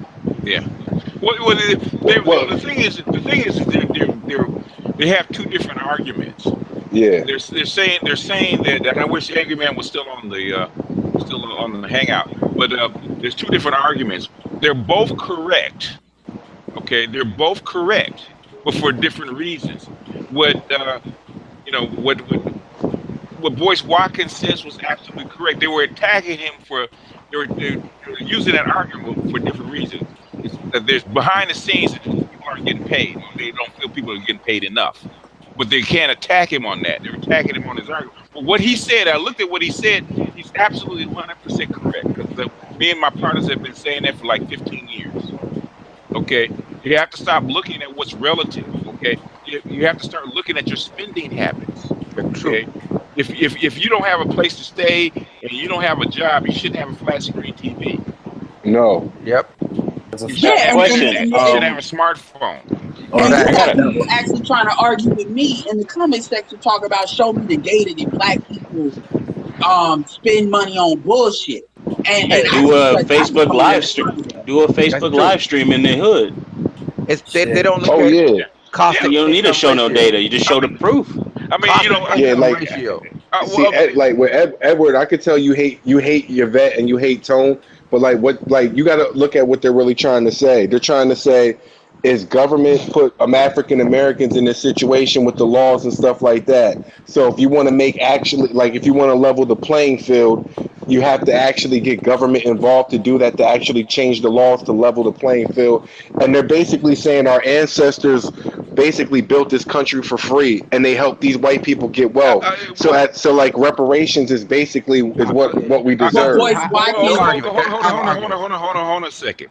What Yvette Carnell and Tone are doing is hustling what Claude Anderson has been saying for 30 years. All they're doing is copy and paste. That's how come I hate this fake shit. They're not coming up with anything new. That's a fact. Actually, Dr. Francis Crutch-Wellesley that they have. That's something I've been holding back, but I'll get back to that. But let me answer your question directly. The difference between Yvette Carnell and Boyce Watkins does not deny that. Boyce Watkins has been plenty of videos in which he talks about that all the time. The difference is, what are you going to do about it now? Yes. And that's where Yvette is talking about, well, we need to lobby the government. You can't lobby the government without an economic push. But that's her argument. But that's her argument, is to organize. She's basically saying, if you tell black people that you don't need the government, they're not going to think that they are going to. They're not going to want to organize because they think they can do it by themselves. The only way. Where their fallacy is, because they're new to they're like new jacks. They're new to this fucking game, right? I've been doing this. I've been listening to this shit in this fucking game for 30 years, right? Okay. The thing is, the reason you can't get reparations or anything done is because you don't have enough power internationally. Your power does not exist in the United States. Because we don't have a home state. No, your power exists in Africa. True. See, they're trying to get reparations and all this shit on the basis of begging the white man as their position. It's a moral argument. It's a moral argument that hasn't worked yet. It hasn't worked basically never worked. It never worked, right? So the only way you're gonna get reparations is become Pan-African, right? True. You're gonna have to get the African who have the resources that white people need to join in with you, so that they can force your government to give you what you want. That's the only way it's going to happen. Well, then how do Jews get compensation? How do Jews get compensation? Jews are white people. National, Jews are white people. And Jews they're the same color. Jews have been in the banking system for 3,500 years. They have their own power base. From the research. One at a time. Jews are spread worldwide. People keep forgetting Jews are everywhere. So they had different countries. Yeah, but look, that's a surface level argument. Let the brother ask his question. yeah, and it looked like from the research that it looked like that some of the Jews actually financed the Holocaust. Like it looked like it was Zionist Jews versus the Orthodox Jews. Is there any truth to that? There is that conspiracy theory because the Jews helped or allowed it to do it. I don't think they orchestrated it, but they allowed it to happen. And another thing I want to talk is I'm really getting tired of Yvette and Tone talking about the research like they got a monopoly on the research.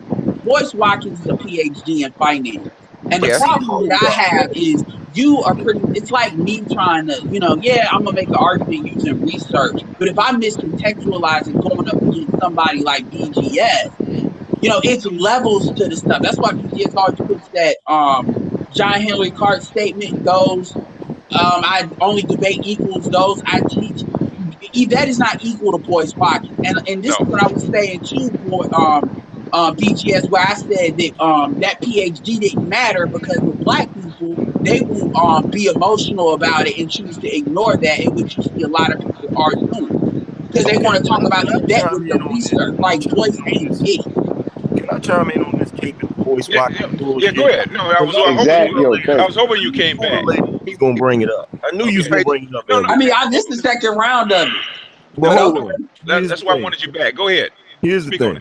Now, one thing that you notice, Edward, when I was making my argument against Boyce, I didn't bring up Tone or Yvette. Okay. You notice that?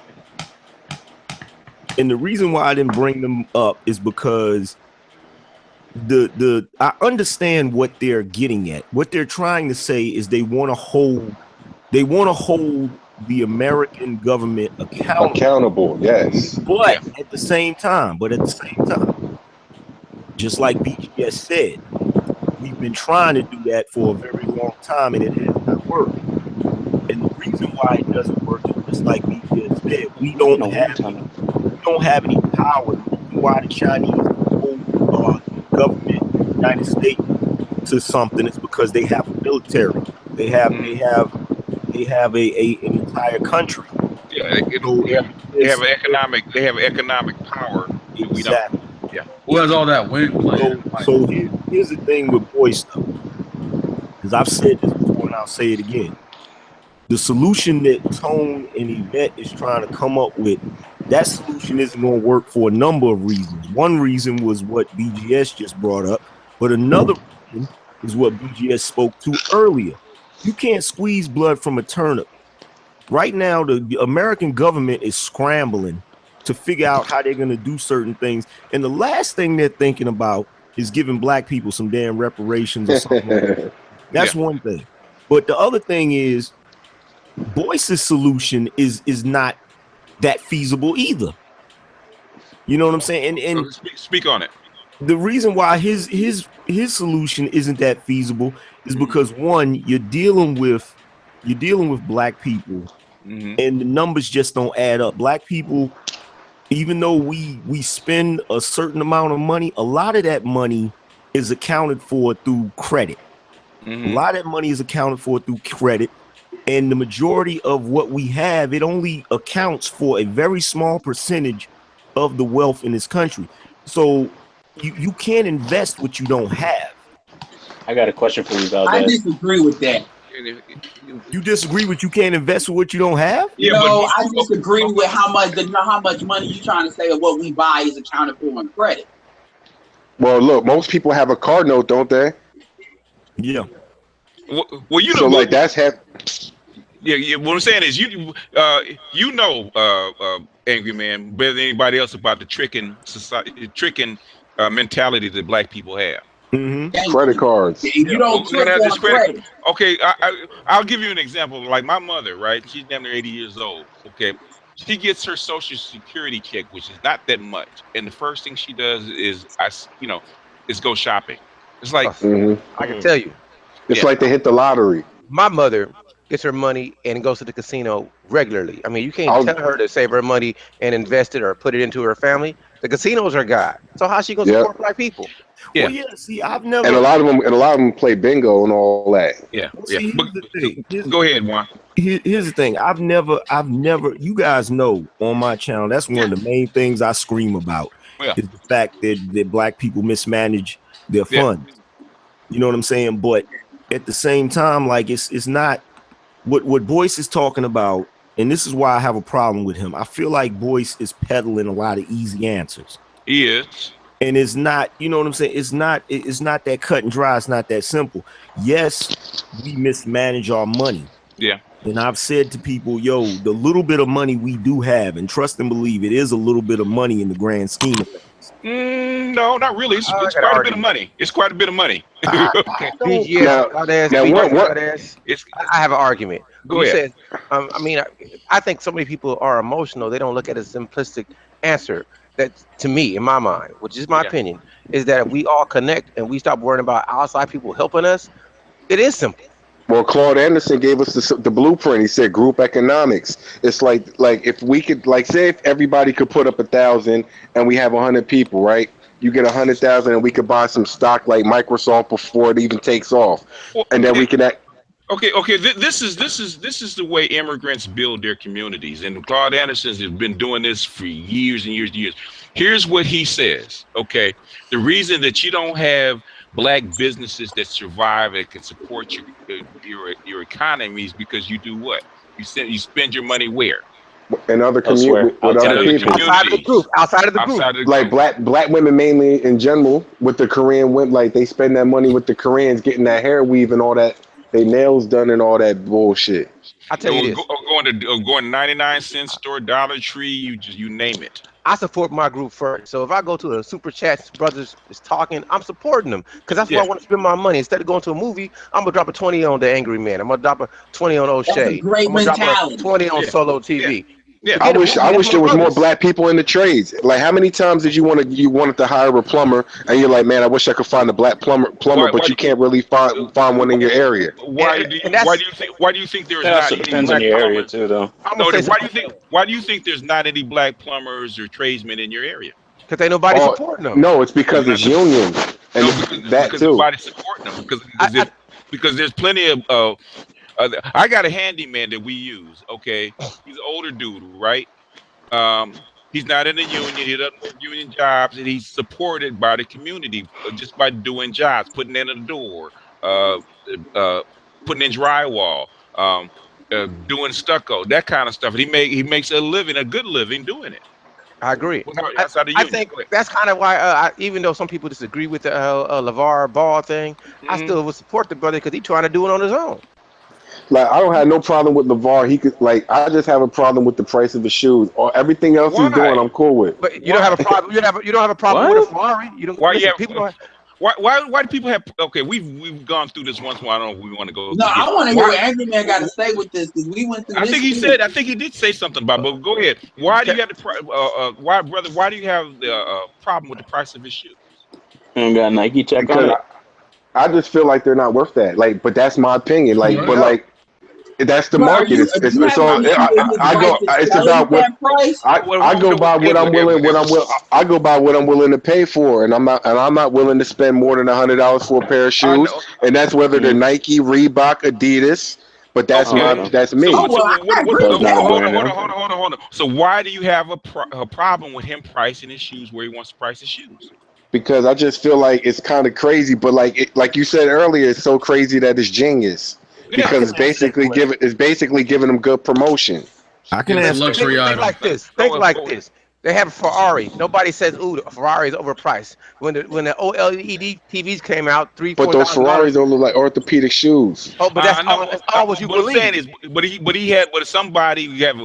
have a global market that has 7 billion people.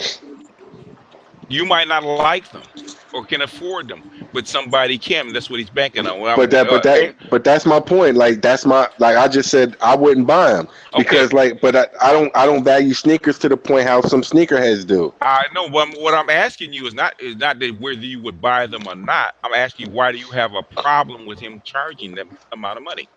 Oh, like I don't like it's his business. He could charge whatever he wants. I'm just That's saying. what we I know. talking about, though. There's a difference between him writing up for him to sell it Wait, and what to do with Vice. hold on, Edward. We're gonna let Jamie. I'm asking Jamie for his thought, and then we're gonna go to Valdez, and we go back to you. I'm asking you, why do you have a problem with him charging it? Because I just feel like they're not worth that price. I say one thing, BGS, real fast. Go real quick. Okay, I love the Lakers. I want to sit courtside at a Laker game, but the seats cost $10,000. Yeah. Should I be angry at the Lakers for that? No, that's what they can get. Go ahead, Juan. Valdez is chomping at the bit. Go ahead. Yeah, because Edward, I heard Edward throw that little shot out there. I'm interested to hear what Angry Man gonna say. I'm gonna say the same thing I said before about Lavar Ball and the price of those sneakers. Now, let me break it down. Sneakers. More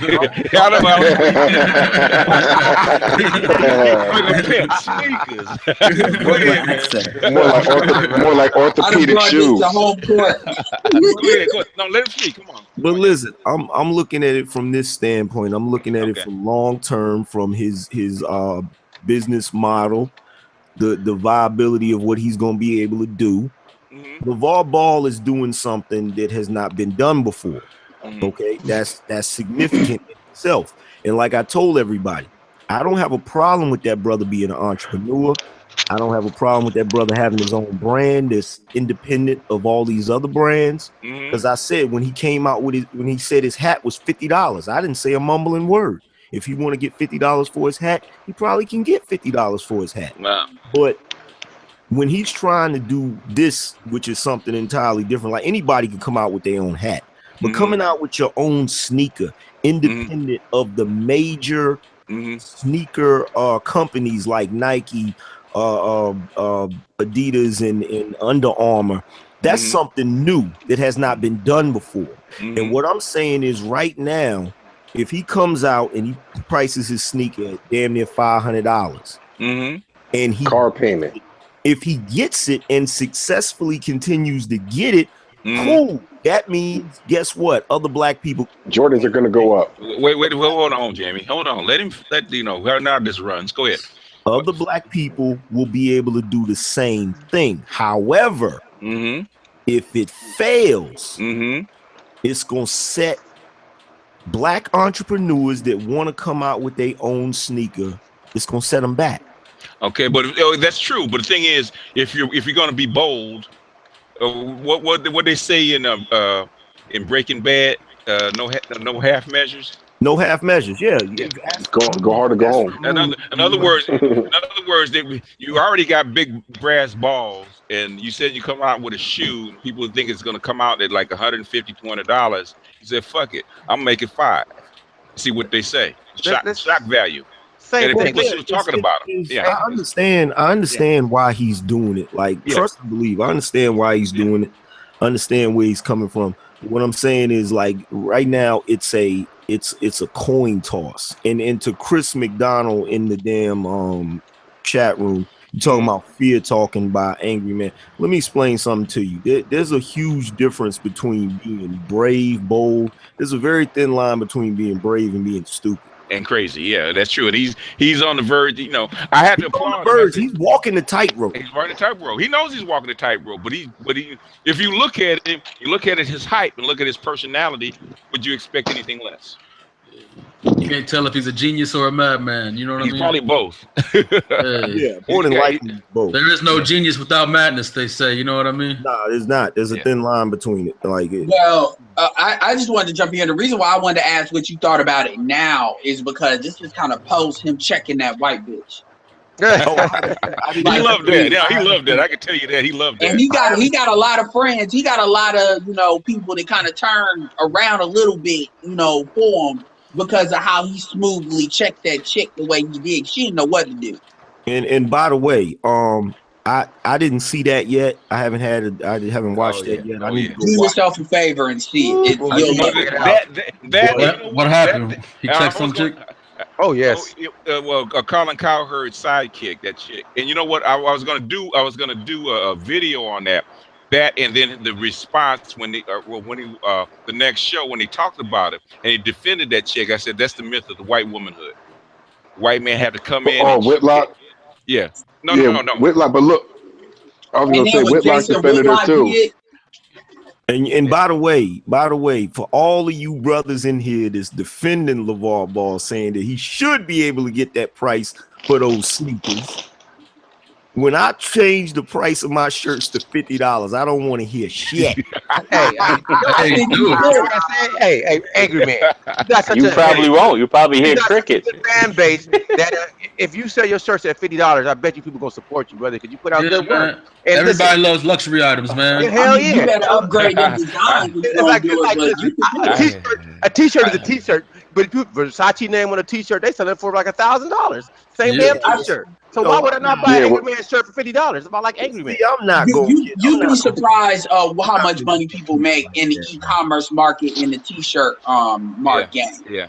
You'd be surprised. But one of the things I did want to say off of that, get a little bit off of LaVar, is I will give Charlamagne credit for defending LaVar Ball in that particular situation, but Jason Whitlock, that dude, oh my God, that dude. Now you got to realize he was simping. He thought he was gonna have a chance. He trying to smash. No, he's trying. No, he has a he don't. Jason Whitlock does not simp for free. Okay, I'm with him on that. If you're gonna simp, don't simp for free. Same thing with what's his name? ESPN. What's his name?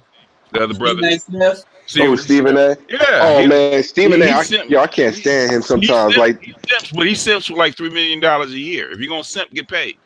Yo, he be giving these white athletes passes, but he be trying to go at the brother's neck's hard body. I can't stand that. Because he went after the white guys and they checked him. Yeah. They and he said something. He said something about white women, and what's that? Michelle Beadle almost got that dude fired. Yep, they checked. But see, and it's just stuff like that just gets on my nerves because it's so obvious what they're doing, and they try to act like they are actually genuine in their opinions. I'm like, you might as well be like Charles Barkley and go full blown white supremacy. Because look, playing like you balance. Because look, let's take. Matter of fact, let's go with football. Look. Big Ben raped like how he raped that woman, right? Nobody brings that up, but like with Jameis Winston, they keep trying to bring that up, and he beat the case. Mm-hmm. But here's the thing about that: you have I forget what it was, but this was during the Colin Kaepernick situation. And by the way, going back to Alonzo Ball, now they trying to talk about how he should be drafted by the Lakers and stuff like that. Yeah. They trying to trickle that out there, which Jason Black pointed that out. Yeah, take your shot glasses. I mentioned Jason Black, but the reality of it is Sixers need to draft them. Even with Magic is going to draft Alonzo Ball. He's been I'm so glad the Lakers. I want him to have his shot because I want to see, if he falls on his face, he falls. But I didn't want him to go to no 76ers. Oh, did y'all hear about the situation where Ben Simmons, the last number one pick? Yeah, his sister was talking shit. Yeah, who cares? Oh yeah, who cares? When you say he was like, I want my brother to dunk on him so hard that LaVar. Yeah, Jada Black covered that. Who cares, man? She's a non, man. Well, Jada Black covered that. Jada Black said she looks like Ben Simmons' brother, drinks like a female. Yeah, but first Ben Simmons got to get on the court and play. And that's what Jada Black said. Yeah, so it's these little attention thoughts taking pot shots at this dude off his social media coattails. Well, thing Lonzo Ball has never said anything. And ain't Lonzo Ball a point guard? Yeah, it's not hard to dunk on a point guard when you in the league. What do you say? But the thing is, he's 6'6", so he's not like a little guy. I mean that's so Jordan. That's Jordan's height. Now Magic was 6'9". Yeah. What I'm saying is that's in the range as far as a point guard is concerned. That's a big point guard. It's a big point guard, yeah. That's Penny Hardaway. Penny Hardaway was a shooting guard. No, Penny Hardaway was a point guard. Did you hear how LaVar Ball said that he did that by design? Like he purposely married a tall woman to make sure. Yep. It's possible. It's possible though. Yeah, vice versa. I would do that. Yeah. He did the reverse get out. Yeah. Richard Williams did the same thing. We find out LaVar Ball is like this diabolical genius that got this shit playing. He said, look, and his wife was a track star, I believe. Yeah. She was some athlete. So he said he bred it. He said he thought all this up back then. Oh yeah. Well, what's Thompson's Michael Thompson's wife? She's white, but she was a volleyball player. So he got 3 athletes out of that. Yeah, same like thing with Odell. Yeah. But that's Odell's what mom is a happens track when you star. His pick dad out played Are we legacy. talking about Odell Beckham? Yeah, Odell Beckham. Oh man, you see him getting butt tattoos? Yeah. I don't know about that. Dude, But yeah, suspect. black tricking, man. No, well, you know, they in their lifestyle, man. You know, there's no telling what they do when they get that high up. Now he's gonna start rocking rompers like Cam Newton. I mean, you see what happened with Monique with the gay mafia. Man, that got gay mafia blackballed. real. Yo, Yeah. Fat Joe said it in an interview. One at a time. Yeah, Fat Joe said it in the interview. He said there's a gay mafia that runs hip hop. He said you could see A it. gay black mafia? I believe it.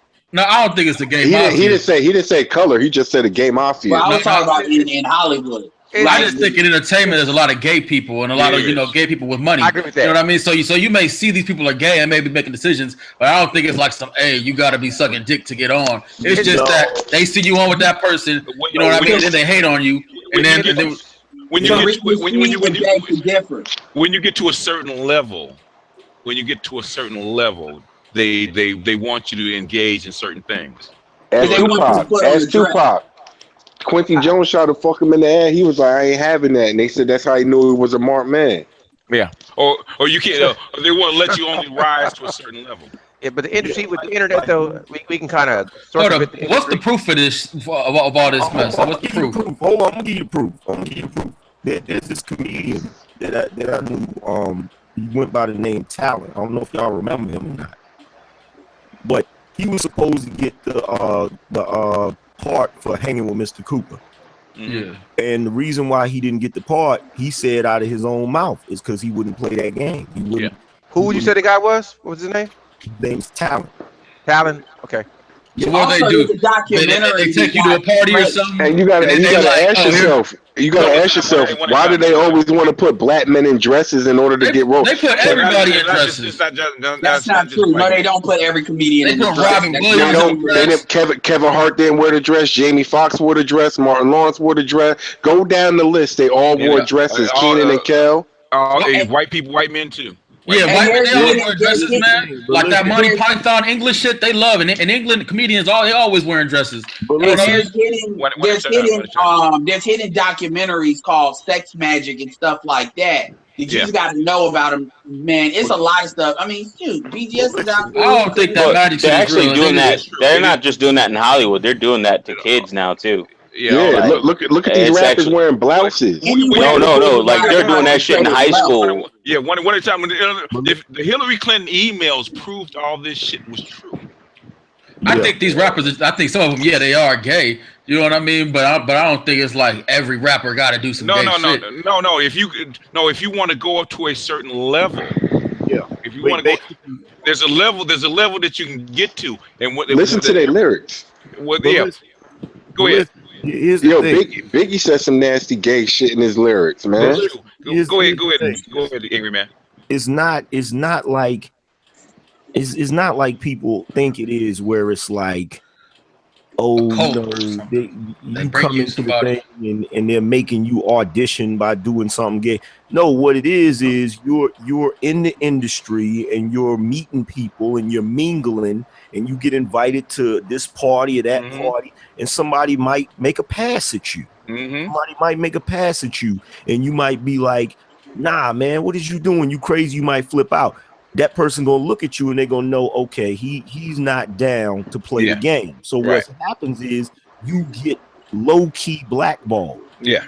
You see what I'm saying? That's what's going on. Cat Williams. But you gotta accept that person. You gotta accept that person. Okay, you just be a chill, like turn down and be like, nah, I ain't fucking with that, but I ain't about to like be all disrespectful about it. You know what I mean? It's like a club. It's like a club. Should be fucking disrespectful. You gotta be. See, here's the thing. This is what it is. It's like an initiation into a club. See, Patrice O'Neal even spoke about this. He didn't speak about the game part of it. But he said the way the industry works, he said, in order to control you, if you don't got nothing, you gotta have something on you. So if you come into the thing and say you don't got nothing, you're gonna be wild and run your mouth and say what you want. Corey Holcomb says it all the time. Yeah. All the time. It's a reason some people don't I get. can't tell who's bitter and who's just making excuses and just trying to shit on the people who are big. You know what I mean? Like Aries just because is you didn't just make it. making excuses. Aries is just making excuses. That's the difference. That's the difference, exactly. Because you look at somebody like Patrice O'Neal, or Patrice O'Neal is hilarious. Corey Holcomb is funny as shit. They may not have crossover appeal. They may not have that white boy appeal. No, that's not true, because if you look at what they do on the stand-up market, they rake in. That's how you tell the difference. The ones that rake in on the stand-up market, but that doesn't translate into the television role and stuff like that. But I do remember Richard Pryor. Richard Pryor was making some jokes where he said he fucked a faggot on the roast. Remember that shit? But Paul Mooney talked about it. So like Corey, for instance with Corey has turned down roles. Corey has had roles. Yeah. So you can tell. You just gotta be paying close enough to their career though. And see, look, here's the thing. Patrice O'Neal, the reason why I point him out is because he's one of the dudes that really went in depth about it. He really went into detail, because like everybody used to tell him, yo, you should be bigger than what you are. And he used to tell people like, yo, I'm not bigger than what I am because I turn shit down. Yeah. And the reason why he said he turned shit down is because he don't want to owe. He said, I don't want to owe more than what I owe. And he was talking about Tracy Morgan. And I remember that. Tracy Morgan was going through. What's his name? The comedian just came back and they're doing his thing on Netflix. Dave Chappelle. Dave Chappelle said the exact same thing.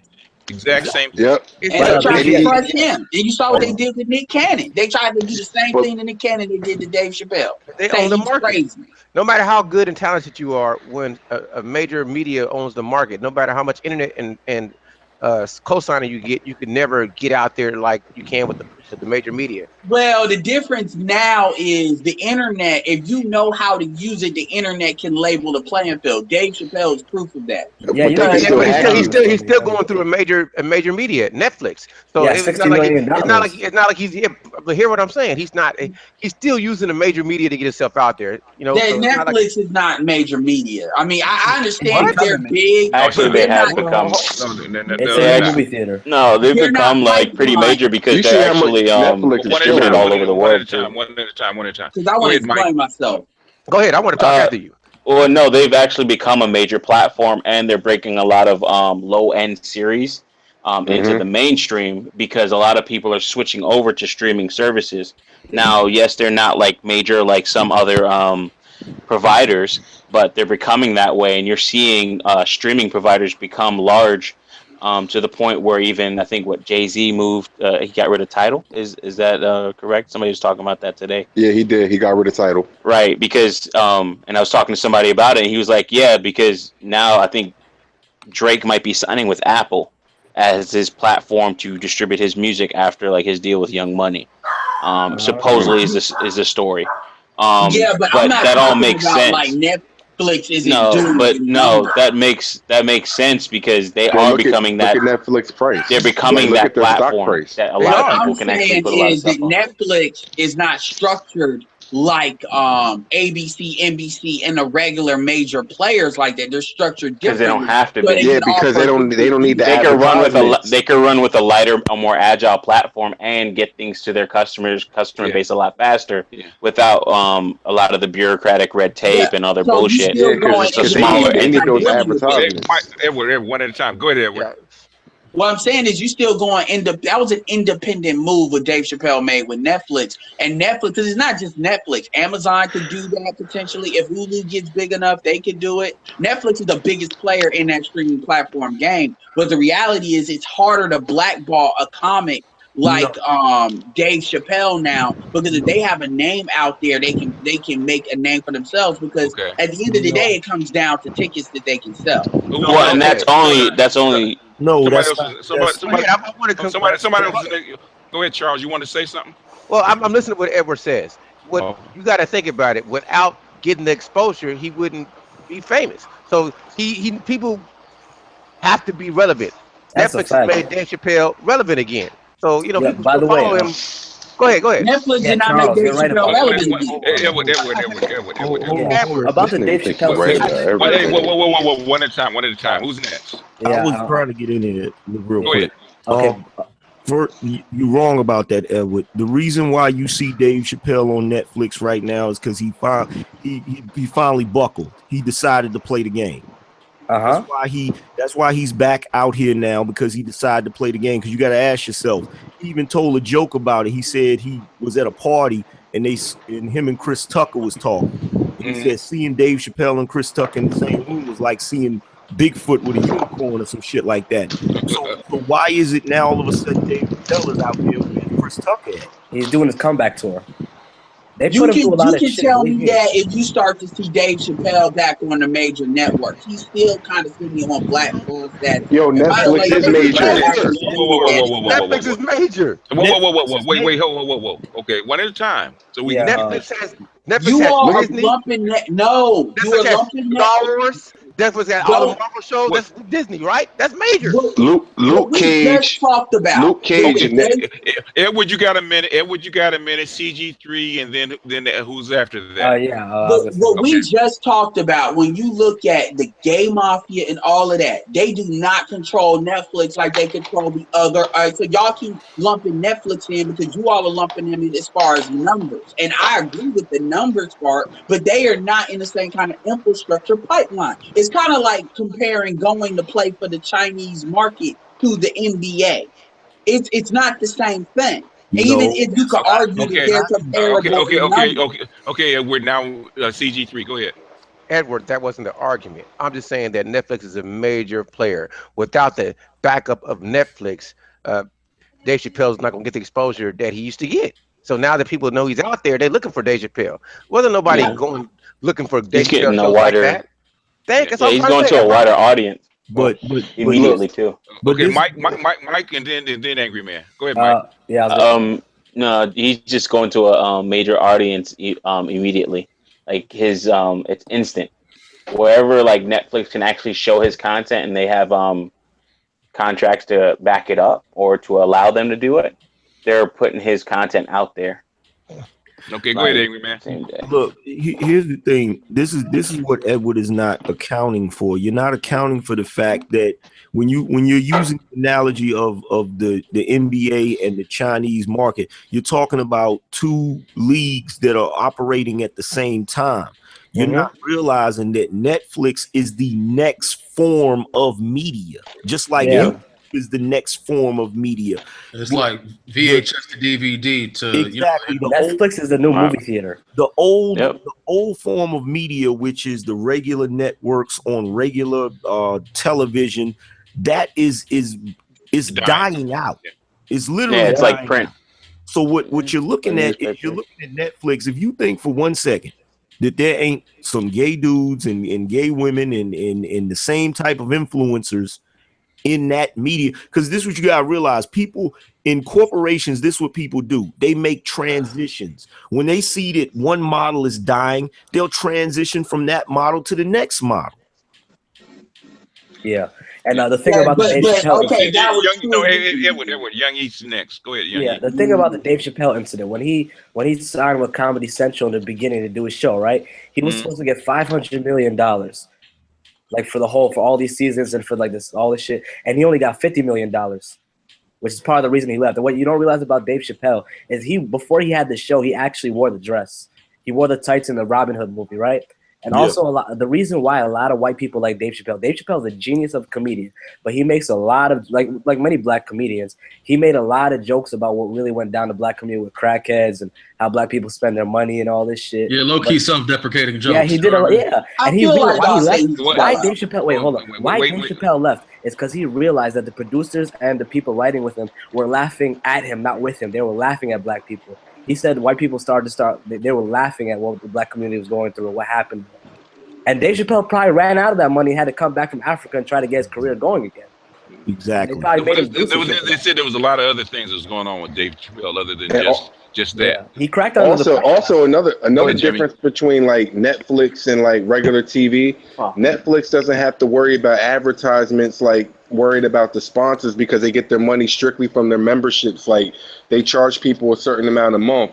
So like they're basically eliminating that aspect. And look at their stock. Like their stock is what? $183 a share right now. So Netflix, there's issues with it, Netflix stock and their business model. That you listen to businessmen and their inflows. They said there's Netflix model does have problems. They're like Amazon used to be back in the day. So yeah, they're trying to perfect it. They're trying to figure it out. Go ahead, my argument is Dave Chappelle controls his own destiny more than he did with the the situation pre him going to Comedy Central. That's my argument. Let him finish his argument. Then go ahead, Angry Man. You finished, Edward? Yep, that was my argument. Okay, go ahead, Warren. No, he is not in control. This is how you know he's not in control of his destiny. What the brother just got through saying was the reason Dave Chappelle turned all that money down and decided to go his own route and say, I'm gonna take a break. I'm not gonna do this anymore because they are laughing at me. So when he comes back and does this Netflix deal, what's the first thing he does when he gets up there and start telling jokes? He goes right back into self-deprecating humor. The OJ jokes. Right back into he goes into the same jokes. He went into the same jokes that all black comedians tell when they're trying to get on white people's good side. Yeah. That Bill Cosby actually was a rapist and OJ did it. Come on, man. Playing the game. We'll agree to disagree because I think you all are reaching. No, just say why. Just say why you disagree. You don't have to agree to disagree. Why do you disagree? Yeah, tell me why. I disagree because I feel like it doesn't matter what he says. The fact he's on Netflix, pretty much case closed. That's the argument that's being made here. He's on Netflix, so therefore he's one of them Illuminati motherfuckers. No, that's not what I'm saying, Edward. I'm not saying that at all. That's because you're making the argument. This is why we have the issue with you all want to say Netflix is like they're just like ABC and just they like are the corporate. Edward, just like Facebook is corporate. Let me speak. You know what I mean? If you're being sold on a public stock, you're corporate. If you're sold public, if your stock is sold publicly, you're corporate. Yeah. I agree with that statement. Edward, hear me out, brother. All I'm saying is this. Netflix is major. Now, I'm not here to judge what Dave Chappelle's motives are for coming back. I'm just saying he's reaching a bigger audience through Netflix. Like he could have came on, had a YouTube channel and said exactly. He could have said, give me some donations. He said he had those videos already filmed. Those you know what I mean? Those two that he did. He already had those. Yeah, those two specials already filmed. One of my questions is one at a time. You always say because he's on Netflix off gate. Okay. Like this is off topic, but my question is, how did he get so big? I know he wasn't because like he didn't look like he ever lifted weights in his life. He came out. He came out looking like he been in the gym that whole time. I can say something about that. Go ahead. And probably the Angry Man can too, because I've lifted weights and gotten skinny and lifted weights and got skinny. It doesn't take that much. All it takes is some discipline. So anybody who go to the gym for about 5 or 6 months and eat right can get their size up. Then they start doing something else and they can lose just as fast. Well, they said he was on this shit for a minute. That's what. He might have been though.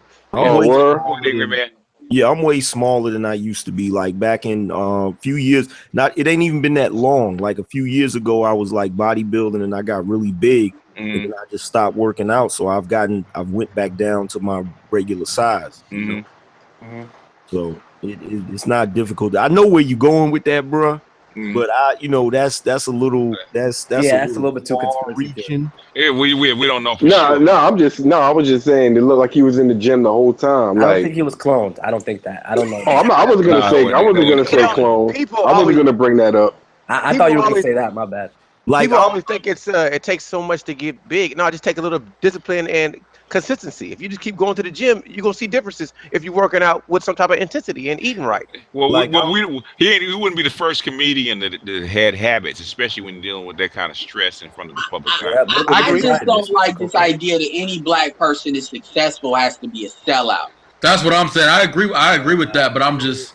That's not. That's what the same thing y'all was saying about the gay mafia, though. That's selling out. So you agree to it to a degree. It's not just black people. Edward, exactly. I like a lot of people. Edward, go ahead. Let me say one statement. Edward, I respect the shit out you.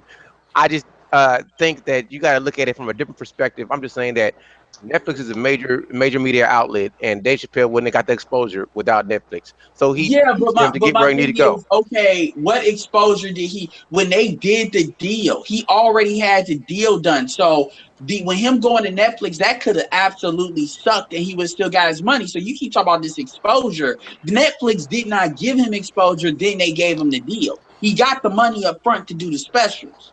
So my question is, what are you talking about before that? They got him to get the deal with Netflix. That's the question. But think about it. Like, he was gone for how long? Of course, Netflix is going to pay him because it's so David why didn't the other Chappelle. corporations do it? They probably look. He probably went to Netflix first. Like, you don't know what. But Edward, he has beef with. Don't forget, he still had a fan base.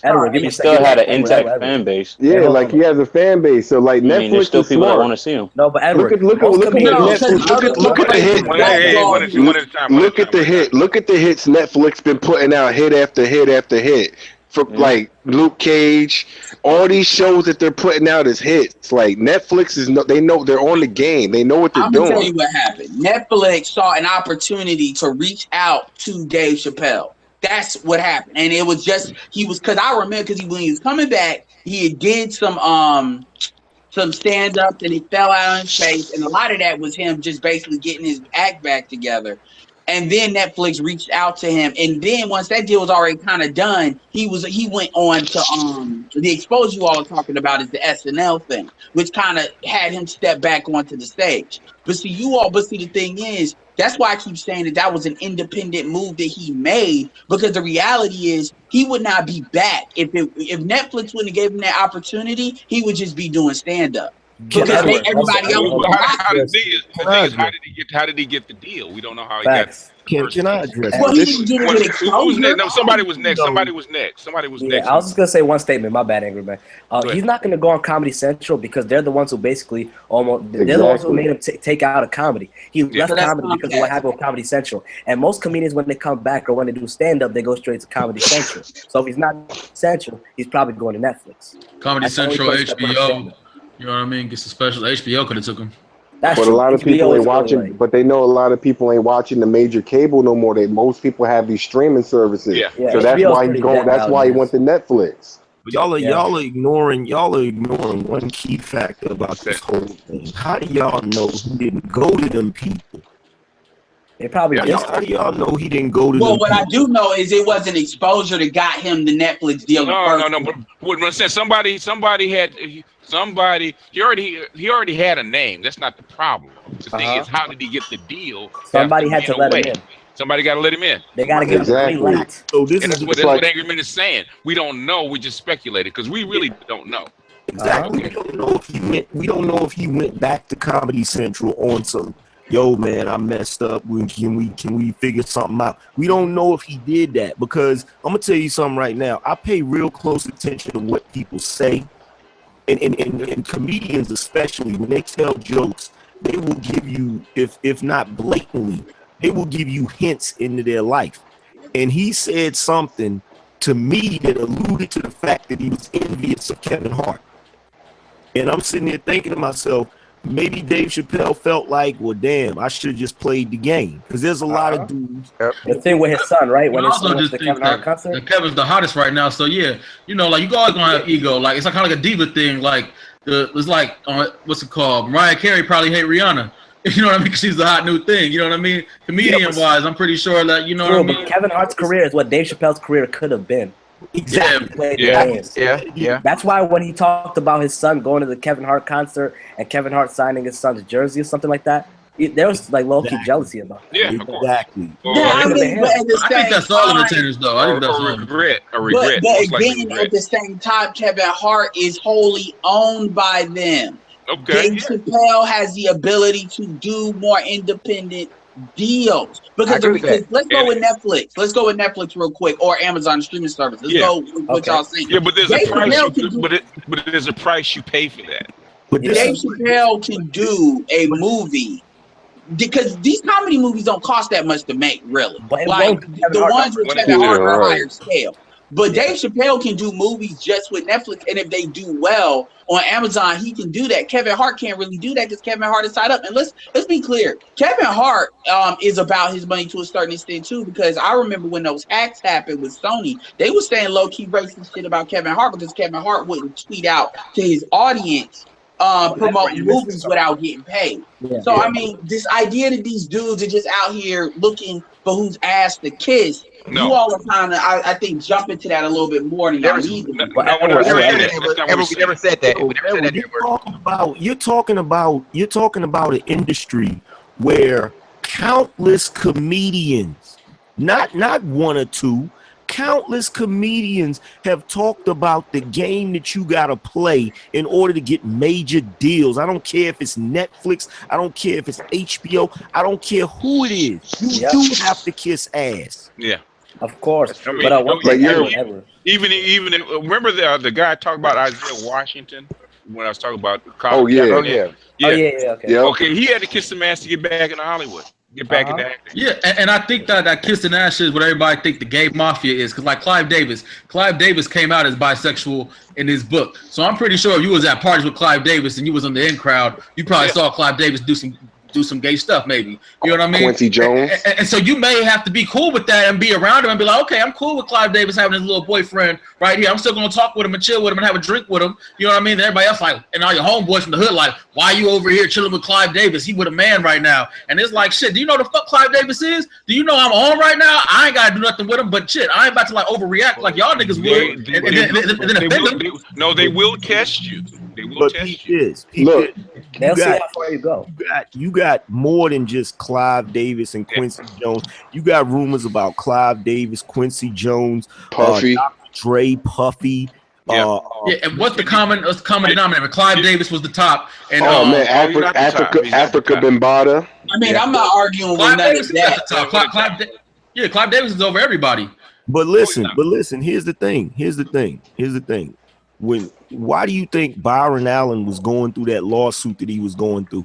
The reason why he was going through that lawsuit is because all of the major deals when it comes to media is owned by certain people.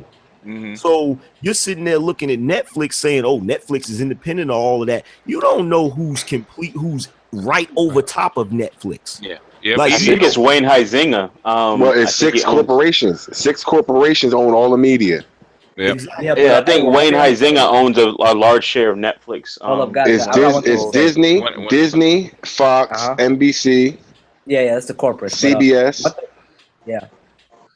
But one thing I'm gonna say about the Dave Chappelle, what corporations do is corporations, when they realize that they are in a medium that's failing, what they'll do is they'll keep that media and they'll keep that name, and then they'll go and they'll start something new with like Disney, name, but it's the same people. Yeah, and if Disney with Pixar. And if they can't get you, then what they'll do is they'll basically go to Washington D.C. and regulate you out. Because do you know how many companies Disney owns? Disney owns ESPN. They own Pixar. They believe they own Touchstone. They own ABC too. Marvel. Yeah, they own Marvel. Like, they own all these companies. Disney's like 100 years old, though. I'm aware of that. Yeah, but with the Dave Chappelle thing, I'm gonna say that kind of reminds me of what happened with Arsenio Hall. You realize when Arsenio Hall tried to get a show again, they gave him. He was like on an independent, a low key channel, and then the ratings went down, and they just kicked him right out. Yeah. They're gonna make you beg for your spot back. But and Kevin Hart, Cat Williams in his stand-up Pimp Chronicles, he basically let y'all know what Hollywood's about. He said, I ain't been famous too long to be comfortable at these parties. He said, you walk in the wrong room, you see two niggas kissing. He said, what is this? One of these niggas Professor Obi? He said, somebody come out the closet. Like, he let you know. Yeah, but look at the movie Will Smith had to do to become famous. Will Smith was butt naked in that one movie kissing that dude, man. Yeah. I mean, my thing though. Did he actually do the kiss? I remember in the interview he said he didn't do the kiss. Oh yeah, right. Okay. Yeah, but my thing about I know you seen him kiss the dude on with Kevin James. I know you seen him kiss him. Yeah. Well, he's I mean, that a way lot of anyway, these man. dudes Believe it are or not. afraid to try to go and build their own. They want that check. That's really what it. And even when they get on, they want that check. And that's what I see in a lot of these dudes, man. Like you look at a movie like Get Out, for example, and that's $4.5 million, and that movie did 200 million. It's about to launch on DVD Tuesday. Yo, here's the thing, and anybody that knows anything about Hollywood knows this. There's two people that run Hollywood: Jewish people and gay people. Yep. Yep. And if you're Jewish and gay, you really running some shit. Yep. Yeah, Shonda Rhimes will tell you that. But Edward, what you said about Dave Chappelle being independent, right? The one thing though is Dave Chappelle will never do Kevin Hart numbers and will never get that Kevin Hart check. So that's why a lot of comedians are scared to go that Dave Chappelle route. Okay, so I'm glad you put that up because I want to answer that. Yeah. Remy Ma had an answer to that when Nicki Minaj tried to say that with numbers. She said you only get like $2 out of $3, $12, out of your money. That's a lot. Yeah, but who do you think? One at a time. Let Edward finish. That's relative. Hey, one at a time. So people will forever. No, I hear what you're saying, but I want to respond after that. I want to respond to this one. Okay, well, you can respond after. Give him a second. The point is this is an income argument again versus a wealth argument, and that's how black people think, and that's why a lot of black people make comments like that because they think, oh, I'm doing all these numbers, well, you don't know how much money Kevin Hart is really getting out of all of that. Okay. And I know Kevin Hart is paid. I'm not saying he's not, but what I'm saying is he's not getting all of that. He's not. Okay. Now, go ahead and answer, bro. Yeah, now the funny part about you brought up Nicki Minaj and you brought up Remy Ma, right? Remy Ma ethered her, right? But Nicki Minaj had the power to basically quiet Remy overnight. Like, and you bring up, and look, that's not what happened. That is what happened. Because look, that is what happened. She teamed up with Drake. She teamed up with the other boy. Basically, came back with the diss song. But then Remy Ma didn't come back with no other response after that because let him finish. Edward. No, it's because Remy Ma didn't want to be blackballed. She don't want to be blackballed and lose any chance of getting that guap, man. She's on loving hip hop. So how is she more independent than Nicki if she's on TV on VH1? Finish up, James. Go ahead, Edward. Yeah, hold on. Yeah. My point, first of all, Nicki Minaj would have been replaced by Iggy Azalea had Iggy Azalea not flamed out. So don't act like Nicki the corporation Nicki Minaj has no power. The corporation backs her.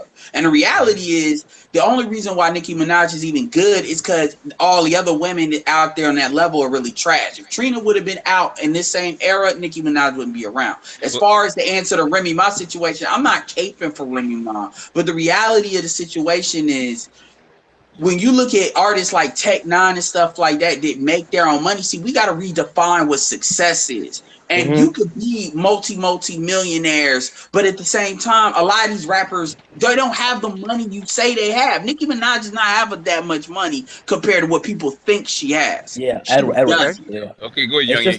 It's just that artists most of the time and actors, all these people, they just want to get their name out there. But you're right about that. Like when you think about people like Eddie Murphy, who's made probably $10 billion for studio companies. This dude doesn't even have $500 million, but his name has been all over the place. Think about Denzel Washington, all these people probably generating billions on billions of dollars for some corporation, but they probably make $500 million. But they thinking if I get this $500 million and the other actor doesn't even have $10 million, they thinking, hey, my name's out there and I got more money. And that's how most creatives and most people working for somebody think, period. Not just black people. Exactly.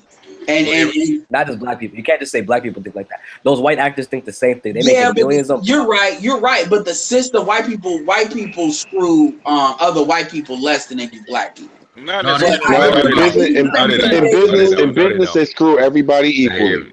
No, they'll kill black people if black people try to keep their own money. When it gets to that level, no, they screw everybody. Listen to George Carlin. George Carlin was a comedian, and they was screwing him. He said they called the American dream because you got to be asleep to see it. So you're saying Prince and Whitney Houston and all of them, and Michael Jackson, they get the same exact treatment as a lot of these white actors. And you don't think that has something to do with Michael Jackson's death? Michael Jackson got his own deal, so Michael Jackson made more money than everybody else because he had. Yeah, Michael Jackson said, "I'm leaving Sony, owning half of Sony," and then all of a sudden Prince, the same thing. Go ahead, Juan. Can I chime in? First of all, let's cut through all of the bullshit. I don't give a damn how independent Dave Chappelle go. He's not gonna make Kevin Hart money. Fact. He's not. And the reason Kevin why Hart revenue. No, but Kevin Hart is producing now. Exactly. Kevin Hart is not the typical comedian. He's superstar. He's the Eddie and Bill Cosby of the shit. I mean, is he stronger than Eddie Murphy was? He's getting to that level. Okay. There's a difference between being in front of the camera and producing. Kevin Hart is producing his own movies now. Exactly. He has a hell of a lot more money on the producer side than he's doing that. Yeah, I'd have to check that out. What movies has he produced? He has his own. The wedding. What is it? The wedding. Whatever. Don't worry, I'm about to find out. I'm looking on my laptop. In fact, what's her name said was talking about that she was in it. And she said he was producing it, and basically they were running over schedule, and he told her, "We'll keep doing it until you're happy with it." I mean, I like Kevin Hart, so I'm not like these dudes to say he ain't funny. Yeah. Well, I mean, whether he is or not, but the thing is, he's being smart about his money. He's also a little bit better in front of the camera than Dave Chappelle as well, too. Yeah, many black actors and comedians actually do produce their own movies. Think about Eddie Murphy did it. Oprah did it. Nick Cannon actually did it with School Days. Did Eddie Murphy really produce his own movies? Here's the thing. And this is something that you guys are not, you're not factoring in. When you work with a major corporation or major production company, they have a reach that you will never have as an independent person. This is why a lot of people will just say fuck it and go with the major company, because they know that their content is going to get produced worldwide. They know it's going to distribution is always the key. Well, that's because black people are afraid of distribution, and that's they our don't problem. have the networks. They don't have the networks. Hold on. Let me please address that. First of all, Edward, here's the thing. When you get to a certain level, when it comes to distribution and things of that nature, you're not just going willy-nilly walk. Why do you think Byron Allen is suing these dudes? Yep. You get blocked. Yeah, get blocked. Yeah. Cosby can tell you that. Yep. NBC. Yep. You get blocked. You Cosby can't. Cosby was bigger than God back then. He exactly. Wrong. Yeah. He got blocked. And he tried to buy NBC, and then he got blackballed. He got blocked. Yeah. Exactly. So it's not a matter of and you talk about Bill Cosby, you definitely talking about somebody that's smart with his damn money and smart with his business sense. Like Bill Cosby is one of the shrewdest black businessmen in the history of this country. Yeah. That's like they never forgave Michael Jackson for going around going behind the house. Yeah. Yeah. See, when you make that power move, they're gonna try to block your career. That's the reason he died. That's the reason that doctor's out. Okay. That's a fact. Like if you guys realize this, you remember when Eddie Murphy, Richard Pryor, Red Fox, and all of them, they put together Harlem Nights. That was one of the first black comedian, big directed movies. It was directed by a comedian, produced by a comedian, put together by all of them. The critics completely shitted on that, and since then, I haven't seen a movie like that in a minute. From Eddie Murphy. You know what they do when you play out of bounds like that? See, as long as you playing in bounds, they don't have no problem with that. The moment you start trying to play out of bounds, meaning be independent, but be independent on their level, they bring the rumors. That's when they come with the rape charge. Yeah, the rumors. They say you raped some girl, you do drugs, or you a homo, or you're not paying your taxes. Something to discredit you. Yeah. Something to discredit you. Yeah, that's like Cosby getting ready to die. They trying to move on his money. And then black people jump on the bandwagon. They say, "Oh, we never liked that nigga anyway." I'm like, what? Because y'all all believe it's a gay mafia. That's what I'm saying. Well, I mean, where Cosby made the mistake is when Cosby started saying that, black people can if black people steal bread and stuff like that, Black Cosby got really too much on the. It's all about what black men are doing and not about the system at all.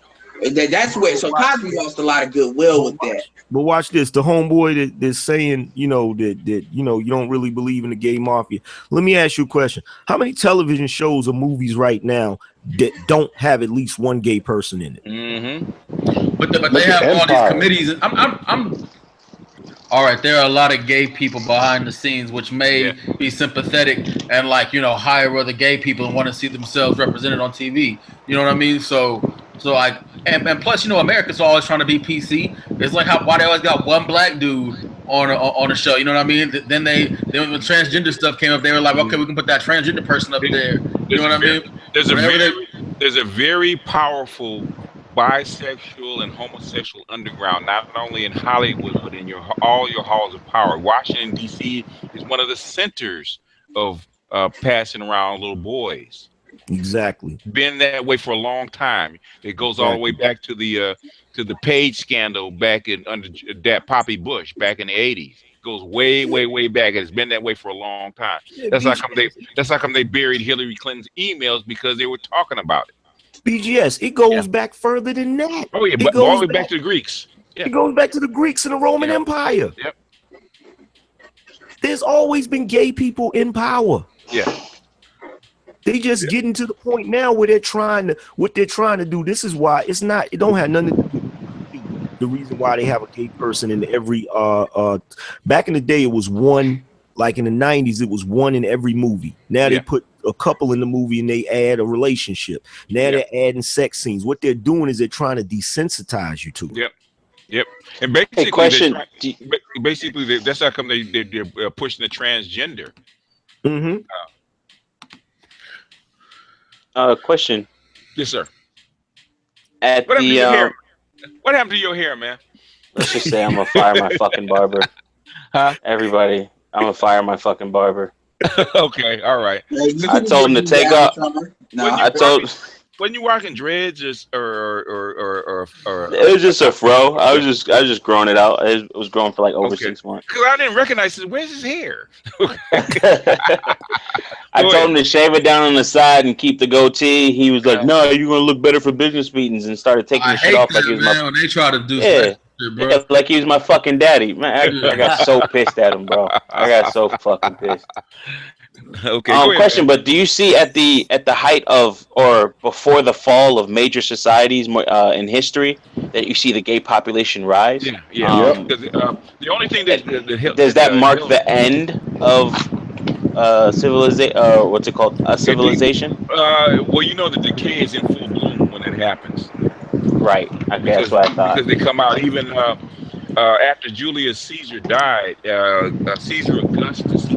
He peeled back a lot of those laws, like a lot of one of those things that were happening, right, was they were transgendering little boys, right? They were basically taking little boys that were like before they actually reached puberty, and they were basically castrating them, right? Jesus. And they were selling them off as wives to rich people, and that's basically the transgender movement that you see now. So you see the decay of a society when you see that happen, and that's why I don't like black women and black feminists, because they're helping usher this shit in. Yeah, no morality. It's something. Yeah, it's like something that like even my business partner and I were talking about, and now they got these fucking male rompers and shit. Mm-hmm. Like, yeah, exactly. And that's like a big fucking thing, and like, and I'm like, you know, it's female clothing, but men are starting to wear it now. They call it the romp him or some shit like that. Mm-hmm. But if you look this whole thing up, like it's just like it's getting big, but it's kind of like, what? Like you're kind of looking at it like it doesn't make any sense. White men. I'll tell you this, man, and Angry Man probably can co-sign it. Who white men really love is not white women, not black women. It's black men. Yeah.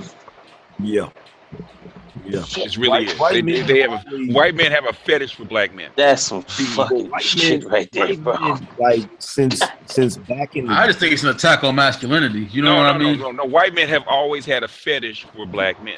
Yeah, they have. See, you got to realize. Here's the thing. Here's the thing. White men, they're not. They're a different breed, man. They don't. they don't have the same affinity for their women the way black men have for their women. You understand? So they've always been like real homosexual in nature. You know what I'm saying? And the proof of it is, I was telling my girl that the other day, and she was like, you know, because I was watching Suicide Squad, and it had the chick I'm playing that game right now. it had the chick up there. She was playing the Enchantress, and she's supposed to be some model or something. And I said, "Yo, why?" I'm like, "Look at this shit. She looks like a little boy." Androgynous. And I told my girl, I said, you do realize that white men, that's how they like their women. I mean, they like their women to look as similar to a little boy as possible. Yep. And I said, they even got a saying like, it's androgynous. She has an ass like a 10-year-old boy.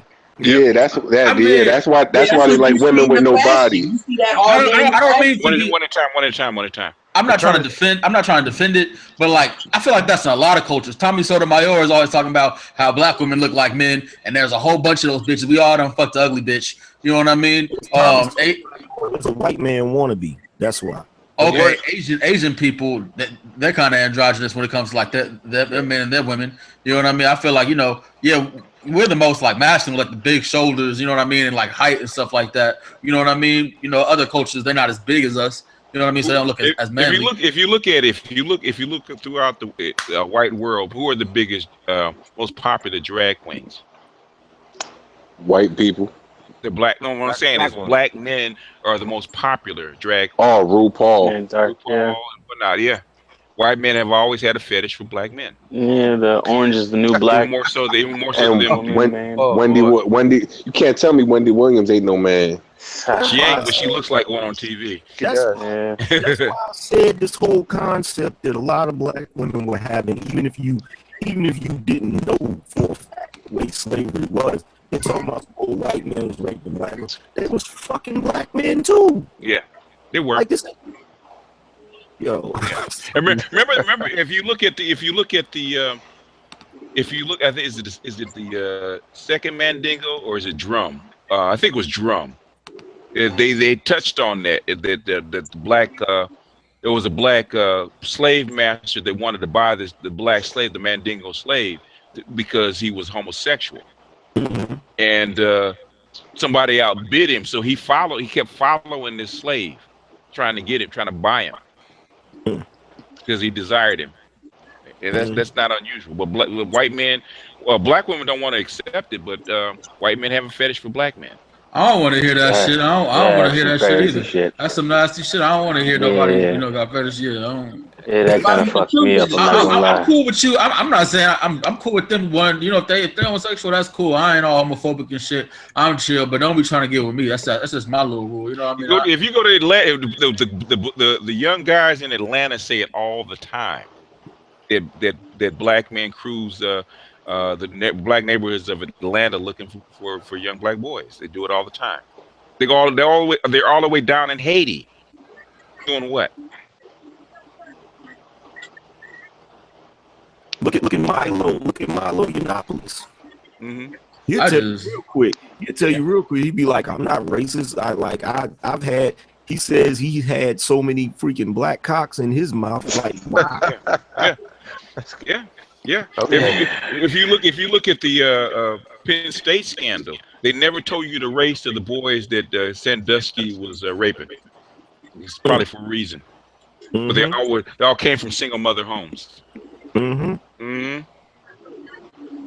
they shut that down real quick. Well, I don't know, man. Cause I see with all that sex trafficking, they do it to everybody. They do it to the Asians. You know what I mean? They do it to the Latinos too. You know what I mean? So I just feel like whoever's vulnerable. You know what I mean? Those boys were vulnerable. So you know, if you're a pedophile, you're looking at somebody vulnerable. If you look maybe at that's the key to the black. If you look at child sex trafficking, they traffic little white girls and little black boys. Yeah, but if you let black women tell it, they act like they getting trafficked.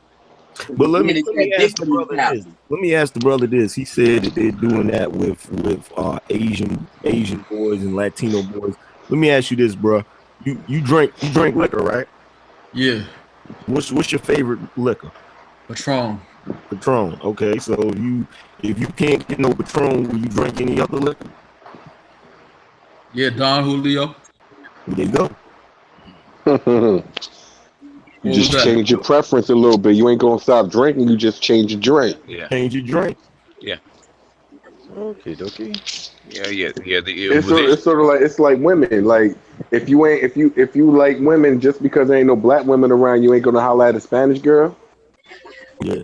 Yeah, I would, but that's what I'm saying. I'm saying they just like little kids, and they may want white boys, but it might be harder to get them. So they change the little purpose to whatever the heck's easy to get. You know what I mean? They prefer, they prefer black boys. They always have. They have a fetish for them. So black women think they have a fetish for black women, but no, they actually have a fetish for black men. It's like, do you ever see black men pay a white man to come screw their wife? Yeah. No. No. Okay. That's porn. There's all sorts of porn videos for that shit out right now. Mm-hmm. Yeah. And see, here's the thing. Like you gotta understand. You gotta understand. Like if you understand the culture of white people, you understand that their entire mythology. If you go back and look at their mythology, it's mostly men with other men.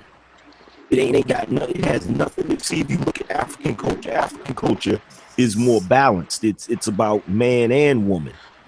When you look at their culture, it's just about man. They have tried to completely erase women out of the picture. Yeah. But they know they need them to reproduce, so they tolerate it. They tolerate them, but they don't have. If you notice, you look at a small white boy and his mother. He damn near hates his mother. Yeah, he be cut like, oh man. When I was younger, I was friends with a white boy.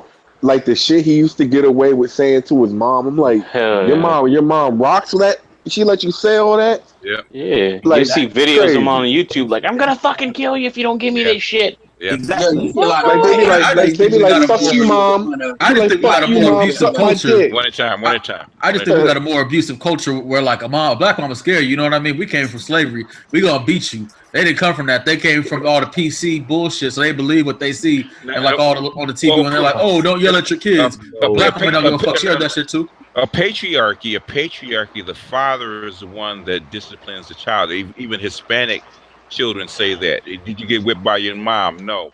My father has to do all the spanking and disciplining because it's a patriarchy. We have a matriarchy. The mother it's reversed in the black community because everybody can remember their mom whooping them twice as much as the father did. Yeah, but I'm saying that's probably why you see this. You know what I mean?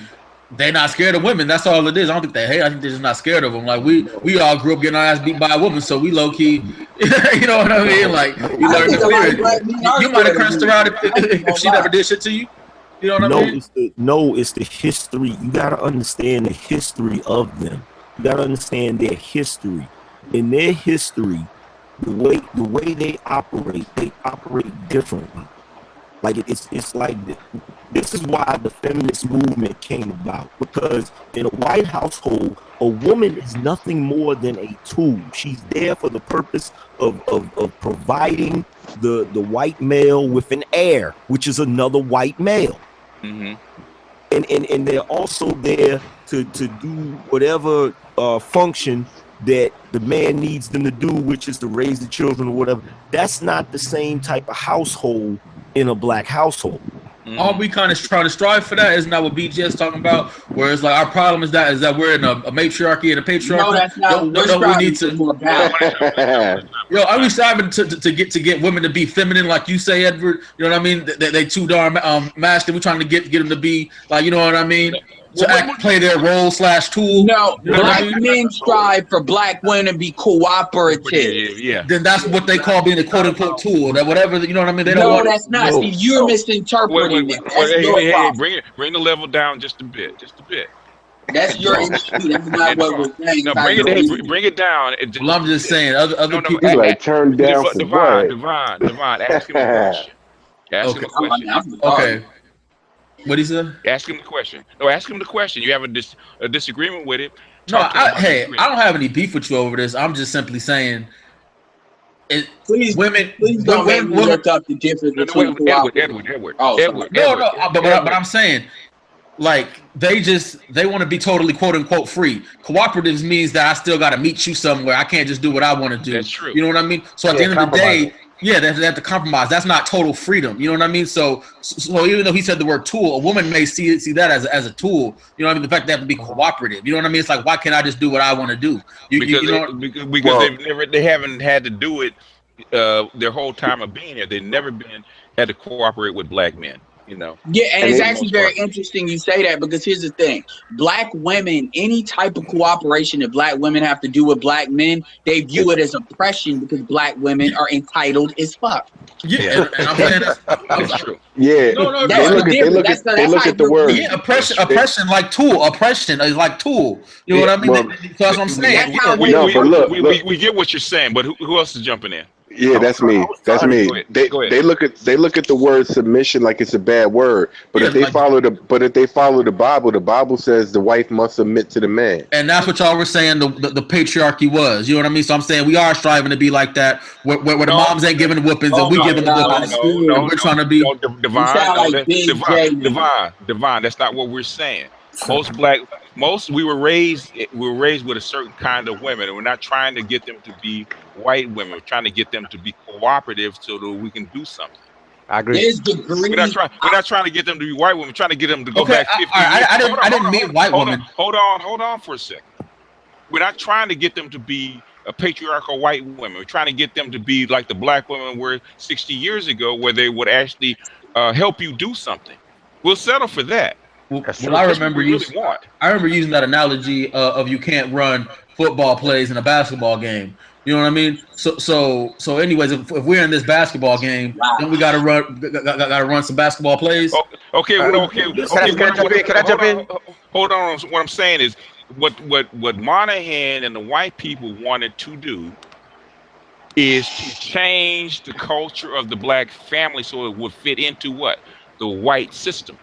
Yeah, that's not what black people wanted. We didn't want that. What black people wanted is to get the crackers foot up off our necks so we can actually do something. That's what we really wanted. Okay, but the thing is, that's not what white people did not want that. Okay, for us. Okay, the only way you were gonna lift the foot off your neck is to do what? Integrate and become Americans just like everybody else. Go ahead, Valdez.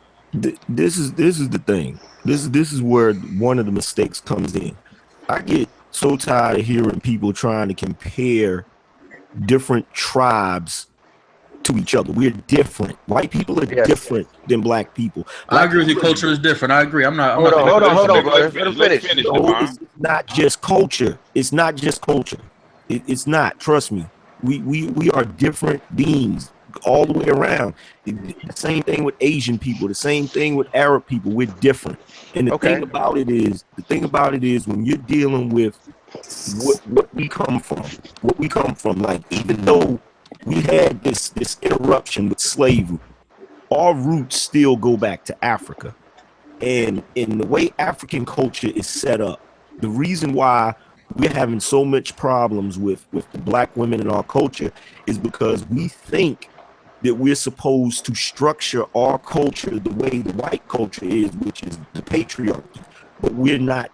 These black women are not like white women. They're not going for that shit. What we're trying to do is we're trying to get them to cooperate and get into this, I guess, this symbiosis type thing. You understand? Where we work together. I want to jump in with this because I'm about to sign in with Divine. You CG3 first, and then you Divine. Listen, most brothers, we are providers and protectors. We want to do for our women, but the problem is so many of our sisters take advantage of us that it's hard. They're overstepping their boundaries, and they try to make it seem like brothers aren't necessary.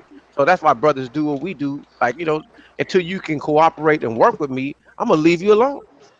Yeah. Okay, Divine, go ahead. All right, because I watched your what is it called? Your video on gynocracy, right? Yeah. But you were talking about, like, in a gynocracy,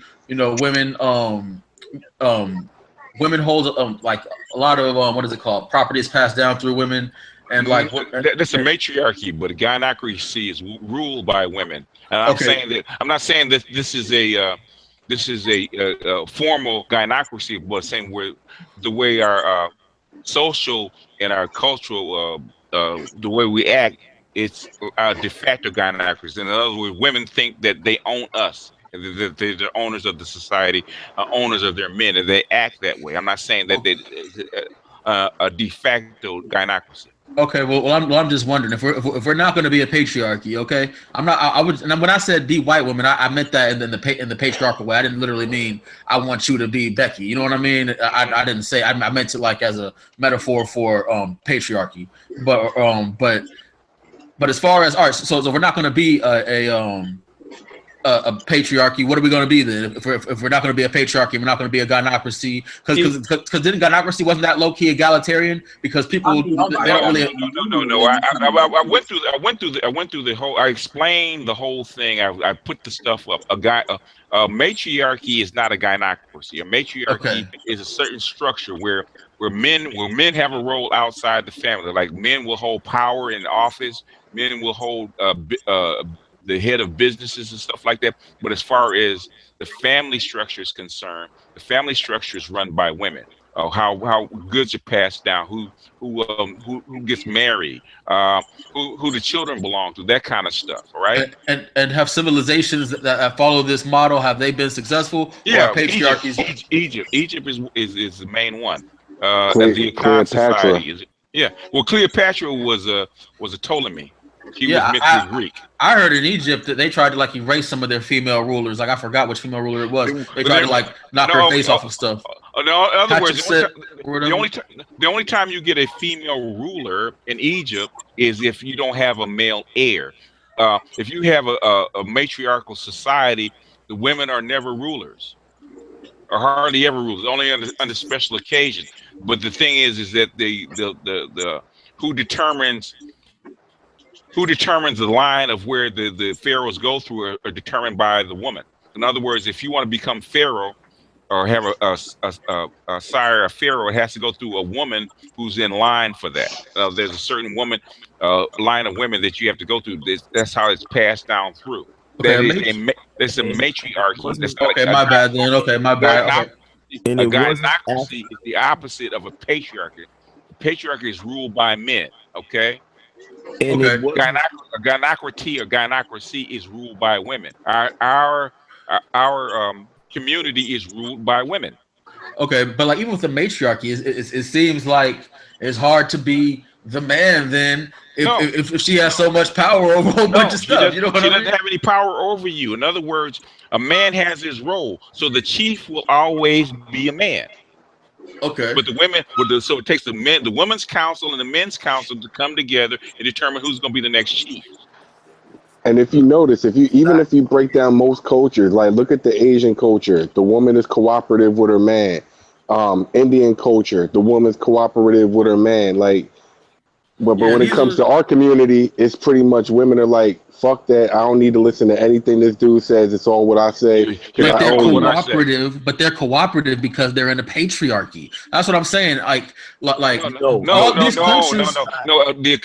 Akans are one of the biggest matriarchies there. But the thing is, the Akans do not have female chiefs. Who are the Akans? Like, where are they? Like, what? In West Africa. Okay, Africa. But like I'm saying, like other cultures.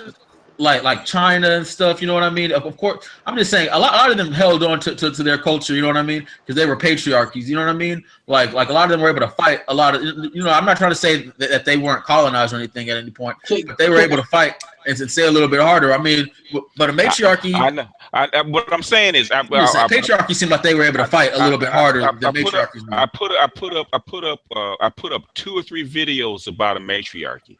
Oh yeah, no, I respect that. I don't know it fully well enough, but I'm just saying. I posted the paper from the World Council about matriarchy. They do nothing but study matriarchies.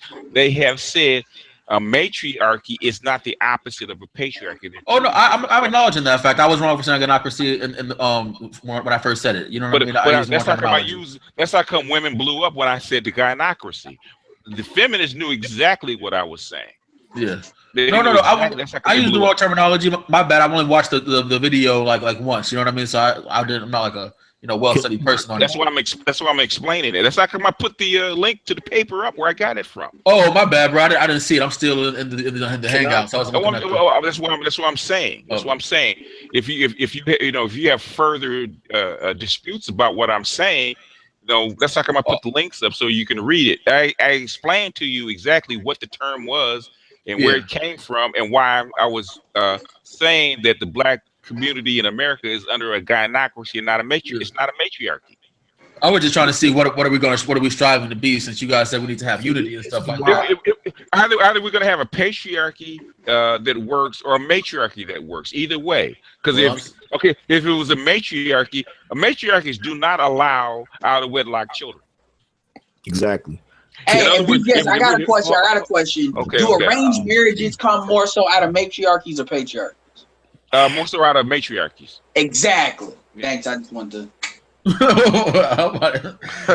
wasn't trying to argue.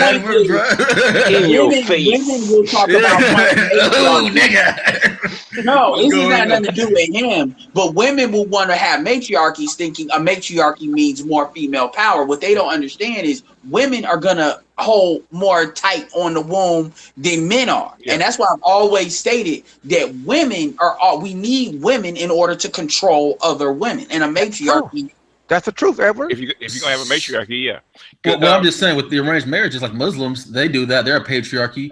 Like and Indians are I don't know what they are, a patriarchy or a matriarchy. I'm gonna say something. You know why we got so many ratchet women? You know why we got so many ratchet women? Why? Because women accept it. They want to be ratchet. It's not men. We can say we don't like it all day, but they're gonna do what they want to do. And that's what I'm saying. That's why the patriarchy seemed like it worked. I don't understand how we're supposed to give them power and expect them not to go wild with it. You know what I mean? It seemed like we need to put them in check, not like in this over-dominating need way. Calm down, bro. Because we do not. Because the first thing, and Angry Man will tell you, what is the first thing I say about black women, especially on all my videos? We have to do what? You got to hold them accountable. I know this. Yeah, okay. and that's some male power patriarchy. No. They got to hold women accountable. If black women want to have a matriarchy, a system that works, you have to hold the women accountable. If they're not going to be accountable, then you can't work with them. You got to push them to the side. Well, how do we hold them accountable if they're equals? Like you said, leave them the fuck alone. Oh my God! Can I please? Go ahead. Look. First of all, dude, you need to go and read some books because you mode for red pill raging like a mother. I wasn't raging. I was just trying to make my point across. I'm sorry. Edward, you can't tell nobody about raging, Edward. Yeah, Edward, chill out, bro.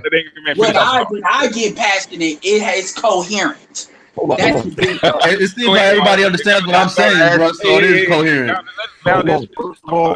First of all, dude, check this out. I'm a grown man. I'm telling you something logically, and the fact that you're getting offended and upset about it, that's already telling me how you gonna have a patriarchy and you behaving like a woman. That's number one. I wasn't mad at you, bro. I wasn't even trying to. What I'm trying to tell you, listen. What I'm trying to tell you is this: what you're saying as far as a patriarchy, that is a white concept, and it is a concept that is young. It is younger than the matriarchy. The matriarchy is older, and the reason the matriarchy is the way it is because it's balanced. It's actually balanced. The patriarchy is not balanced. No, it's not. It's not balanced. And see, it's the patriarchy, it works with white women because that's all they know. That's all they've ever known. You understand what I'm saying? And even though that's all they've ever known, it reached its breaking point, which is what the feminist movement is about, which is what all of these white women that's running around acting like they ain't got no sense is about. Yeah. Because it's not balanced. So what we're trying to do as black men, we're trying to have a balance with, we're not trying to control all women as much as we're trying to get them to cooperate. You see what I'm saying? That's the difference. With white men, they want to control and completely dominate their women to the point where it's like their women are literally their slaves. Mm-hmm. That's the difference. The difference is a black man, if he finds a black woman that is a respectful, intelligent black woman, and he can actually work with her, He don't have no problem with that woman having her own mind and doing her own thing, just as long as she knows how to cooperate with me when it's time to cooperate. That's what a matriarchy is. That's a gynocracy, is when the women, that's what we have going on right now with the black women, where, you know, these single mothers, they're trying to have a gynocracy where they rule everything and men have no say so in nothing. So they're basically trying to do what white men have done, just on a female level. And both of those are extremes. One is an extreme in one direction, one is an extreme in the other direction. We can't do nothing with extremes. We gotta have some balance. And when you was mentioning something about the you said in Africa they was trying to get rid of the black women, like the statues and stuff. That was white men doing that shit. No, that was white men doing that shit, where they was destroying. They was finding the statues that had the king and the queen, and they was destroying the queen because they was trying to erase the mother. They was trying to erase the women. That's why they took the Ankh, which represents male and female energy, and they changed it into a cross. So instead of having a phallic that's going into the womb, you've got a phallic going into another phallic. That's what that is. I'm glad you brought that up, because if you look at all these old paintings, like look at them closely, you'll see that most of these paintings were originally black. What they did was they hired Leonardo da Vinci and people like that to go around and paint over the pictures to make them look white, but they couldn't hit every picture. That's why if you look at some of the hands and the arms, you'll still see their black arms and black fingers on white faces. I feel you, but Angry Man, first of all, I want to let you know, I respect you. I've watched your channel. You know what I mean? I like a lot of stuff that you say. So at the end of the day, I was really listening to you. What you heard me getting loud for was, yeah, that wasn't appropriate. You should try to, you know, if you're having an intellectual conversation, stay calm. But Edward was low-key calling me stupid, which isn't that, you know, good intellectually anyways. You know what I mean? So I'm just saying, let me just start with that. My bad for that. But no, but that's what I'm saying. I wasn't yelling at you. I try to tell Edward to calm down because he can get passionate and he can go that way. So when you said I was getting angry with you and you know what I mean, I wasn't getting angry with you. I was out when you heard me over talking. It was towards Edward. You know what I mean? So let me just get that out the way. Yeah, but, you'll get used to him. You'll get used to him. No, it's cool. I you know what I mean? Like I'm just saying. I was just trying to get my point across. If he does that, you got to call him out on it. Say, hey, man, he be hyped. Down. Yeah, he'll calm down because he gets passionate. He'll go. You know, yeah, I was passionate. I was passionate as well. You know what I mean? That's why I try to calm it down, because I don't want to hang out to go like that. No, You know what's funny? Now arranged marriages basically are more successful than women actually trying to select their partners. Yeah, that's why they do it. But about cooperation, when you said when you said that, you know, you want her to have her own mind and you to have your own mind, but when it comes time to cooperate, you know what I mean, she cooperates with you. But who decides when it's time to cooperate? You know. Oh, that's you could tell. That's a balance. If they want men at the head of the household and men to do things, the man has to because it's on his watch. They have to be able to make the final decision. Matriarchy is the same thing. The man makes the final decision. It kind of sounds like the man has ultimate power, but the woman has more privileges than in a. You know what I mean? Like I'm the de facto person in a decision. If you're the captain of the team, do you dominate the team, or do you make the necessary decision when it's necessary? Yeah, you make the decision when it's necessary, but I feel like that's in other words, you're not ordering them around, you're directing them, and they're supposed to take direction from you.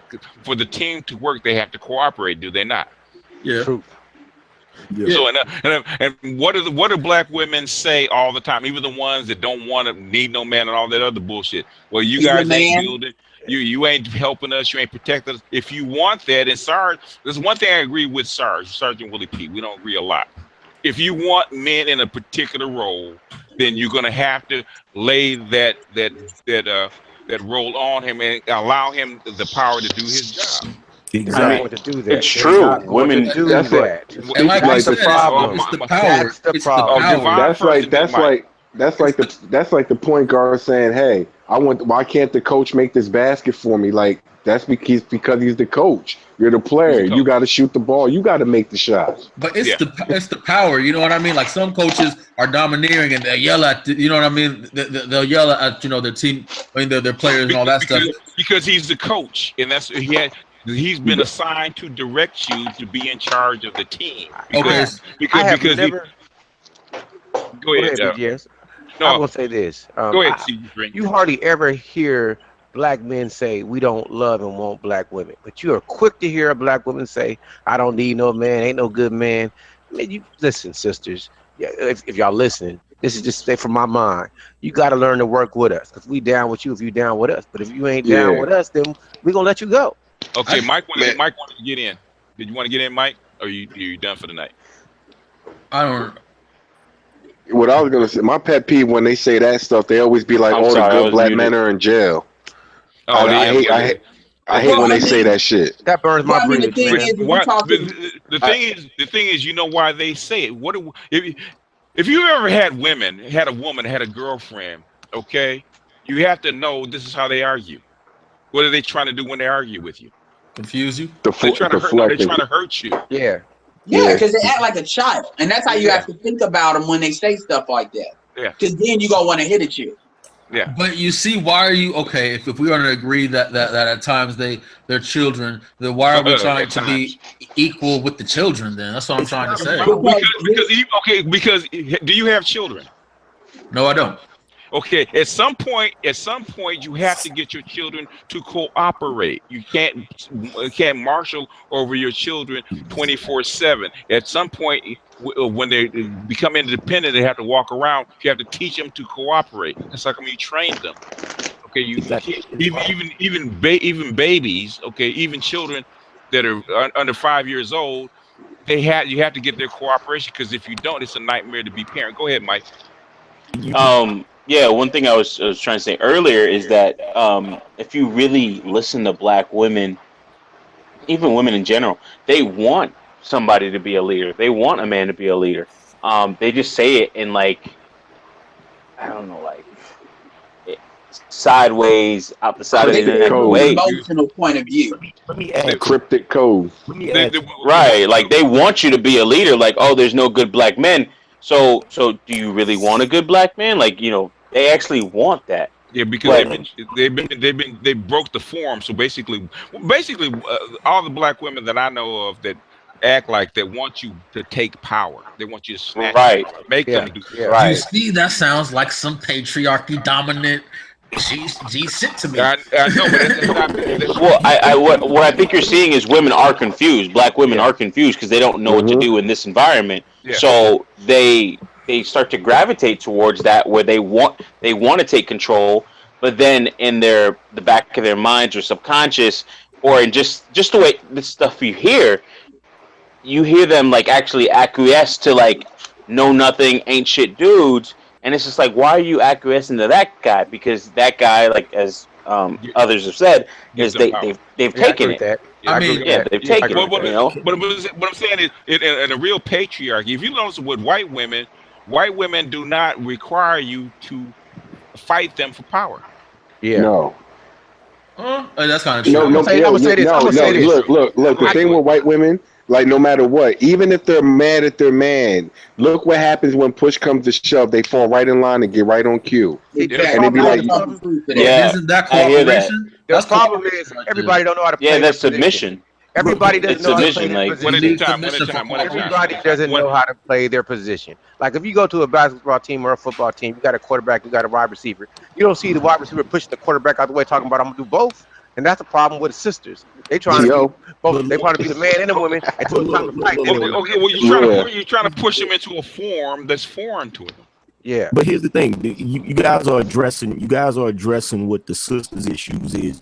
But what the brother is talking about right now is not necessarily the sisters' issue. It's the men's issue. That's right. Yeah, exactly.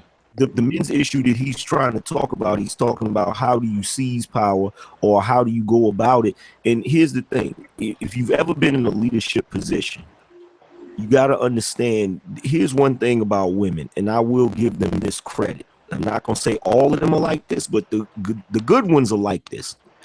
If you're not a leader, if you're not suited for that position, they have a mechanism in them that lets them know you're full of shit.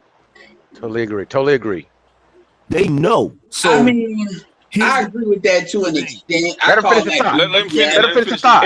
Edward, let him finish the thought. Look, you know that on my channel, I go ham, I go hard in the paint with the women, but I'm gonna tell you something right now, fellas. We can't discount the fact that there are a lot of men out here who just do not know how to be men. I agree. Why is that? Why is that?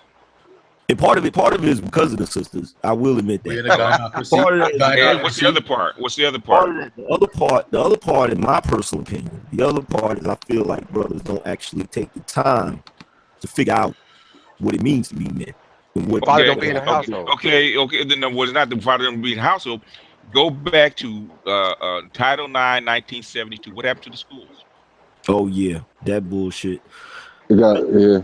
But see, most of the reason all of us on the line here at some point had to break out of that feminist training, that feminist mindset. Yeah. Well, see, and see, that's the point that I'm trying to make to the brother. Like, if you've ever been in a leadership position, because we can associate it with other things. That's where we can kind of like find our way in the dark. It's like if you've ever been a coach of a team, or if you've ever been the team leader, or if you've ever been in any position where you had to be over somebody, a parent is definitely a good example. But you have to being a leader or being in charge of something. That's not like a privilege. That's a responsibility. That's you know what the biggest thing, Valdez, and I'll let somebody else jump in after that. The biggest thing is that we actually don't need cooperative women anymore, because back in the day, it didn't matter. You know, the sister could be as fine as hell, right? Fine as hell. But we would never marry her, take her to be a mother, because she was useless to us. If she wasn't cooperative, she couldn't do anything. She couldn't handle business, couldn't raise children. She was useless to us. She might be your side piece, but she could never be your wife. Okay? And brothers, since we've gotten to this modern era where we don't actually need women to do shit, because most women don't really do shit. Well, how do we pick them? We don't pick them on utility. We pick them on what? Sexual. Put them on looks. Okay? You pick them on looks. Because not even sex, because there's a whole lot of good-looking chicks that have lousy pussy. Okay? Oh yeah. Because they got no walls. Well, not that they can't fuck. I've had some ugly chicks with some beautiful pussy. Yeah. Go CG3. No, I want to hear what you got to say, because I don't want to just go in willy-nilly. I want to hear you finish your whole thought before I respond. No, I was gonna say, I'm not, since we don't need women to to be useful anymore. Just like women to pick dudes that not necessarily useful to them because they're cute or because they're attracted to them. We didn't used to pick them like that. If that you could be attracted as hell to the woman, but if she wasn't no good, hey, look, baby, I love you, but guess what? Okay, I gotta have a family, and you're not useful to me as a family. And you would pick a woman that didn't look as good, but it was more useful to you. Because I see a lot of guys, man, had plain women or women that were not as attractive.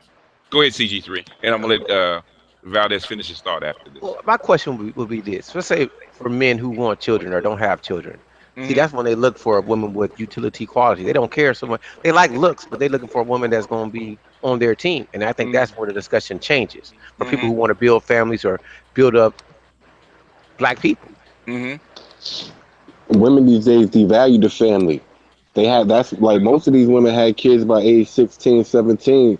So like if you're 30, like we came from the era where they pretty much like they was turned out. So like they was having kids early. They started putting daycares in high school. So it's like by the time you're 24, you're like every chick you meet already has a ready-made family. And if you want to actually start your own family, you don't want that. And what do these women try to do? They try to shame you into taking on their baggage. They go, "Oh, a real man to take care of a kid that's not his. Fuck that. I ain't." Because back in the day back in the day when women were more cooperative, it was no big deal for a man to take on a woman with children. She was another piece. As long as you come in, do what I need you to do, bear me a child or two. You help me, I will help you raise your children, because you're gonna fall in line. These chicks don't fall in line anymore. That's how come nobody wants to have single. That's the issue. Well, that's the issue. Because I know there's a lot of brothers that say, you know what, I wouldn't mind having some kids, starting a family, but it's selecting the right woman, and that's where it's hard. They may be good like in certain aspects, but then they're not good in other things. So they may be good as far as looking, good as far as sex. I got something for that. But they're probably not good when it comes to cooking and doing the things that should be the woman's responsibility, at least in my opinion. Yeah, Valdez and then Mike. Is my mic too low or something? Because Jesus Christ, it's crackling. Yeah, it's crackling, brother. Yeah, mine too. We can still hear you. We can hear you. Go ahead. Yo, so here's the thing. This is what I look for nowadays. This is what I require. Like, one, I definitely want a woman that looks good. Okay. Like, I'm not even gonna sit here and act like I don't. I definitely want a woman that looks good. But I also want a woman for feminine companionship. Yeah. You know what I'm saying? But the last part, which is the key part, is one that's going to give me the least amount of problems as possible. And cooperative, yeah. But you're an older man now, so you're not the young wild buck that you used to be in your 20s. Oh yeah, I was fucking up back then.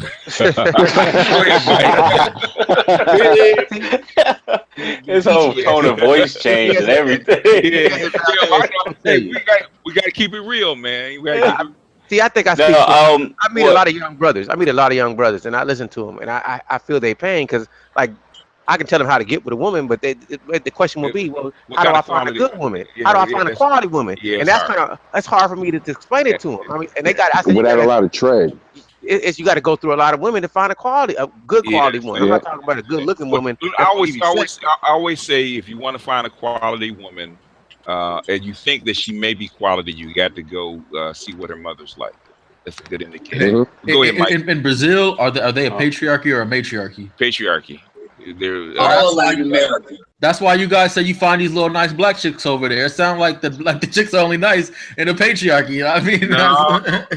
No. If you go to common factor. If you go to Africa, you can find nice cooperative women in a matriarchy. That's what you gotta treat it just like in the 90s when Ford and Chevy were fucking up with the cars. You start importing them till they go bankrupt. Yeah, and they'll get right, just like you saw Fast Ford got their cars right after they got their bailout. Mike's trying to get in. Go ahead, Mike. Well, yeah. Let me. What was I gonna say? Oh yeah, I was trying to get you before you forgot. Yeah, I know, right? Yeah. Do you guys think that's a problem, though, that you're seeing these women are still having these babies at these young age? Not as much. Teen pregnancy is way down. Yeah. Oh, okay. Actually, no. I remember my actual question. The problem I even have right now with women even getting with somebody is the fickle mind state that they have, or the mindset that they have, where you're trying to build a family, then next you know she's like, I don't want to do this anymore. And you'll actually get that if you think things are starting to go good, which I've heard stories leaning towards that, or where that happens. Your thoughts on that, guys? That's because they got too many. They have too many options. That's they true, have. right. You know how many. I do believe options. Okay, Jamie first, because Jamie, you and Mike have the conversation. Real quick, I do believe options breed weakness. Because with social media, like, and basically real life, you know how many dicks they get thrown at them a day? Yep. Like in their inbox, they probably get 100 inboxes a day. Yep. From people that have nothing to do all day except think of some slick lines and try to get in their pants. Right. And a lot of time that works, because if you're the working man, you don't have time to be sitting here talk like giving, like, in her mind, you're not giving her the attention she needs. But these guys, they ain't doing nothing, so they got all day to spit game. So, he ain't the one for you. I would treat you right. Yeah. And then and these women fall for that. You know what?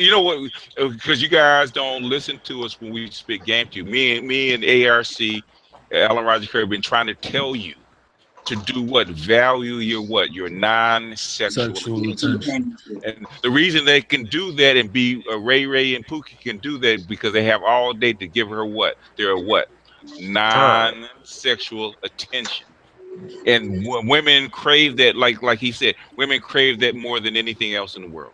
Alan Roger Curry was saying recently that he doesn't spend that much time with women, or what he call alphas. They don't spend that much time with women. That's why betas do, because they're giving way more non-sexual attention. That's why he said that's why betas, they like betas to exist, is because they don't have the time to do that. They just have time to give them what they need, right, and go back. That's the truth. If a chick is not doing something for me, or she ain't paying, we ain't kicking it. Now, if you do for me a little bit, then every now and then I'll reciprocate. But other than that, no, I'm not kicking it. That's what you have to. What I'm trying to tell even guys that happen to be beta males or whatever it is, do not undervalue your attention. Get something for it. Don't just give it away. Value it. If chick's not, if you're in the friend zone, and she's not compensating you for your time and attention, you need to bounce her.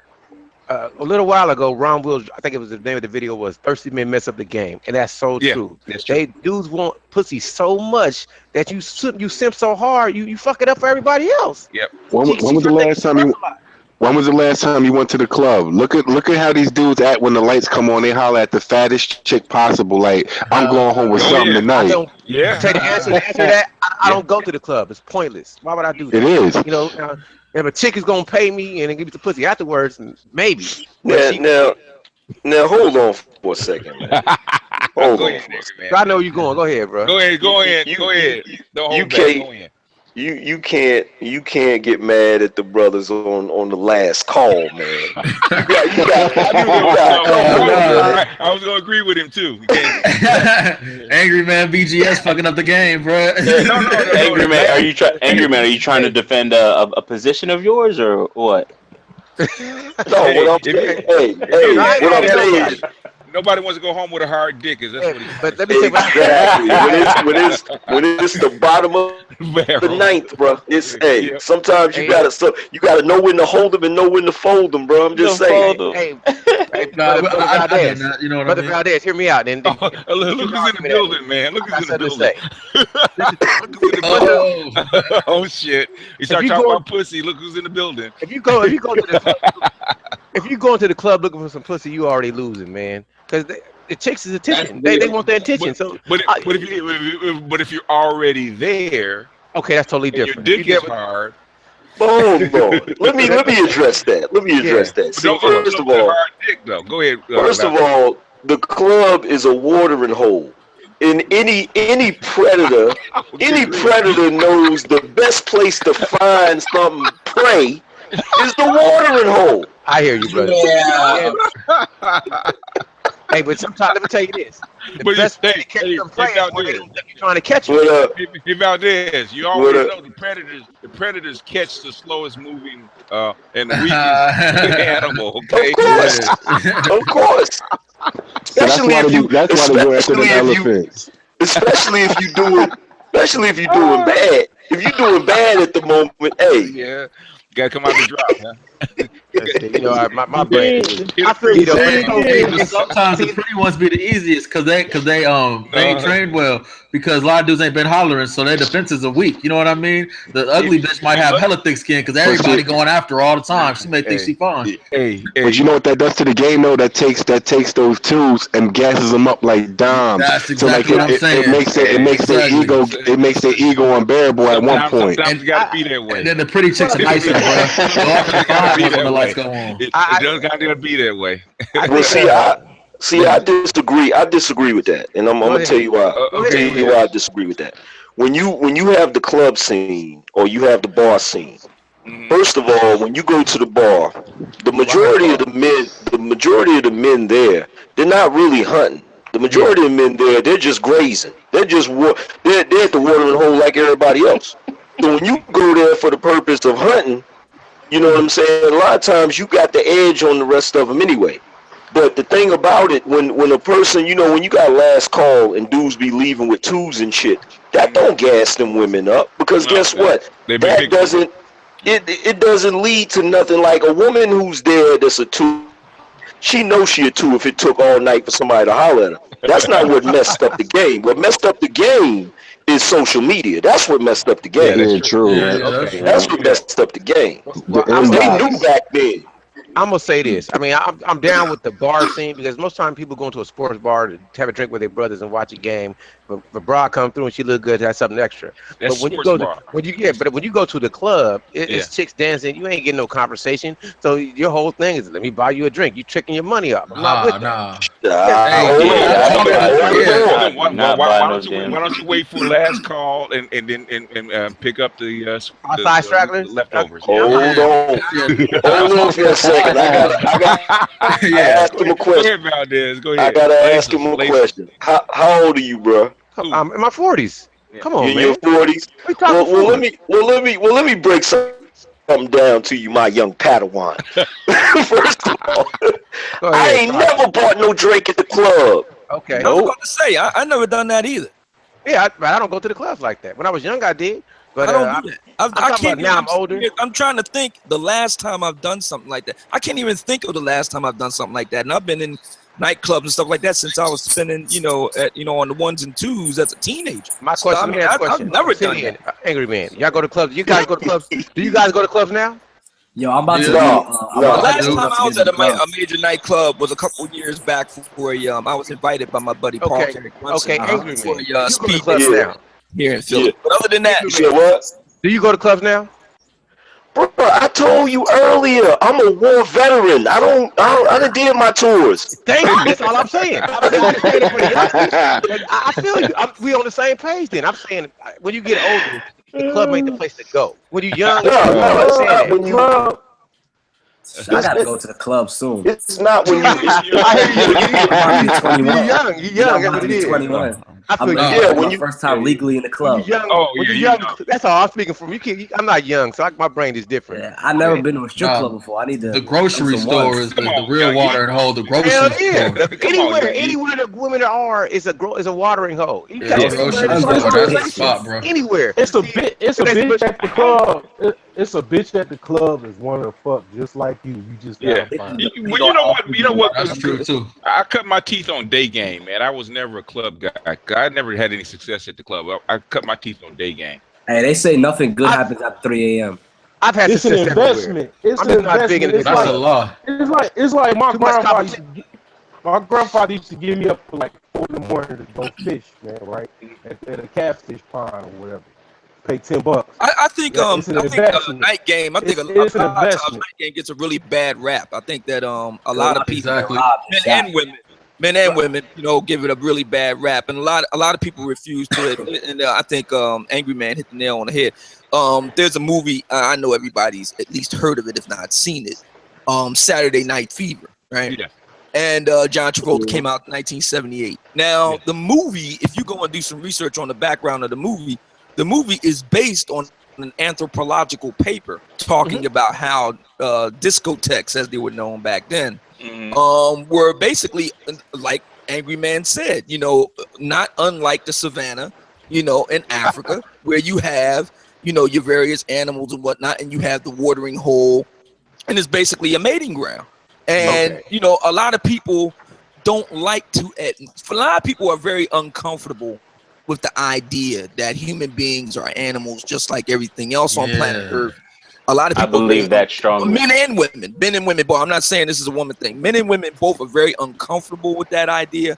That's number one. But I think another underlying reason is for what BGS just noted. A lot of people can't cut it in the nightclub environment. I totally agree. Yeah. Let me go with this. I'm sitting, hear me out. What I'm saying is this. You want to go where there's not a lot of competition. I don't mind competition, but it's easier to go somewhere where you ain't got to worry about 30 other brothers and 2 women. You go to the nightclub. Go to the library. Listen, when you go to the nightclub, you go to the nightclub, it's gonna be like 5 women. It's gonna be like 100 dudes, because that's how they let them in. So you got 100 dudes competing for 5 women. It's slim to none that you're gonna succeed. But you go to other places where the women outnumber the men, it's better hunting. So that's why I'm against the nightclub. I'm not saying I ain't never pulled, because I pulled like a. I'm cool. So it don't make no difference. Some people are good at it. Some people aren't. I was just never good at the nightclub scene. I mean, it's pretty easy. I know. I want to. My thing is that what Angry Man said is on point. That's the reason why I brought up Saturday Night Fever. And if you ever watch the movie, of course, it's a film, and it's not a documentary. It's a drama and whatnot. So it's scripted, but still, it makes a really good point. In the very beginning of the movie, talking about Day Game, in the very beginning of the movie, a very young John Travolta is strutting down the street in his Bayside Brooklyn neighborhood. It's gay as fuck now, down the by the street, way. and he tries to holler at this chick that's walking by him. Yes. Right? And she just, flips him off, and she keeps right on getting up. You know what I mean? But then it showed later in the movie, a little bit later, he's going out to the nightclub and he's like king of the dance floor. You know what I mean? So it just goes to show you, like BG has said, that that's the reason why in the more modern era, a lot of pickup artists and all the rest of it, like Roosh, for example, many of you know who Roosh is, Roosh V. He talks about both the night game and the day game, and it's a very real thing. And this is like, and I illustrate Saturday Night Fever, 1978.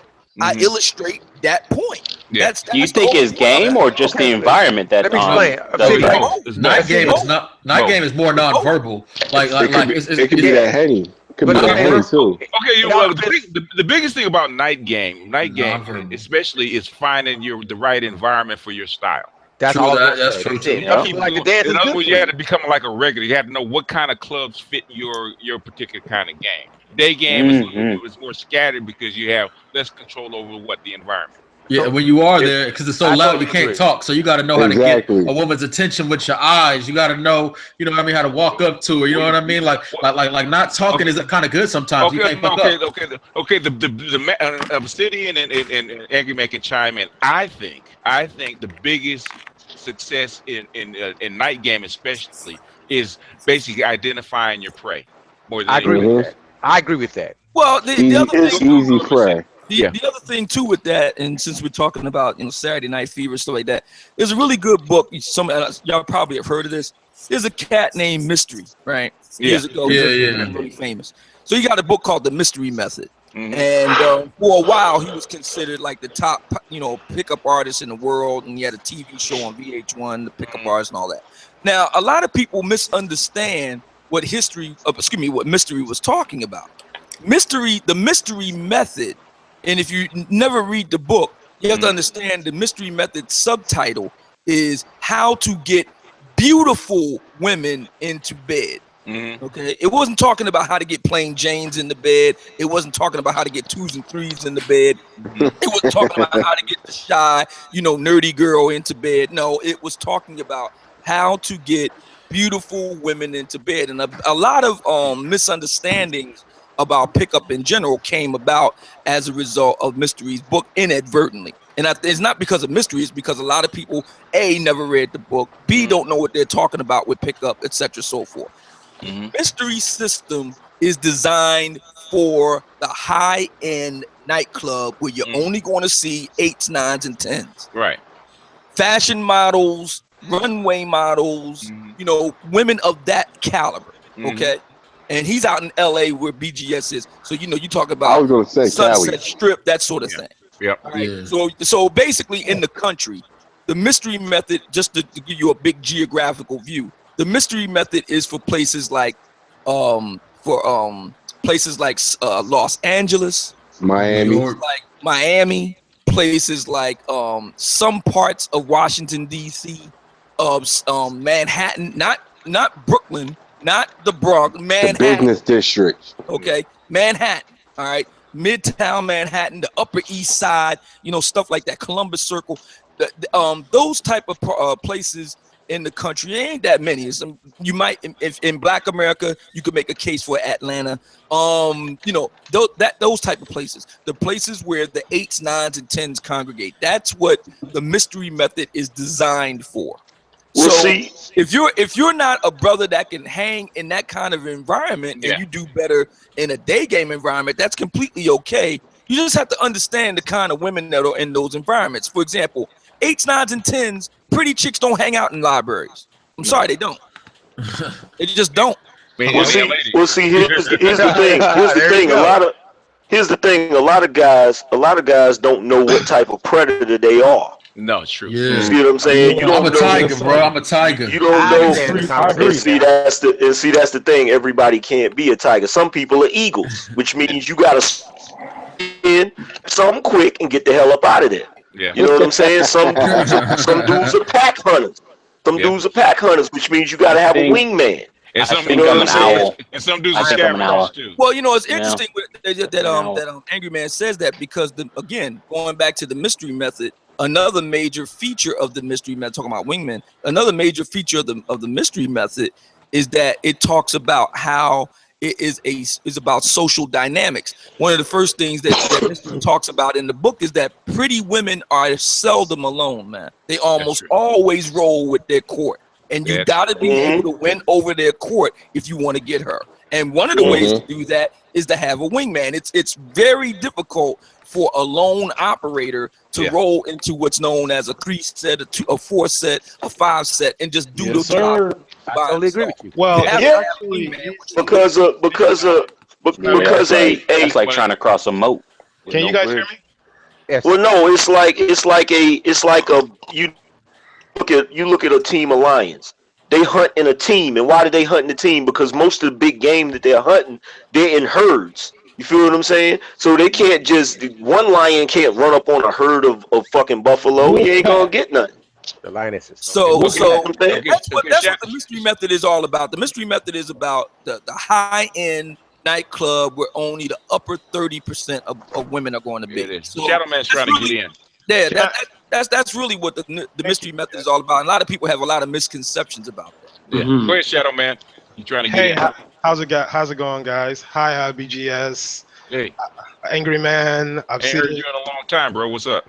Yeah, well, it's actually, the thing is, the problem why a lot of guys have trouble in clubs is because they're going to clubs. They're going to a boxing ring to box. And the thing is to catch the prey outside of the ring. You get what I'm saying? So when they're in the boxing ring, it's like they're coming there for a fight. When they're outside, you're better beating Mayweather outside of the ring than you are in the ring.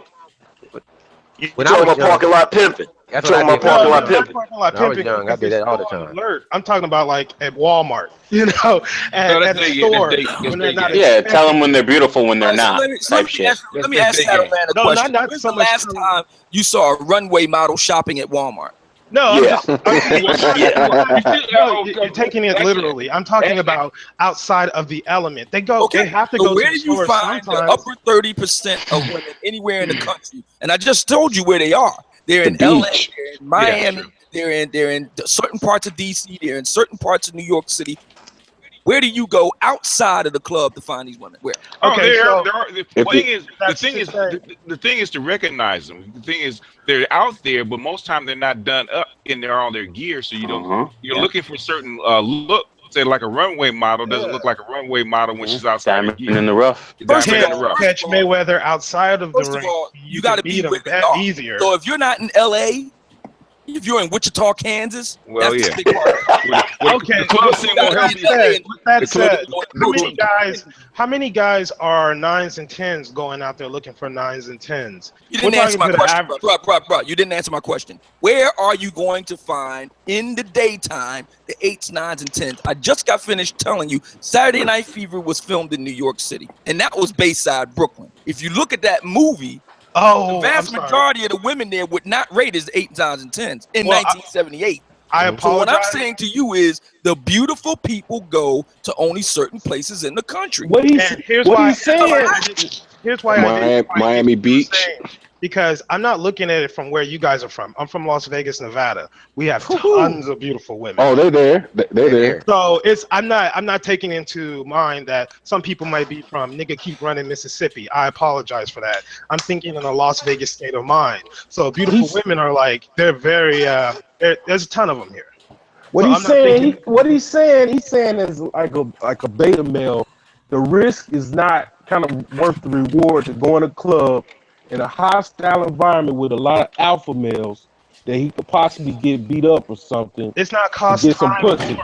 Well, I'm a alpha male, so I don't really Yeah, me too. I can't really relate to that shit. Neither can I. Exactly. Well, I mean, I Exactly. grew up in the clubs. I actually worked in many of clubs. I worked for the Light Group here, and they managed many clubs. And the thing is, you always see this. The club has its job is to get men in there to pay these high entry fees and buy drinks for women. That's the whole. The club preys on men. We used to give women free these like little cards, like club cards, and they can get 2 drinks a day, like every so many hours, right? So the women would come in just to have beautiful women come in because it's cheaper to give them $1 drink that, you know, pretty much costs you $1 to make, and have them come in and then lure the guys in. The clubs feed on the guys. So when guys go to clubs, they're accepting their makes place in the sense because food they have the chain. money.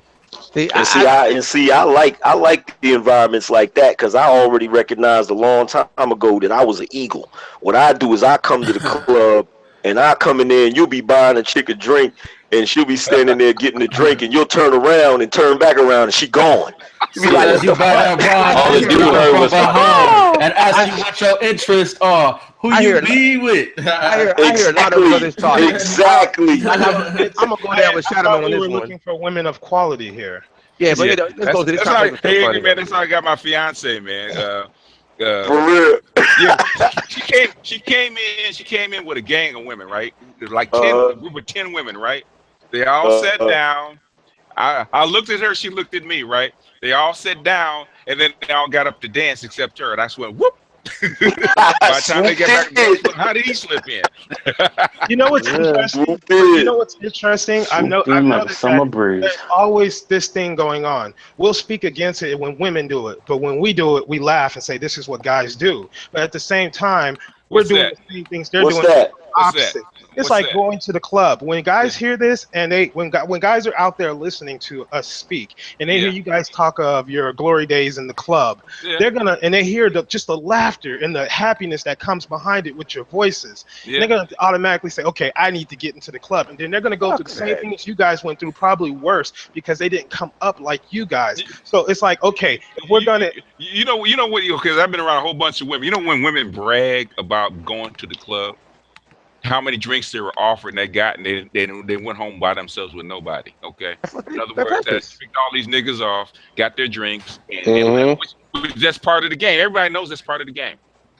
But isn't the idea is to starve the beast, is to destroy that, so things can get. I mean, what are we actually trying to do here? What's the motivation? I mean, I buy dances, not drinks. Let me say this. What he said, I buy dances, not drinks. No, because y'all go to regular clubs. Like my club's always pre-pended with a strip. Hold on. I'm gonna answer your question. This is. That's in other words, business right now is over. In other words, this is just fun time. This is just barbershop talk, okay? And we talk business about serious stuff like getting married, giving women to cooperate and all that kind of stuff. Just because you go to a club, just because 2 people hook up and all that kind of stuff has nothing to do with when you go outside the club and you have to get down to business, okay? But right now we're just this is all guys coming in just shooting the shit, okay? And this is fun time. Everything ain't serious. Yeah. We can talk serious stuff when Edward's here. That's the regulator. Go ahead. We can't all talk. Well, this is what I think, man. I'm never gonna knock people who like the clubs. When I was young, I went to the clubs, but I'm saying this: it's just a lot of it's usually like they say they cater to men paying, and it's usually a few women in there. So what if all the women are ugly? You're like, damn, I don't want to fuck with this ugly ass chick. You know what I mean? That's a lot of club. Club is a whorehouse. Not everybody's going to get laid. See, it's like this: the club owners are the pimps. They procure the men for the ladies. But it's like you're buying a lotto ticket. You're paying $60. Then all the money you went to get ready to go to the club, and then you get in there and you spend money just trying to get picked. $60. It's a lotto. No, I know what he's saying. Okay, it's not. Going to the club is not okay. Going to the club is not always about fucking. Going to the club is about the hunt. Every hunt exactly. Is not always about. No, that's not true. Sometimes the hunt is fun. Just look at the club. Just look at the club like a draft. You might get Kevin Durant or you might get Greg Oden. That's Hunting is a means to an end. If it's more about the hunt, then you're setting guys up for a perpetual loop of non-success. Not such. Yo, hold on. Let me address that because I see what's going on with Shadow. I see what's going on with Shadow. You think you're gonna get a woman every time? Hold on. Let me. Go ahead, Angry Man. Let me address that. Okay, Shadow. Put him on the seat. First of all, if you're telling me that you don't enjoy the hunt, all you telling me is that you're a beta male. I don't enjoy the hunt. Oh no, it's not that I don't enjoy the hunt. I mean, I've gotten more pussy on accident than most men on purpose. What I'm saying is there comes a point where you look back. A lot of guys that have been in war they come out with diseases. They come out fucked up from this. So it's not like this is what's going to make you a man. This is what's going to fix the community or whatever we're saying. We can't sit here and say, yo, there's a. I'm going to the club to fix the community. Is Edward back in the room? Like, did we get serious again? I think it's full. I'll put. Just let me finish. So he's being sarcastic. Let him finish. Let him finish. It's to say everything that we stand on has to flow. It's like, okay, we can't say this is this and now we're having fun, so we're gonna jerk around. It's to say that, okay, the beginning is the end. You come in a lion, you leave out a lion. So it's to say, I'm not sitting here saying that guys shouldn't go out and try to, mingle with women or nothing like that. But it's just like, what is at some point? Hold on. You're saying, let him finish his thought before we go in. Yeah, but he's got to take a breath so we can respond. Exactly. Let me respond. He does sound like he needs his own hangout. Respond to him because let me respond to him real quick. He said it's a means to an end. There's a scene. I don't know if y'all remember the first Jurassic Park movie. Yeah. There's a scene in there where they pulled up to the T-Rex thing, and they wanted to see the T-Rex eat. They pulled out a goat, and they had the goat up there, and he wouldn't come out. And the dude said it plain and simple. He said the T-Rex don't want to be fed. He want to hunt. Yeah. You feel what I'm saying? And that's the average red-blooded alpha male dude. Even if you got a little bit of alpha maleness in you, you enjoy the hunt. You don't want nobody to hand you something. That's not to say that I don't enjoy the hunt or anyone shouldn't enjoy the hunt, but you got to realize you're not a T-Rex, you're a human being. You build planes, you build cars. Okay, first of all, back up for a second. Hold on. Shadow Man. You gotta be more than an animal is what I'm saying. Shadow Man, check this out. Shadow Man. Hang out doing this, man. You've been doing this for a long time. Let the man talk. You have an interaction. Hold on, Shadow Man. First of all, you said I'm not a T-Rex, I'm a human. Let me tell you something. The only thing that separates us from them animals out there running in the field is the fact that we can build a damn car. That's the only difference. Yeah. That's the only difference. The only difference is that we have a cerebral cortex. That's the only difference. Everything else is instinct. That's why we feel, that's why we have the same, that's why you can take, just like Obsidian was talking about, you can take a movie like Saturday Night Fever, and you can actually parallel it with the animal kingdom. Yeah. Shadow. Regardless of what you want to believe, we still have those same instincts. We still have those things going on in us. It's just like when you go to the club. You go to the club, there'll be chicks there. If you can go in that club and you can dance your ass off, a lot of chicks are going to be attracted to that. What the fuck do penguins do to get mates? They dance. Yeah. But the girls, the actual girls you want to be. Yo, Shadow Man, I'm not understanding your point here. I mean, no, I think he wants the hangout to be more serious. Is what's happening. Everyone overtalks me. What he needs to come into the hangout earlier because we've been on. I'm sorry. 7 hours. I'm asking Shadow Man. We tried to fix the world earlier. The nightclub, we're talking about human mating. We're talking about game. What is your point, Shadow Man? I don't understand what your point is. My point, so here's the point. It's what's our point? What's our goal for? Because it started off. His goal is to get right, yeah. You said smash. Shadow Man, I was the first one that was joining your side, but you losing me, brother. I don't know where the fuck you're coming from. I'm not going to talk over people. As soon as someone starts talking, I'm going to stop talking. That sounds like you're talk over people. Stop talking. You've been talking for like 20 minutes. Shadow Man, hear me out. Shadow Man. Hold on a second. Shadow Man. Okay. The hangouts, I'll tell you about my hangouts, okay? My hangouts are for my subs, my subscribers, is a thank you. So we can get together, talk serious shop, have a good time, have enjoy each other's company. Now my regular podcast are serious business, okay? I talk serious business. So, and if you want that kind of stuff, you got to go to my podcast. But for a hangout, it's exactly what it is. It's a hangout, so we can all get together and talk about anything. So if that's not you, is it not what you want to do? It's the wrong place for you, bro. That's all I can say. I don't understand what you're saying. I'm still trying to get at Shadow Man's point. What is if you don't like going to a club? There's no law. There's no congressional mandate that says men must hit up the nightclubs once a week, or under the threat of fine or imprisonment. If you don't want to go to a club, great. You don't go to the club. You don't want to go to a lounge. You don't want to go to a bar, tap room, or whatever. Great. You don't have to do that. There's no law that says you must holler at women on the street. You don't want to holler at a woman on the street. Great. You don't have to do that. What I was saying, understand what your point is. What I was saying is, if the object is to get pussy, then the club is the worst bet for any man to go through. So, not every man. Not every man is equal. Not every man is the same. There would be no brother. There would be no men going to nightclubs if that would. He's actually the club is not really a bad place because of.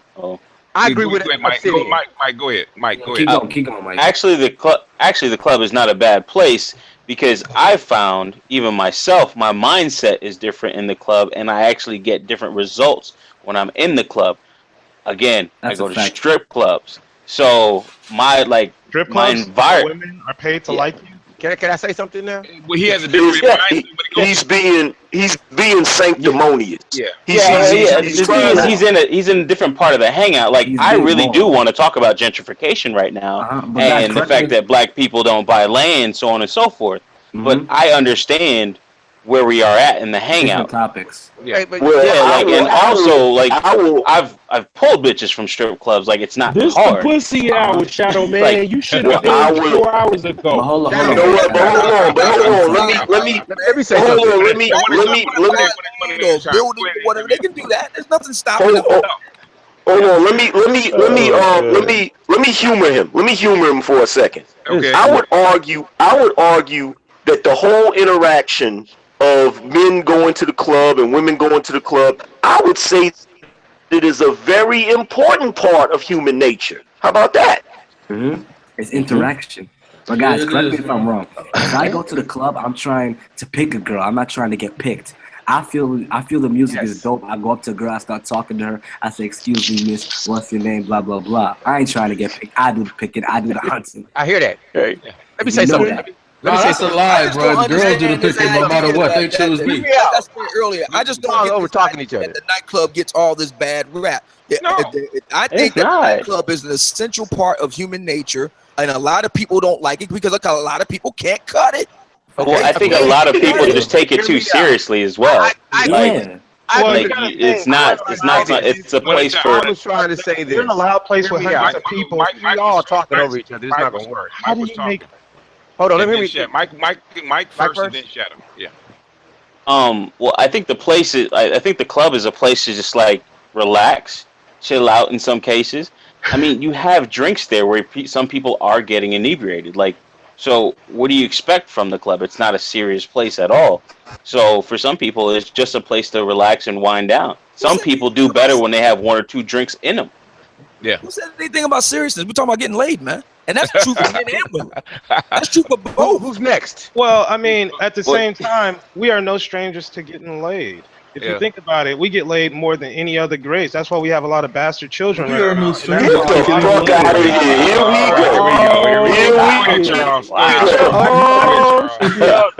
Last time I checked, I don't got no kids. But okay. I'm trying to understand what bastard children have to do with the discussion. This is what I want to say. If you grab it, we won't have it. Charles. He just hit us with a stereotype. No, I gotta be a bully Mac on the mic or something. It's very true. And when I say I'm talking about again, there's no law that says that you must go. It's kind of hard to jump in. Everybody talking.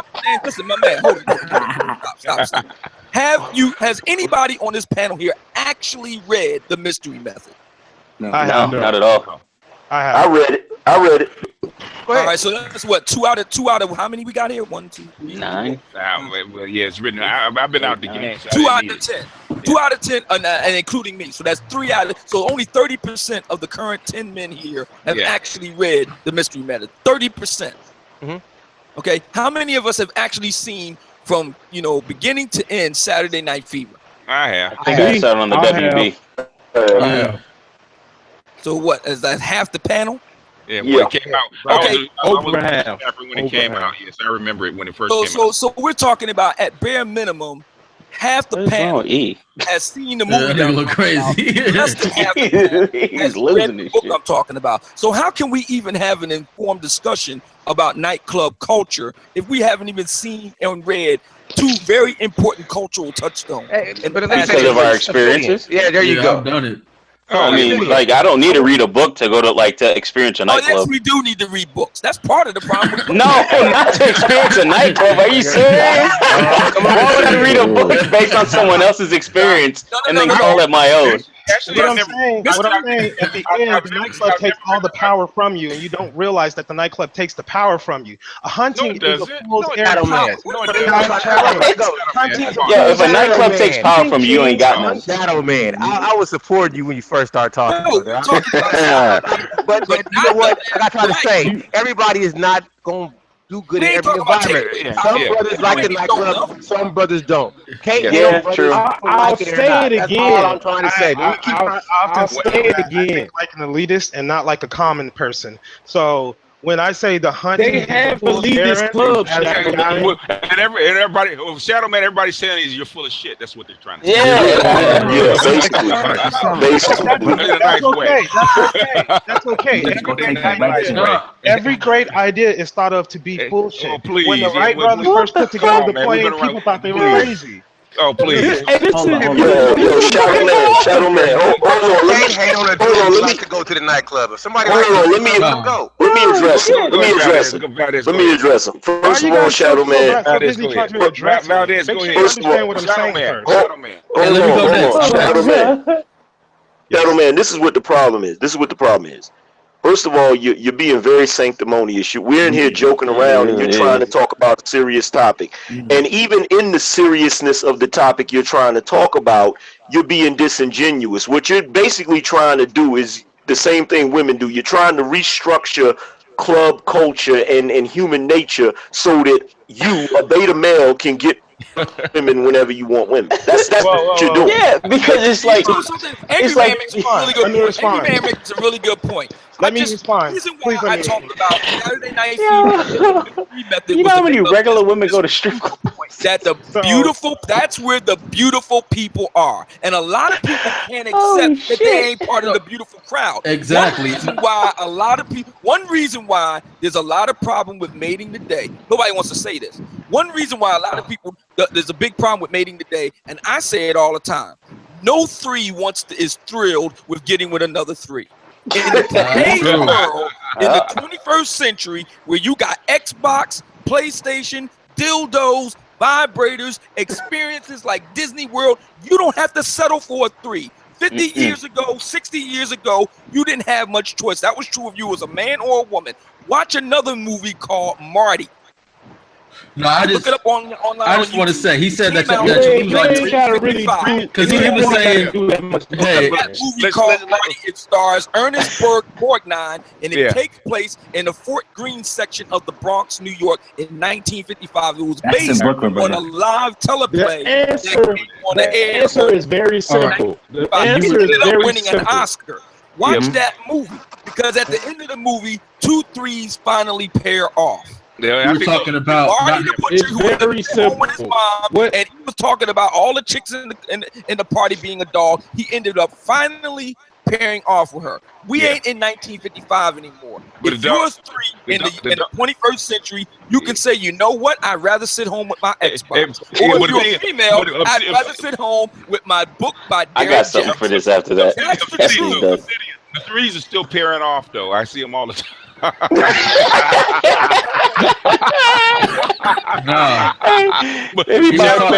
next day. Shadow Man's trying to get in. Go ahead, Shadow Man.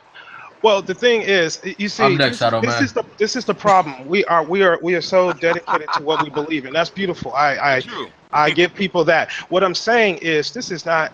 I'm so sick of hearing this alpha beta shit. Listen, it's like this. As black men, we want pussy more than anything on the planet. That's why we're so good at it, but we suck at everything else. We suck at everything else. We suck at everything else. Can I get like Who sucks at everything else? Okay, who's next? Somebody else want to get I was next, man. I want something after these guys. I want to know what he mean by that statement. We suck at everything else? We suck at everything else. That's true. Is that's why we're sitting here having issues with our women, because we suck. Now, all right, yeah. Thank you. Thank you. It's my turn. Look how much a guy spends investing into vagina. How much you think vagina spends investing into that guy? Hey, Shadow Man. What he said? What he said? All right, it's my turn, Solo. Go ahead, Okay. All right, no, because Shadow Man was talking about how he feels like he doesn't have any power in there, and that's kind of the truth. Because at the end of the day, as a male, the women pick you, and that's kind of what Obsidian is saying. Because at the end of the day, like, if you're not good looking, the girls are gonna choose you. At the end of the day, girls choose you. Yeah, you go up and you approach her, but she kind of gives you the look to approach or whatever, you know, all that stuff. So yeah, if you're not making it in there, it's because shit, you're not getting. That's not true. That's not true. That's not true. That's not true. Go ahead, Valdez. That's not true. That is categorically. Hold on. That is categorically not true. There are plenty of dudes. I got cousins that are not handsome dudes, but they got game. But they got game. Yeah. And they get bad chicks. All right. Looks ain't got to do shit with being a woman. One at a time. Hey, wait. It's my turn. Go ahead. I'm gonna tell you something, Devon. When I walk into a party or I see a woman on the street, she's not picking me. When she sees this afro, when she sees how fly he ain't never had no pussy waste. My turn. That's beside the point. Hey, man. He is on some shit. Turn out, man. All right. So basically, man, like I said, let him have his say.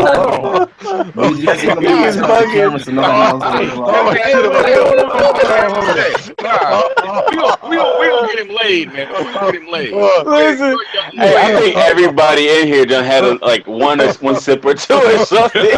At least a couple of them. Because even E is going off on some shit. Right now, man. When I go He's still doing it. I got something for this, though. I got something for this. Stop laughing. Who's next? Who's going? Oh, okay. All right. Listen. You can go to strip clubs. You can get regular chicks because they're there too, trying to get picked up by dudes. You can go there and get a bad bitch, take her home for the night, pay her, fuck her, and that's it. But who said we paying? You're paying somebody. I just think what you're doing right now, I understand what you're saying, because I do want to talk about serious stuff, but the way the flow of this hangout is, I think if you come and present your argument in a more respectful manner, I think you'll get farther. Well, but you're not doing it in that. a respectful manner. I didn't talk over. No, you did it with a condescending tone, you did it with a very condescending tone. I apologize. Yeah. It wasn't to state. I have a problem with Shadow Man's kind of meandering point here. If the point is that he has a problem with nightclubs, then just say that. I have a problem. Right. He's being around the bush and being condescending about it. Okay, let me say this. He's being 30 seconds. What is your point? What I'm saying is, I don't have a problem with nightclubs in general. What I'm saying that if you want the best results, the nightclub isn't the way to go. Did you ever for some people, think about if you want the best results, just to the back page. Okay, Obsidian is the master. If you want best results, use baby oil. Okay, let me. Best results, just hit the back page. Let me put it this way. Think about it like this. Most guys spend so much time most guys go to the mall, get an outfit, get pre-gamed, wait in line to pay money to somebody else that doesn't look like them, get into a club to get some pussy that maybe they won't get. It's a pussy. So what?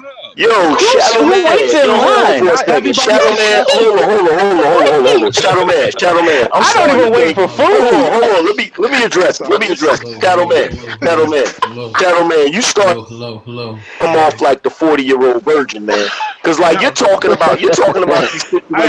You're talking about these situations like, hold on, let me finish. Hold on, let me finish. Like, is that how mature you are? Hold on, let me finish. Are you too immature that you can't let a brother finish his thought? I muted. Go ahead, Valdez. Go ahead. Sure. Oh, you're talking about these experiences as if you're talking about them like you're looking through a microscope. Like what I mean, a brother goes to a store and buys a nice outfit or whatever to go to the club and holler at a chick. Even if he don't get to holler at a chick, he went out to have a good time. Yep. So what is the problem with that? I'm really trying to understand where you're coming from. Like, are you saying that we're not supposed to go to the club or whatever? And going back to Young E, hold on, go back to Young E. That's the prime example as to why when it's last call. Nah, bro, I still can't get the last call, bro. I'm still not with the last call. I'm gonna use Shadow Man so he can respond. Shadow Man is a logical beta male. And BGS, I got the question to ask you. Can I make a video? Can I make a video with Shadow Man basically? Because I basically want to address this whole concept of what we talking about, because I can't really do it. There's too many people talking. But he basically, you want to address him by yourself? Basically, yeah, possible. Okay, I mean, but everybody fall back for 5 minutes, and everybody fall back, and you got him. I'm gonna mute myself for this one. Okay. Wait, do I have to mute myself? Shadow Man. All right, Shadow Man. Basically, what you talking about? I know what you talking about. Okay, and the beta and alpha concept is older than all of everybody on this hangout. All right, as far as what you're saying, you're talking about some revenge of the nerds type stuff. Basically, that's why Why does it have to be called that if that's what you believe it to be? Oh my God! Why are you saying that? Right. You want to revenge of the nerds. All right, you guys, come on. You don't know how to get women for the most part. You know what I'm saying? Like without worrying about somebody coming after you, your head or whatever. So you basically go for soft targets, logical targets, basically. Where you can't get in any fights or whatever. Is that true or not? Is me? Like, you started off talking about you don't want to get in a fight in a club or whatever. I didn't say that. After lesser women. I did not say that. If you don't want to compete for the top tier, great. Go after lesser. We're talking about the savannah here. Define top tier. The easiest way to go on the hunt is you go for the stragglers. Define. Look at Mutual Omaha's Wild Kingdom. Look at Animal Planet. When you see girls all running together and all that, what the predators will do is they'll get the little stragglers, the old. Your concept, the women. Take note. City just say you going for straggle pussy. Take note from Angry Man. Fall back. Okay, fall back. Straggle pussy.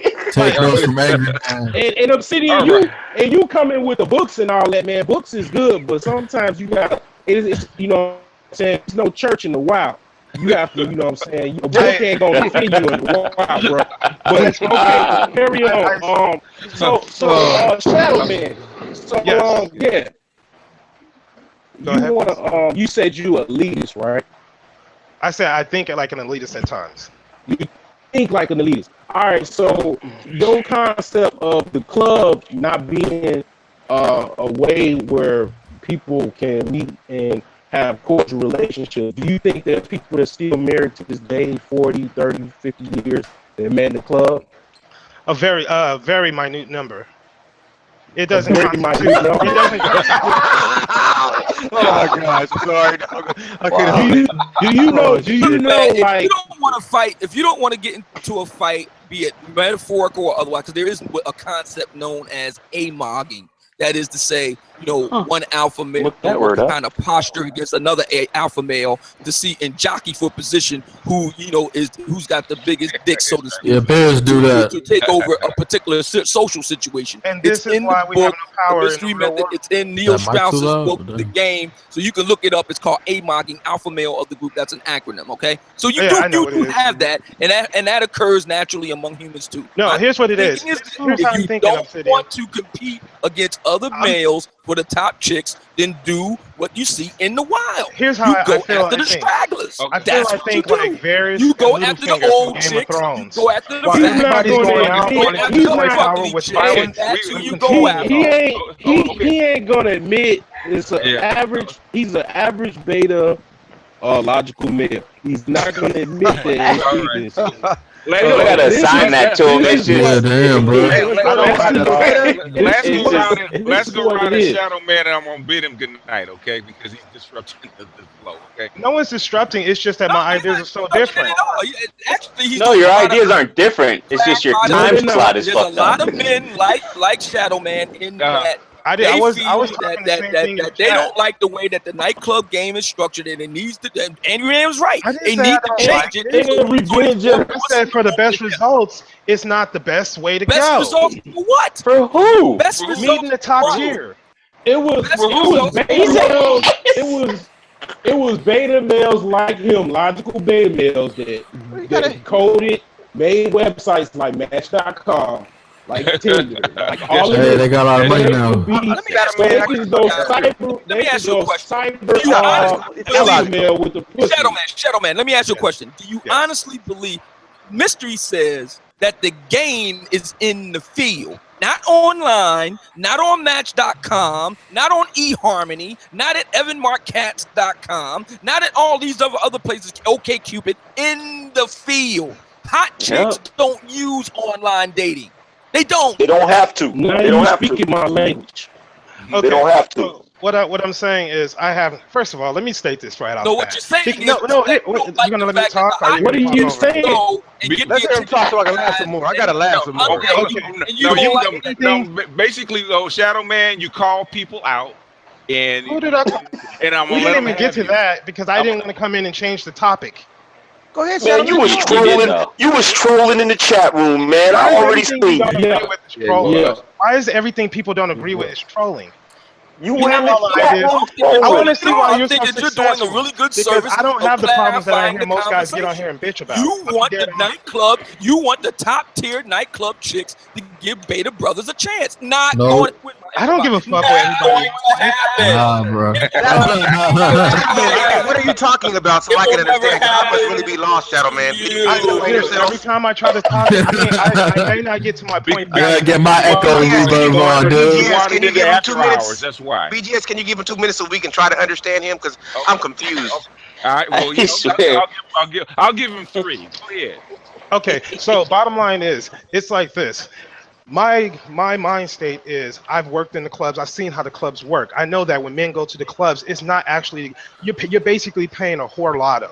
Okay, the top tier chicks don't hang out in the club to get with fucking bum niggas. The top tier chicks hang out in the club to meet that millionaire. At least that's where I'm from. I'm from Las Vegas. We have more clubs than just about any goddamn place on this planet. Okay, so I'm telling you from a fast mind because I've seen how it works. I know how it works. So I'm saying if you're gonna blow your money, go in the club and do your thing, daddy. But don't get on here and bitch about why bitches don't follow you because you ain't got your shit together because you spending more time focusing on getting.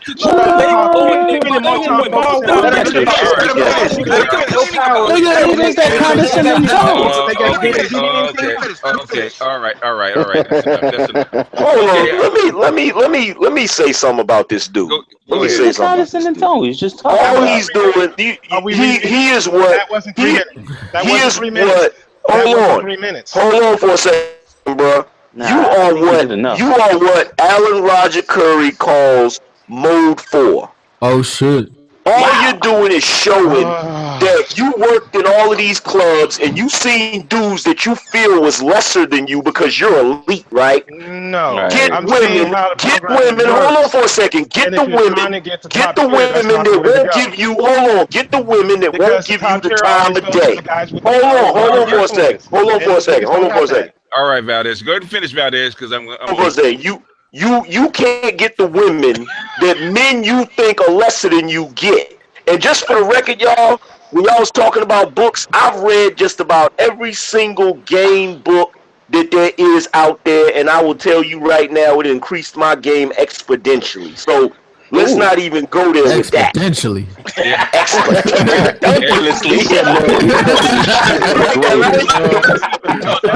Go ahead. Go ahead, I love that shit. Go ahead. But no, but dude is all he's doing is showing. Yo, I'm telling you right now, if Alan Roger Curry was on this call right now, we wouldn't even be able to get at you, bro, because he'd be talking so much shit to you, it'd be funny. While drinking water. Yeah, we need to have him on here, man. He sound like he going to the club looking for a wife. No, it's just if you're looking for top tier pussy, the best way to get top tier pussy is to make yourself top tier, because then they'll just come to you. That's how it works. You look at the top guys on the internet. They really like that one guy. I forgot his name. The guy who's he's a poker player.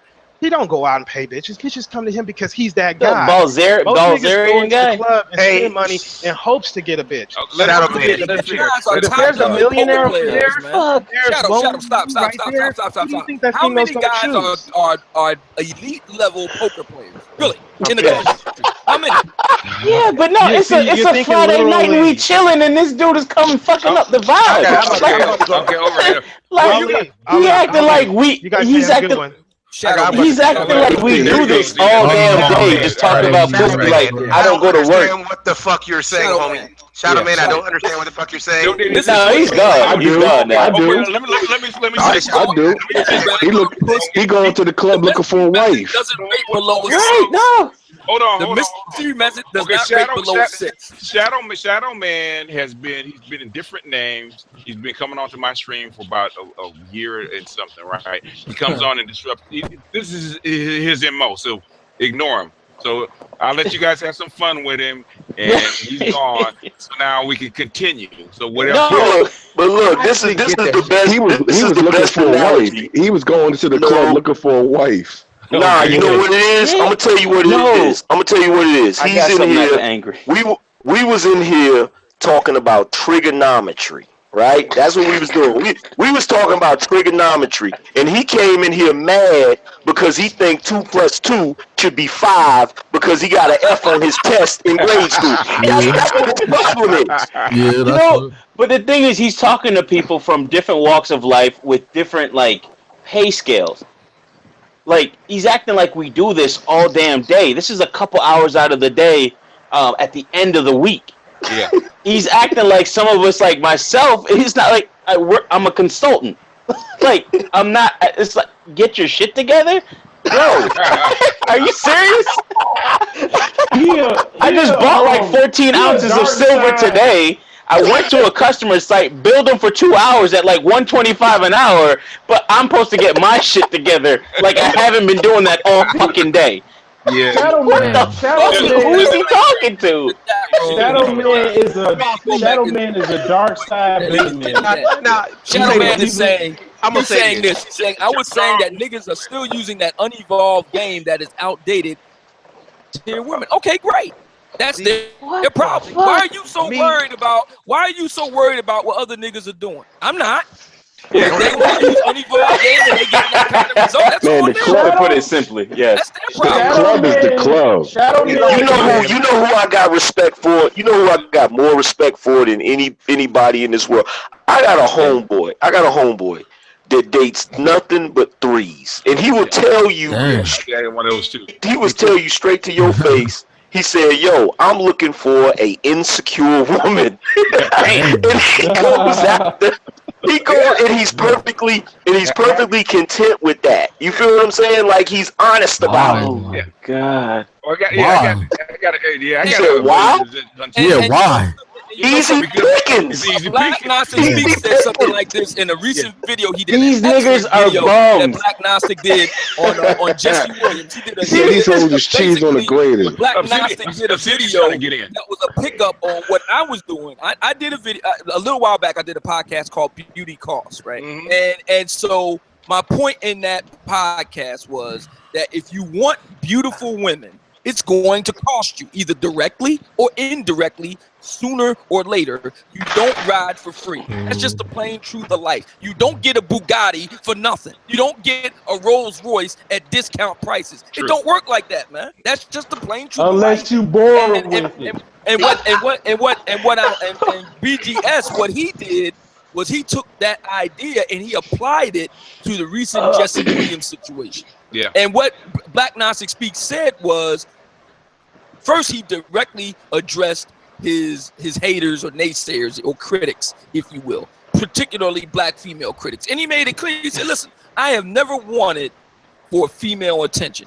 If I ever wanted female attention, I was able to get it. And then he went on to say that one reason why he was able to get female attention was because of the kind of women that he got with. He said, I never, was this type of dude that had to have, a 10 or a dime or anything like that. I was content with a certain type of woman, which is relatively low, you know what I mean? And I was content with that. A lot of guys like the shadow mans of the world are pissed off that they can only qualify for the lower tier chicks and that the world should change so that the higher tier chicks should get with them. I'm sorry, man. That's not the way the world works. It's like, it kills me. I don't. Question. Let me cut in here. I'm sorry. But you gonna call people bums. And it's just like I don't mean to brag. But the 7 Series is outside parked next to the work truck. Like, is it? Yeah. It's the LI with the 5 inches, the extra 5 inches in the back because I like fat bitches. Like, come on, dude. This is like, who are you calling a bum? Now, let me address that, Mike. Let me address that, Mike. Hold on, let me address that, Mike. Please do. Now, Mike, I'm going to tell you right now, bro. I'm not balling like you, bro. I'm going to go ahead and admit that. I'm not balling like you. Hey, listen, but you know why I am balling? You know why I am balling? I'm balling if being able to pull women was monetary, I'd be a rich man. Let's just say that. You feel what I'm saying? So I feel the same way you feel, just on a different level. I'm feeling like, how is this dude gonna come in here and tell me? And I know what his problem is. He need to get laid. He can't get the women he want. I won't assign that to him. Because it's not like I won't really assign that type of shit to him, but don't come in here with a condescending tone. I will. I mean, like, it's just like, yo, that's fucked up. You don't know us. You don't know what we do. And I'm not saying, like, the 7 Series is the biggest thing, but if you want to look at materialistic things and what I'm doing in my ventures, you can't call me a bum. That's why I have a problem. Yeah. Like, fuck you and the clubs you worked in. I used to work at liquor stores and pick bitches up in there. Yeah. Like, come on. Yeah. Yeah. Like, I like going to the club, strip clubs, all that. You get regular women, you get strippers. I mean, either way, you're fucking a bad bitch at the end of the day. Yeah. If you want it. I mean, look, he in the chat room talking about he passed pussy. I'm past pussy, bro. Oh, yeah. About power. Get the fuck out. If you got power, power and pussy go hand in hand, bro. So how you got power if you don't got pussy? He's looking for attention. If he got power, I'm sorry, go ahead. He's looking for attention, okay? You guys are giving it to him. No, we're going to give it to him. As Angry Man and Jap would say, we're going to give him this hot grease, this work. Oh, all right. Like, if he wanted it, he could get it. Like, if he want power, come over here. We can compare our stacks of silver. If he want power, let me know. Fight you. You don't, like... He pretty much started with what he was saying. He doesn't want the fear of dealing with a vexed out Lavar Ball alpha male, trying to come here and take his cookies, going in the club. That's his biggest fear. Yeah, I mean, listen. Have any response to that? So he does not fuck with clubs. Like me, if he wants power, like where's his land at? Like, I want to see that. Alpha male with beta tendencies, right? Like, where's his land at? Like, I'm an alpha male with beta tendencies, so I might go Superman. I might back and just get out the way. I can go either way. Mike talking about? Yeah, I don't know what you're talking about. Get on the mic and stop holding up paper, dog. Yeah, man. I don't know. Hey, man, he tripping, man. He's on some shit tonight. Like, there's so many middle fingers. Like, I don't know how many middle fingers he got, but he's showing all of them. You gotta go get Eve laid, man. We gonna ship him some pussy, man. Let me tell you something. Let me tell you something. No, you know what it is? Hey, you know what it is? Send us an Amazon wish list. Yeah. Now, you know what it is with Young E? Young E been in here listening to y'all talk about the lights coming on in the club and not taking that straggler. That's what the problem is. You just go ahead and grab one of them stragglers and get it popping. Yeah, it's right. It's right. You got started. Now because I can't speak when gorillas are talking over me. What? I don't know. I don't know if you come guys back know in the about zoo. this. On my channel, I did a post. I did a podcast about this chick. She's a young girl, 17 years old. And it's prom season, so she couldn't find a date. So what she ended up doing, she's a very smart girl. She ended up getting accepted into all the Ivies, right? So she chose Harvard. So she took her Harvard acceptance letter as her. Oh yeah. All right. Now my point is this. This is something that Angry Man just hit on, and I just mentioned Black Nonsense Speaks earlier with his Jesse Williams beauty cost video. Here's the problem with Shadow Man. Like I said earlier, the problem we have today in the 21st century is that there are a lot of people who are low who don't want to accept that they have to get with other fives and below. Because let's face it, being with a 5 or below sucks. It does suck. See, back in the day, ignorance was bliss. We got the internet now. We see how the other half lives. Oh, bro. Okay. We see that the grass is greener on the other side on Pinterest. Say what? We see that the grass is green on the other side from Pinterest. Yeah, and it sucks. And a lot of people, and Black Nonsense Speaks, he said himself, I'm just curious, Black Nonsense, Gemini or Cancer? Gemini. Okay, that's what's up. Now, he said earlier in his video, see, it's a wise man. The old saying is so true. It's a wise man that knows his limitations. Yeah, I mean, I've had 8 and I have 9. And Black Gnostic has said when he did that video about Jesse Williams, hey, look, my needs for a woman are low. So, one of the reasons why I've never gone without female company, if I wanted it, was because my needs in that regard are fairly low. Yeah. Which he's basically saying what a lot of men say.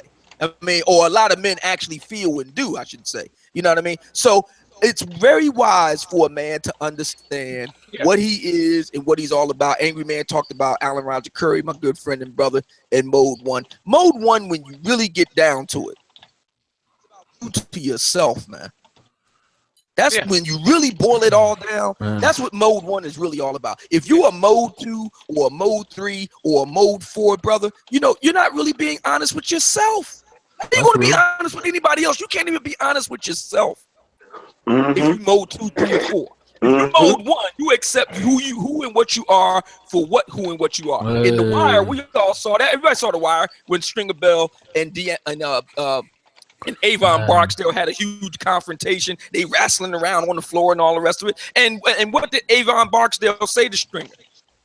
Stringer, you trying to play a businessman. I accept who I am. I'm a gangster. That's what I am. Yeah, I remember that one. Yep.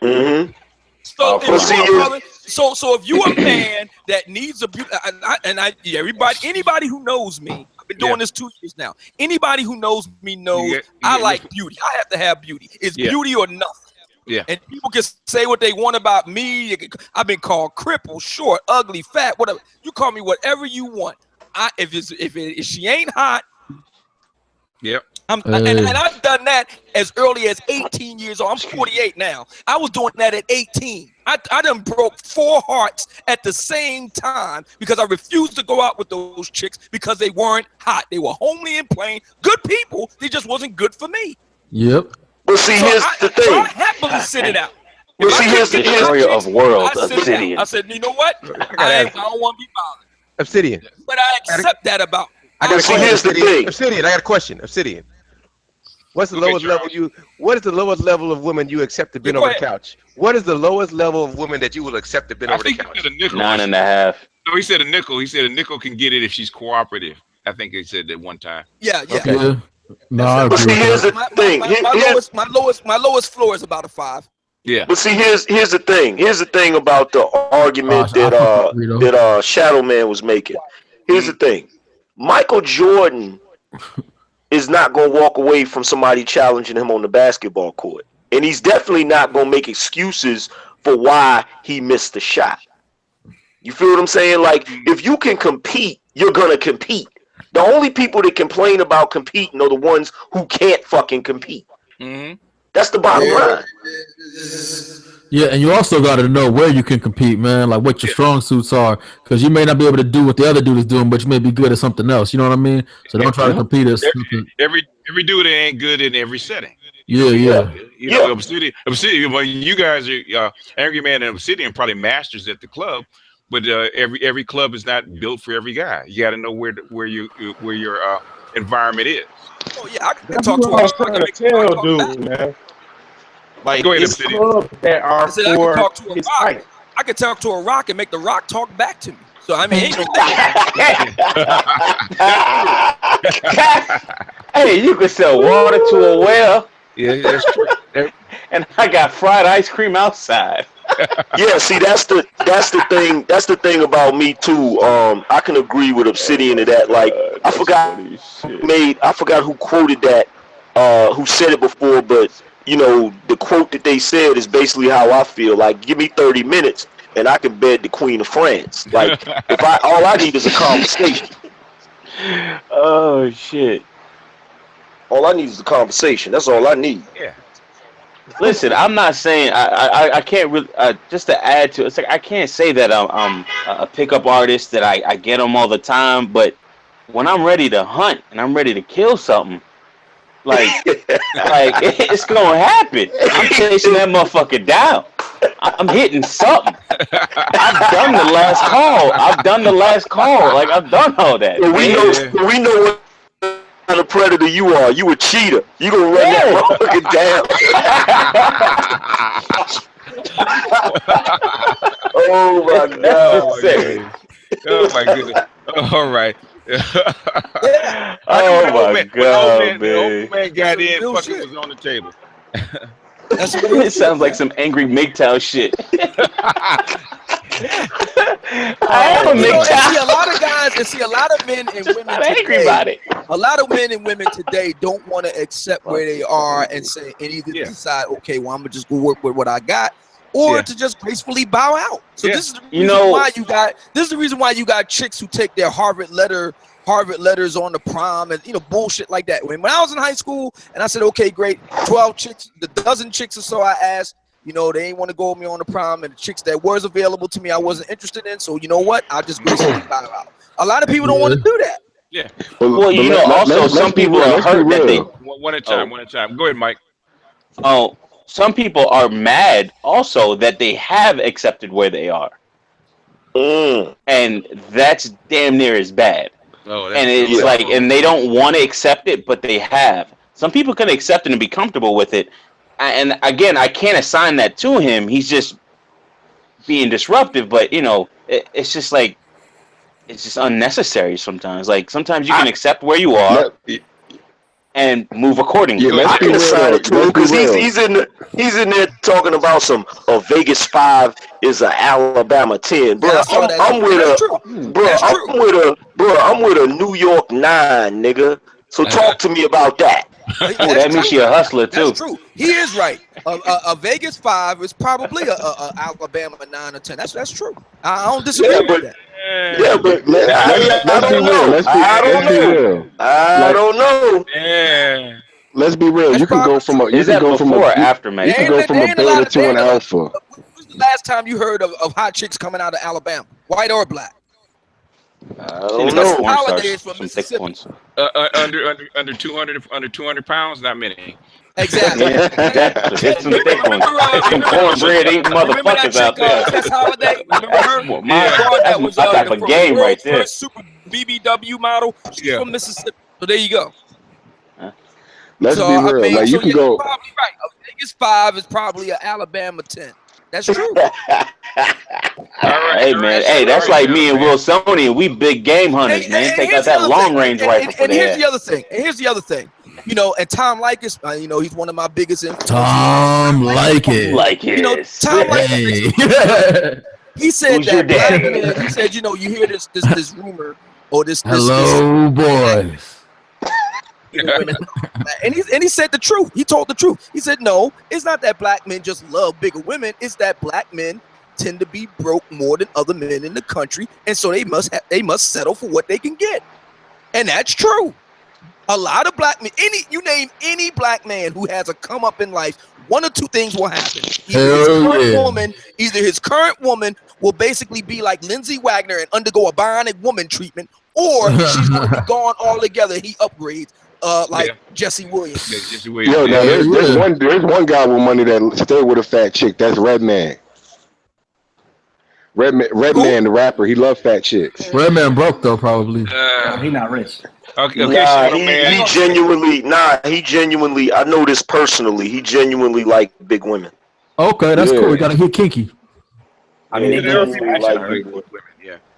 But like big titties. Like with men, you could easily go from a beta to an alpha if you put the work in. Redman has a reported net worth of $10 million. And I can't recall what woman was on his arm. What woman was on his arm? Yeah, well, the one he used to. Oh, Mike, that's you. Person. I didn't even know that was you until I saw the cat. I asked you from last week. What's up, Mike? Hey. What's up, man? But look, I've told dudes this on my channel. I like thick women. I don't like no super skinny woman. Yeah, but I used to like. When I was younger, I liked them tall and thin. They had to be like 5'8" or above and weigh less than 130 pounds. So I liked the model type back when I was younger. Like Candace Parker. Like big women is what I prefer, but I do have fetish for midgets. Yeah. Not gonna lie. Anytime I see midget strippers, I break the bank. You must have been watching that Snow White porn, ain't?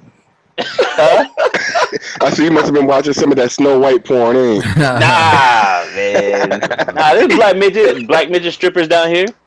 I remember one time I was at the. He's serious though. He's serious as hell. No, dead right now. No, one time I was at, I think it was at the office down in Miami. Redman used to date Corinne Steffens. That's number one. Oh my goodness. Okay. Superhead, yeah. Superhead, yeah. Man, Superhead dated the whole industry. Yeah, she did. I'm trying to find this whole thing about him dating fat chicks. I don't see any pictures of it. I'm looking right now. No, like he didn't say fat, but bigger, larger bones. Yeah, big tits. I'm not seeing any evidence of it. Like if you listen to it, I need to know the high post black men, certified millionaires or multimillionaires who got Star Jones, Oprah Winfrey, Shonda Rhimes before she lost the weight. She lost the weight. You gotta look at his rap. You gotta look at his rap videos. He's hugged up with them all the time. Like trust me. He's always been known to be liking the bigger women. He's even had bigger women in his videos. Yeah. He said, "I love a fat chick." Eating chicken wings and chicken legs and shit. Yeah, eating chicken wings off of He's talking fins. That makes sense. Oh my god, this is hilarious. Yo, I've been listening to Yu-Gi-Oh guys all night while I'm not working, and everybody was looking at me funny, laughing. That's a fact. We got kind of wild for a second, but we started talking about chicks and clubs and stuff like that. And got my brothers in here passing around stories and stuff like that. But like I said, the few times I've been in the club that actually go in there actually pick up women, I've come out with them, but that's not my game. I'm better at day game because that's how I was trained to pick up. Man, the club is to have fun, man. You go there to have fun. You get a chick, you get a chick. You don't. You go to Denny's. Yeah, you like chill up, talk about how you gonna go home mad? How you going home mad if you ain't pull something that night? Like if you went there alone, you go home alone. It's like, what's the difference? Well, like, but if you pull something, you pull something. I was young, I wanted to pull every time I went to the club. Every time I went to the club, I was trying to win, homie. Every single time. Everybody. I'm pretty sure every guy had that experience where they got too sauce and it was like, damn, I fucked up tonight. Well, see, here's the thing, and this is the problem. This is why brothers be going to the club and sometimes they strike out. It's because y'all gotta when the lights get ready to come on, nigga, You know what you gotta do. You know what it's like. Do the threes, bro. We not doing the threes, bro. You start looking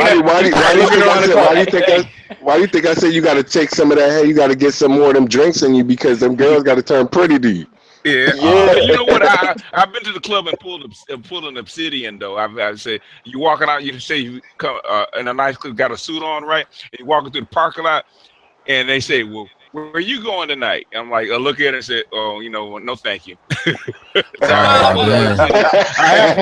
cool. You had to turn down Monique for the night. I can find that's publicly linked to Redman is Corinne Stephan Superhead, and we all know she hardly a big girl. So Redman may say one thing, but the public record says something else. So there you go. Name me the high post black man that has big girls on his arm. Is it Drake? I think he did one time. Well, they can't really do that because it's not. They can't really do that because it's not part of the image. It's not really socially acceptable. They'll clown you. Yeah. No. They do it because they have to protect them. They're coveted.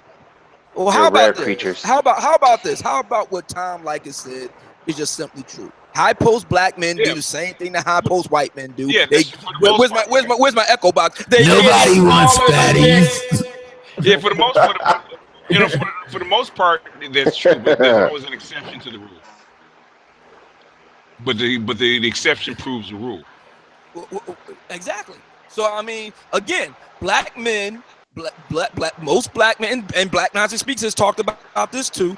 Most black men simply don't have the money to command the higher class women. They just don't, and they have to settle for what they can get. Well, you know what, City, what usually goes on, as they say, a brother that does like big women, right? And he does start making some money. If he goes after the women that he likes in a social setting, brings them on his arm, guess what's going to happen to him? He's going to get clowned by his business. That's true, though. And so what I have seen, this is just me, maybe somebody else can chime in on it, that you will see the high post girlfriend, right? High post girlfriend, high post wife, right? On his arm and whatnot. But guess who he's tipping with? Yeah. That could have been the Jesse Williams thing. Well, I think Jesse Williams. I think she bought him, though. I think that's a different story. Yeah. I think it's kind of hard. Not saying it's not possible, but it's hard to have a couple of 9s and 10s as size pieces. Not saying you can't do it. It's usually you got like an 8, and then your side pieces would be like a 5 or a 6. It depends on the mentality. Some of these hoes got low self-esteem. Like some of them will love to be a 9 without the commitment.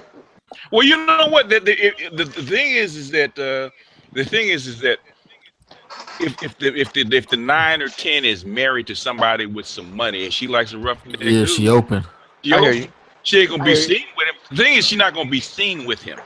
I hear you. She's gonna stop by. She's gonna beat it up. Black Gnostic made a powerful point in that video about black, and that is that if you're going to be a subpar, a sub 5, and let's be honest here, Jesse Williams' ex-wife is at best a 4.5. She's the NX01 Enterprise. She's 4.5. Yeah. If you're going to be that type of chick, you're going to be that type of chick, and you're going to be very, smart and fortunate to go to good schools and work hard and all that. And that's how you're going to roll. And you have a liking for very beautiful men. Then you're going to have to do what successful men do. You're going to have to basically purchase them and subsidize their lifestyle, and they'll be a kept man. Just like when men have kept women, you're going to have a kept man. And you're going to have to accept that he's never going to bring the money to the table. You're going to be the man in the relationship, basically, essentially, and that he's never going to bring that to the table. You're going to have to pay for his workouts and his waxing and tanning and his making it as a model. Jefferson Darcy. All of that. Jefferson Darcy. Exactly. You're going to have to pay for all of that. And a lot of black women don't want to accept. See, like for example, and everybody knows this. I go in on. Let me get my echo box here. I go in frequently on the overgrown simp, Derek Jackson. And the thing about it is this. The reason why I like going in on him is because it's not him personally. is what he represents and how he validates everything I say with regard to black female fuckery. And the thing is that a lot of black women can't bring themselves to just simply admit that they like Derek because he's a good-looking man, he's very well buff, and he dresses well and all the rest of it. And instead of just simply doing the rent-a-bay thing like Asian chicks do in Asia, they rent-a-bay. Yeah. Why can't they just rent-a-bay and just enjoy him for a hot piece of ass? That's it. You can't bring sort of like to admit that. Straight sort of like what men do with porn stars. We know they ain't wifey material, but they look good. Well, you know, the thing is, a hot-looking guy, especially for a high-end chick like that, is not just a piece of dick. It's something she can show off to her girlfriend. You got to bring the trophy home. And the funny part about it, like Derek Jackson is everything that these bitches complain about. He just lies about it. Like that, he's disingenuous in what he be saying. Yeah, he's pimping them. Okay. Exactly. He's not a mode 1 man. No. In my opinion, Jackson is a mode 3 man, in my opinion. Yeah. He's not mode 1. And he needs but here's the thing though. See, my point is that he proves everything I've been saying about black female fuckery. Yeah. And which is self-delusion. Yeah. Instead of these women just simply accepting that he's just a good-looking guy that you can rent for a certain amount of time, you could take him around your friends, and he's be on your arm, and he can read poetry to you, and all that stuff for like an hour or two. Instead of doing that, we have to go through all this nonsense of his bullshit relationship advice, and him, throwing men under the bus, and all this bullshit about his books and poetry and all the rest of it. Derek Jackson, I respect his hustle. I respect his industriousness, but for real, he's not as sharp a businessman as he thinks. If he was really a sharp businessman, he would market his looks, rent himself out to women for an hour or two at a time, and make a killing. That's what he would do. Well, see, I got a reason why women. One at a time. Valdez and then Mike. Well, see, the thing about is women are not going to accept that type of business model because that's basically dropping the veil. That's the reason. Yeah. It's the same reason why they have a problem with mode 1. They want things to remain the way they are so that they can continue to keep this facade up. That's not real. Yeah. I think they're already doing that. I think there's a guy who's actually doing cuddle sessions with women. Oh, fuck all that. The real live version of Deuce Bigelow. Okay. Why would they do that? You need to just go to the Build-A-Bear workshop. It was in New York.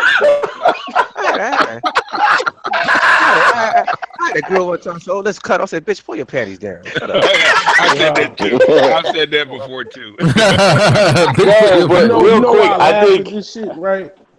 So like real talk, like I'm exposed to shit, right? Yeah. My father's man. My mother, that's what basically she did. She paid for him. Yeah. After a while, he stopped working, and she just pretty much was the breadwinner, and he had that fucking long horse dick. She wanted. Any way to talk about your father? No problem. Hey, Mike, I got no problem with it. Mike, if you inherited that dick, you would talk about your father.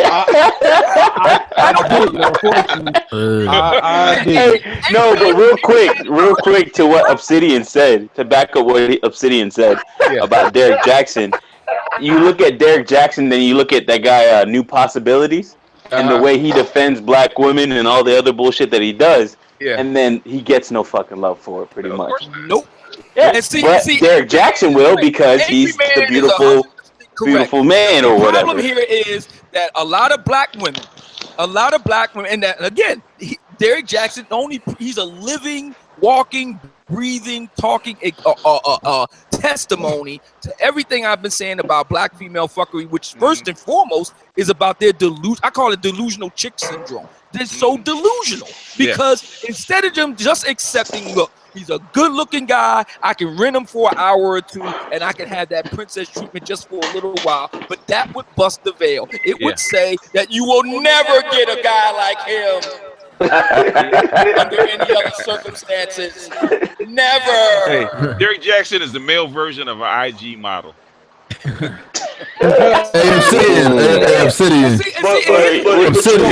Isn't he like the MCM or is that what they call it? Here's the thing about that. Here's the thing about that. If you look at Didn't Dolly he date Castro, Sorcerer? she's a popular IG model. If you look at Dolly Castro don't try to sell men on bullshit relationship advice and poetry and write books and shit. No, she just posts her pictures and dudes give her money. That's it. Obsidian. Hey, take me out with a bong rip. but here's the thing though. With that, men are not. We don't make no. We don't pretend. You feel what I'm saying? So if you see a guy that's rich and he has a super bad woman, he'll admit you already know what it is. She's with me because of my money, and he's like, "Well, don't you like her for anything else?" He's gonna look at you and say, "Motherfucker, look at her." You see what she looks like. Yeah. You know what I'm saying? Like, we don't play that. You know what I'm saying? We just go ahead and admit what it is. But these women, they want to pretend as if they're not like, oh, well, they like Derek Jackson because of what he's saying. Like, come on, no, you don't. You just like the way the nigga look. Just admit it. Yeah. Yep. And they can't bring themselves to admit it. And that's the reason why I go in so hard. Now, there's other reasons why I go in on Derek Jackson, but the main thing is that he highlights he is a walking testimony to everything I've been saying over the past 2 years here on YouTube about black female fuckery. He proves everything I've been saying right. He proves it. He proves it. Every time he does a video, every time he sells a book, now he's selling shea cocoa butter. Every time he sells a jar, are you serious? He does it. Yeah, it's true. That's one industrious motherfucker, bro. Like I said, I don't. What's next, Mary Kay? You gonna start selling Mary Kay? I take nothing away from him. That boy trying to bring Shea Moisture back. Everything I've been saying. Nigga's gonna start selling Mary Kay. Now let me tell you the other part about Derek Jackson. Now here's the other part that I do have a problem with. What was that? The problem that I have with Derek Jackson, the other stuff aside that we just talked about. The other thing I have a problem with is this. If you listen to my podcast, right, you never hear me say something like this. Men need to do this. Real men do that. You need to do nothing. So you never hear me say that. And a lot of people take me to task on my self-described, self-professed hedonistic lifestyle. And what they'll say is, you promote this, you promote that. No, I don't. I don't promote a hedonistic lifestyle. I say that's what I'm doing. I don't say Angry Man need to do it. I don't say Black Gnostic Speaks need to do it. I don't say black men need to do what I'm doing. No, I say what I'm doing. And then I let men decide for themselves what they want to do. I don't say that men shouldn't get married. That's for each man to decide for himself. My position is each man has to decide for him. I can't live everybody else's life, man. I can only live Obsidian's life. That's it. Everybody else's life.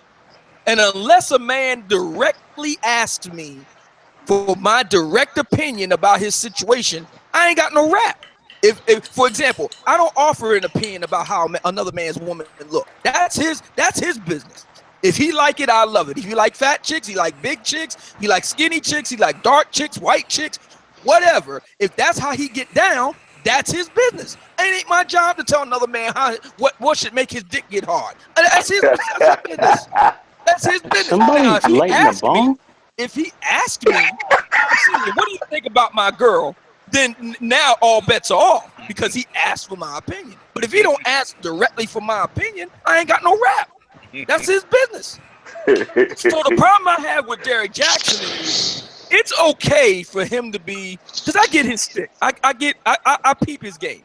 Derek Jackson is this hard, Arnold Schwarzenegger, we're going to pump you up exterior, right? And on the inside, he's got this sensitive inner gooey core, and women love that shit because it's the best of both worlds. You got this hard-looking, hard body on the outside, but he's so emotionally sensitive on the inside. I get that. And my thing is this, I got no problem with that. If that's how he get down, if that's how his conception of manhood is, that's his business. God bless him. The problem I have with Derek Jackson is when he did tries to extrapolate that out to all other men. No, motherfucker, do it for yourself and let other men figure out their own path.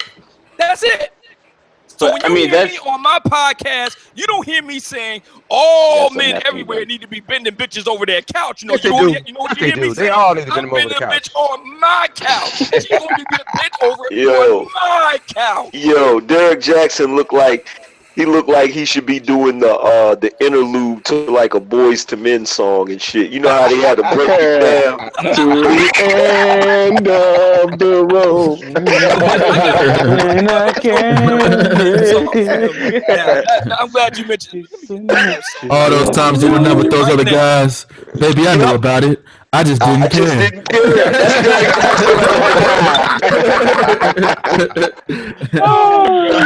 We glad tonight. Oh shit! You know all women need to bend them over the couch. You know everybody need to be bent over the couch. I don't like the fact that the man ain't honest. See, there's one thing that women can never say about me. No woman, and a lot of women have said a lot of things about me, but if you ever notice, no woman has ever called me a liar. Yep. Him and his sister Shell talk about black domestic discipline, boy. Two things you bend them over the couch for: one for that belt, one for the dick. Sometimes in the same session. Wow.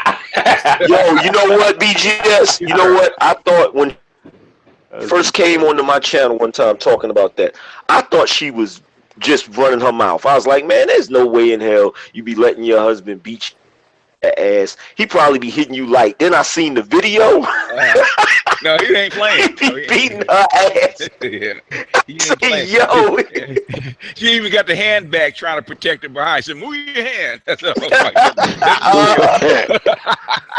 God dang. But she says she likes it. It turns her on. Yo. It's got to. Keep her in check. You said what now? It keeps her in check. That's what she said. Well, she says she likes it. It turns her on. Shit, bro. I had to turn the video off.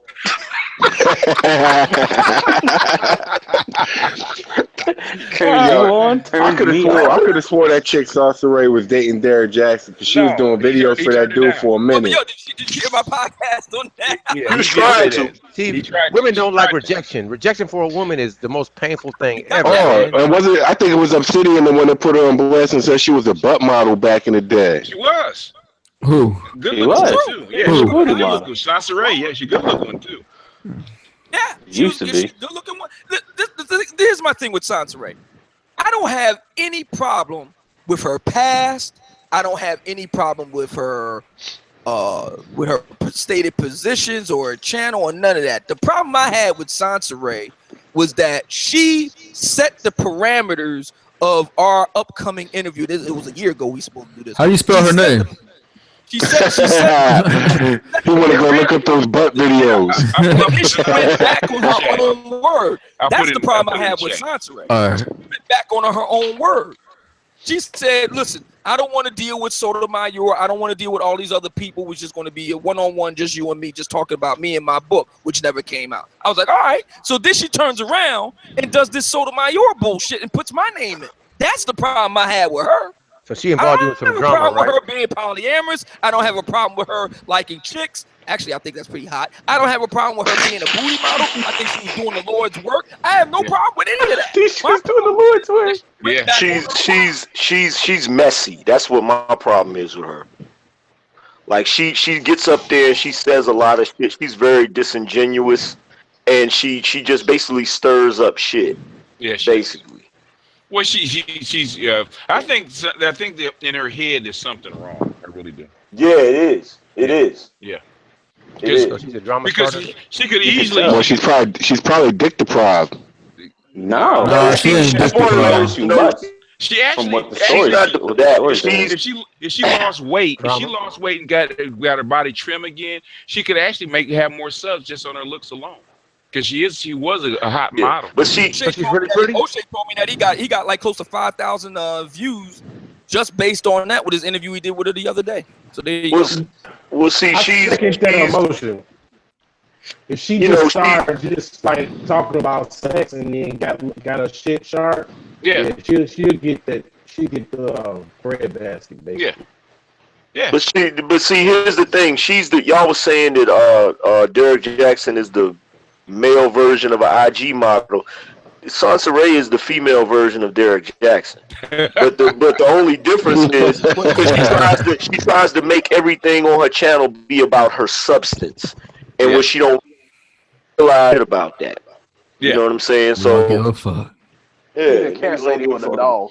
Yeah, wear something low cut. Wear something low cut. Show your cleavage. You know what? Angry Man made a But really she good has point. He no just said some substance, profound though. shit right there. You just said something profound. I'm gonna have to steal that shit because you said something profound, man. Go ahead. You said something really profound. No, really, because I'm thinking about it, and he's right. It's like, yo, stop pretending that you got something of substance to say. I said this before. I was on O'Shea's Hangout, and I said this, and people were cracking up when I said it. He had this one chick named Jimmy on his show. Oh yeah. And I made the point. I said, yo, man, and dudes kept asking her questions and stuff, and she was completely flustered. I said, yo, stop asking her questions. Pretty women don't know shit. Stop asking her shit, man.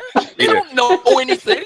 Yeah, Stop she's hot. asking them questions, man. Yeah, If she she's was hot. a busted chick, or whatever, that was kind of homely and fugly or whatever, and plain Jane, yeah, you could go at it because as a general, being knowledgeable and learning, that makes sense. But if you're going to ask and this is, Jimmy's out in the general rule, the better off looking women in the country tend to be. You're cutting out, Obsidian. Yeah, man. Just doesn't know a lot. It's like what Angry Man just got finished saying. You don't get a chick like that because of her views on the state of world hunger and shit. Fuck that. You get her because she looks bent over. She looks great bent over your couch. That's why you get I had to put that in there. Yo, yeah, she's not deprived of that. She's mentally disturbed, man. Yeah, something wrong. Yeah, it doesn't make any sense. Mentally disturbed, man. Yeah, I know chicks like that. Yeah, she's got a lot of issues she got to work through, and she's ignoring those issues. She's just like, fuck it, I'm gonna just do my thing or whatever. I've never seen her. What makes y'all say she's disturbed? Like, what does she do? You gotta watch the videos. You gotta watch the video. You see it. Yeah, she's all over. My mic is not working. Yeah, and then when you actually talk, hear her talk and everything like that, or actually no, sorry, not that, but when you hear people talk about her, and what she's done and stuff like that, she's just I do believe she's got emotional problems. I do believe right, and it stems because you can tell because the emotional problems is affecting her sex life. From what I've heard, like she's just doing off the wall crazy shit that she's not comfortable with doing. And then later on, she's like losing it with the people that she did it with, and she's like acting sideways with them. And that's what I gathered from like the little bit with her and Minister Jab, like when I was like really watching a lot of Minister. In fact, she looks a lot like my ex. She's built like her, and my ex was bipolar. And she went through a lot of that shit. So she will attract. Probably a lot of estrogen. There's too much estrogen. All that titties and ass. The problem is that the crazy bitches have the best pussy because they crazy. That's true. That's a song. Crazy bitches got the best pussy.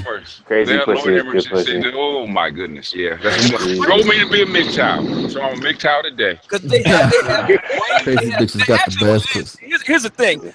The reason why that is from a medical standpoint, the prefrontal cortex controls your impulse control and your long-term thinking decisions and stuff like that. So when you have problems in that area of the brain, it heightens your proclivities toward impulsivity. It heightens your proclivities toward risk taking.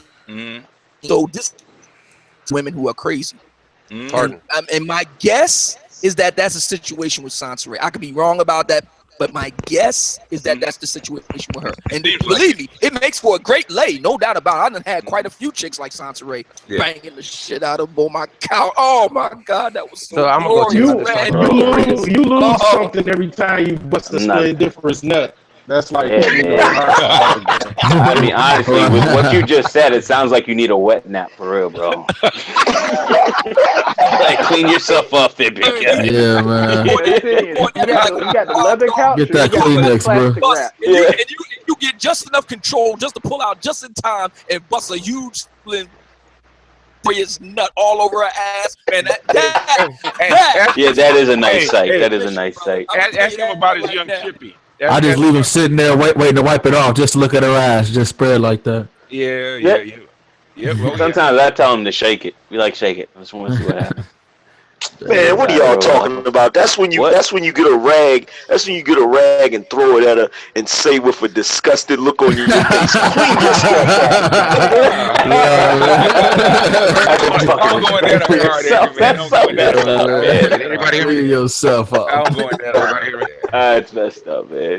Because after Angry Man dripping on my floor. Dripping on my floor. Angry Man, after you finish with him, if they can wipe themselves off, you ain't done your job. Yeah, man. You're telling yourself, Angry Man. I can't. Yeah, you're right about that. I can't move. Should take a break, go to the kitchen, get some water, leave her there for a second. She's sleeping. You have to wipe her off because she's asleep. Well, see. Here's the thing about that. You know, there's a time in your life, you know, if you're not working out and shit, where the table turn. It used to be them stretched out. Now you stretched out. That's happened. That's happened. Yeah, that's how you know we keep it real. That's how you know we keep it real. You know your legs shaking and shit. Everybody hear me? You know what's fucking a lot of women up, man? A lot of women. They are concubines and they are not accepting that role. They're fighting it. Or as Ringo would say, you're already practicing polygamy. Yeah. Well, they know they You are. just haven't accepted it. Oh, a lot of chicks know they're not wife material, man. They know they're not wife material. Yeah, that's true. They know they're not wife material. They want to be, but they can't because they got Man, issues, man. you see who the hero is? They're like, if Kim Kardashian can get married, so can I. Nah, they ain't got that much self-esteem. Kim doesn't have issues though.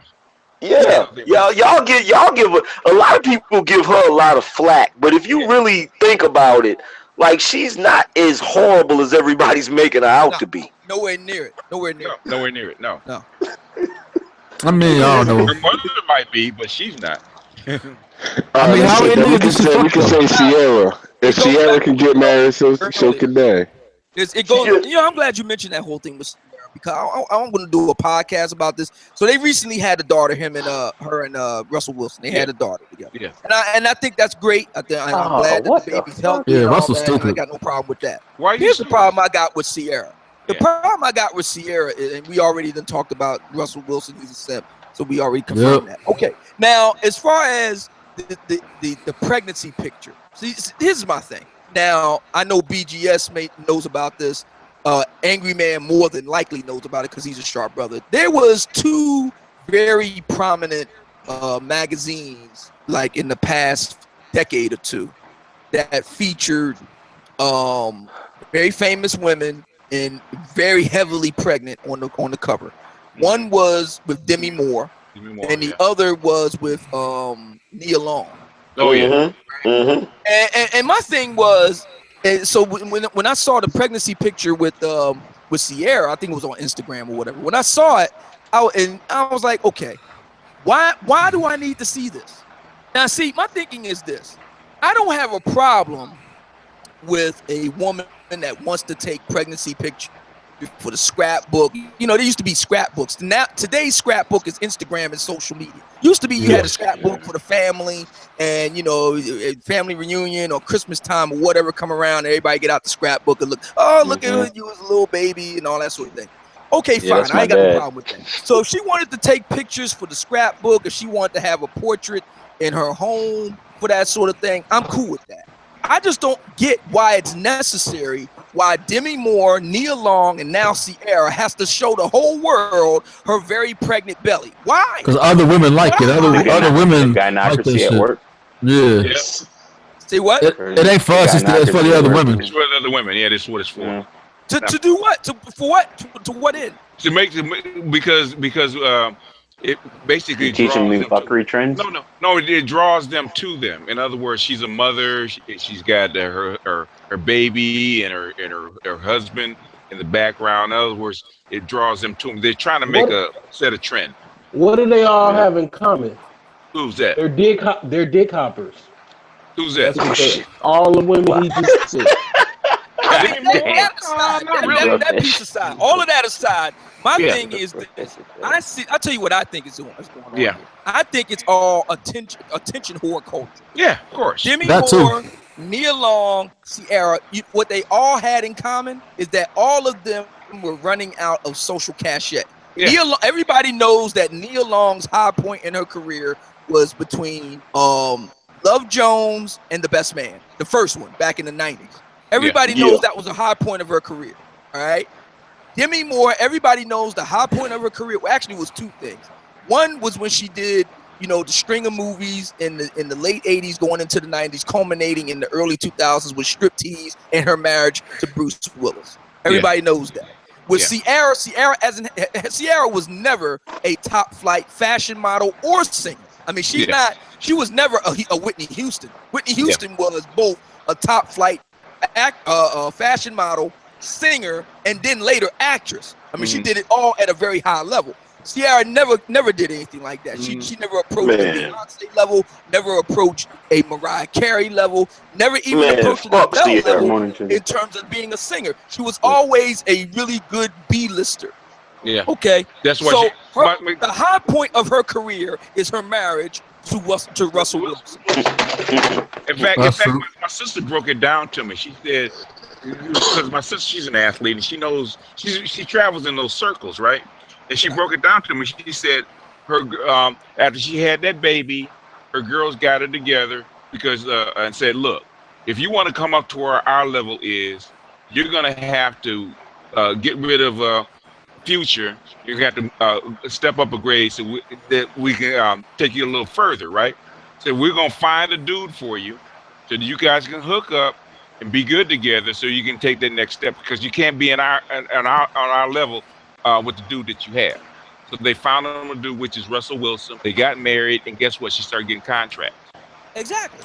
Yeah. But why did Russell go for it though? What did Russell get out of it? Well, I mean, we already talked about that. We knew it was line, right? We already we done talked that thing to death back. I remember back when I first started podcasting in 2015.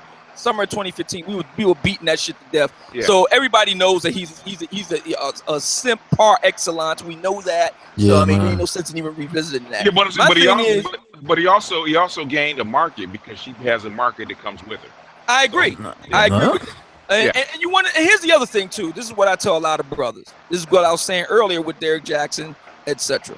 My thinking is this: if that's what Russell Wilson wants to do, God bless him. That's his choice. He made his choice. He knew what he was getting into. That's his business.